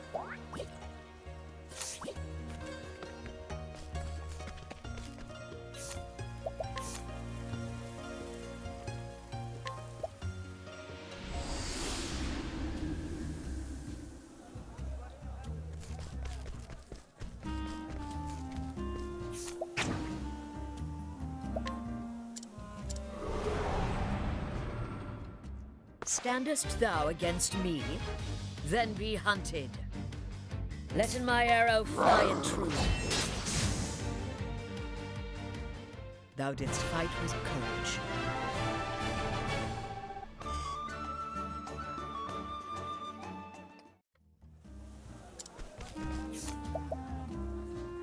So we will... Yes.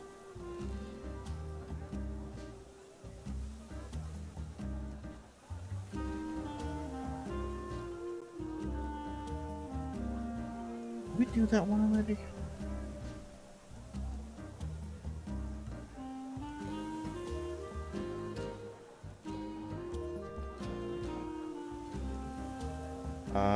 We did.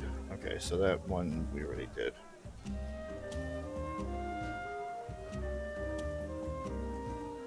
Because I think that was before I realized that these were afterwards. I know we didn't do that.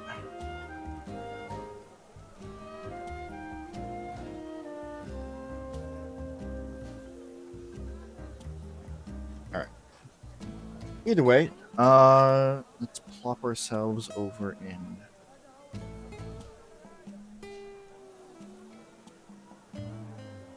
the Rook.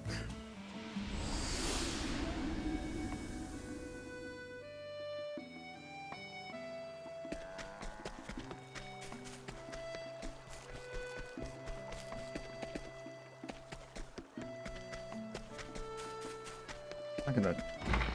It's not. Okay.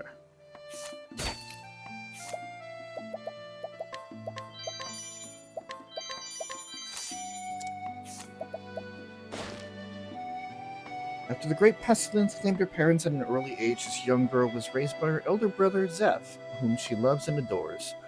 She hopes that one day she can repay his kindness, for which she feels terribly indebted.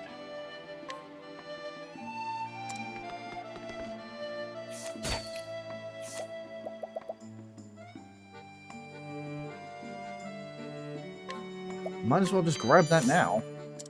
We'll save some time later. Okay. Save.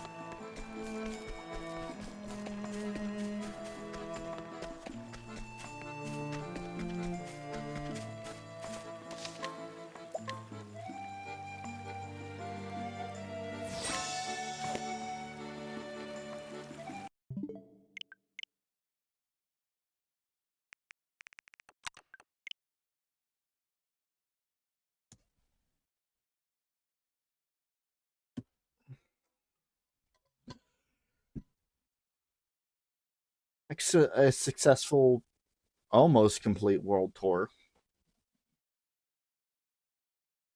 I'm gonna finish that up next time.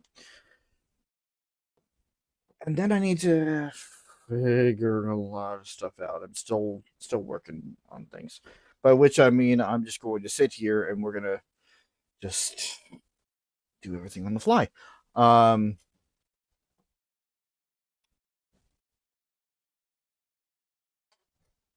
The upcoming week is gonna be kind of normal, honestly.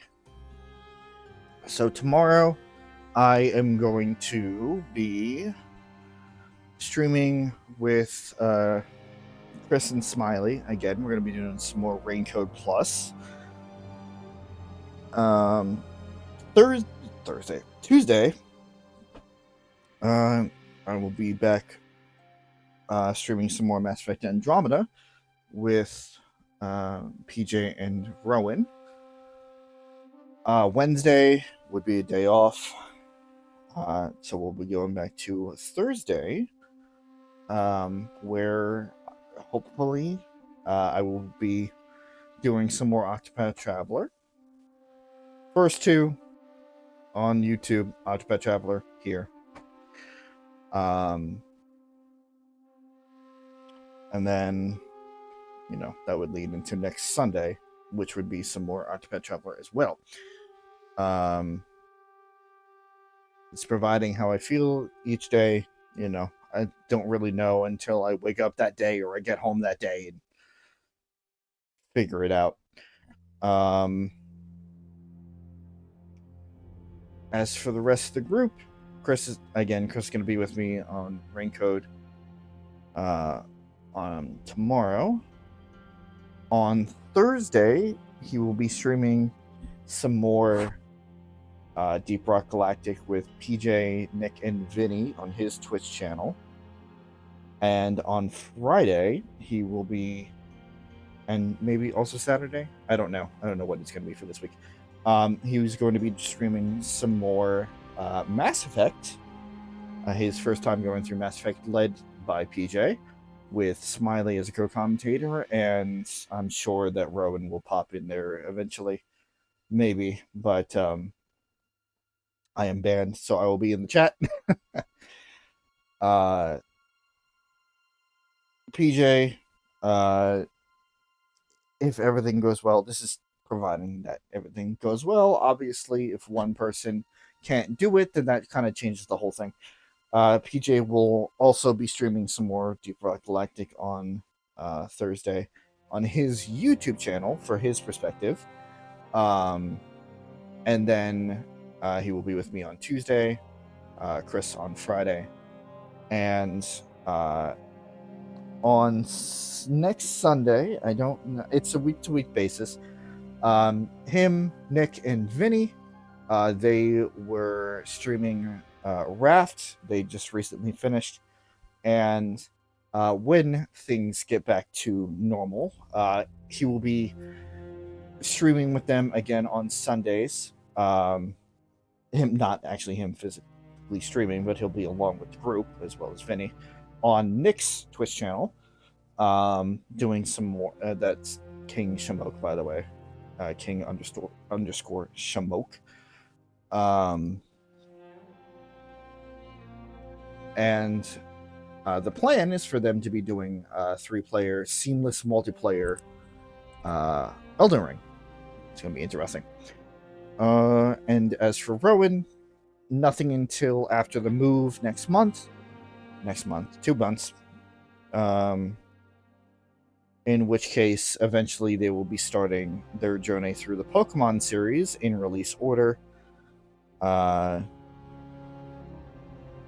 their Twitch channel with PJ as a co-commentator.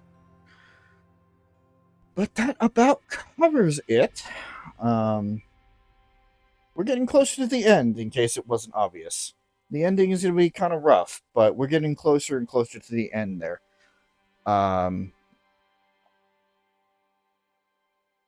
Yeah, I think that's really about it. So I'm going to head on out. Enjoy the rest of my night. I hope you guys do the same. Yeah. No, nothing that I want to do tonight. So if you don't care about anything else, join me back here on Thursday, or at least, hope that I'll be back here on Thursday for some more Octopath Traveler. And if not, then on Sunday. Otherwise, you can join me on YouTube for the rest of the streams this week. Either way, hope to see you guys there. But until we meet again, thank you guys for watching, and I'll catch you guys another time. Bye bye.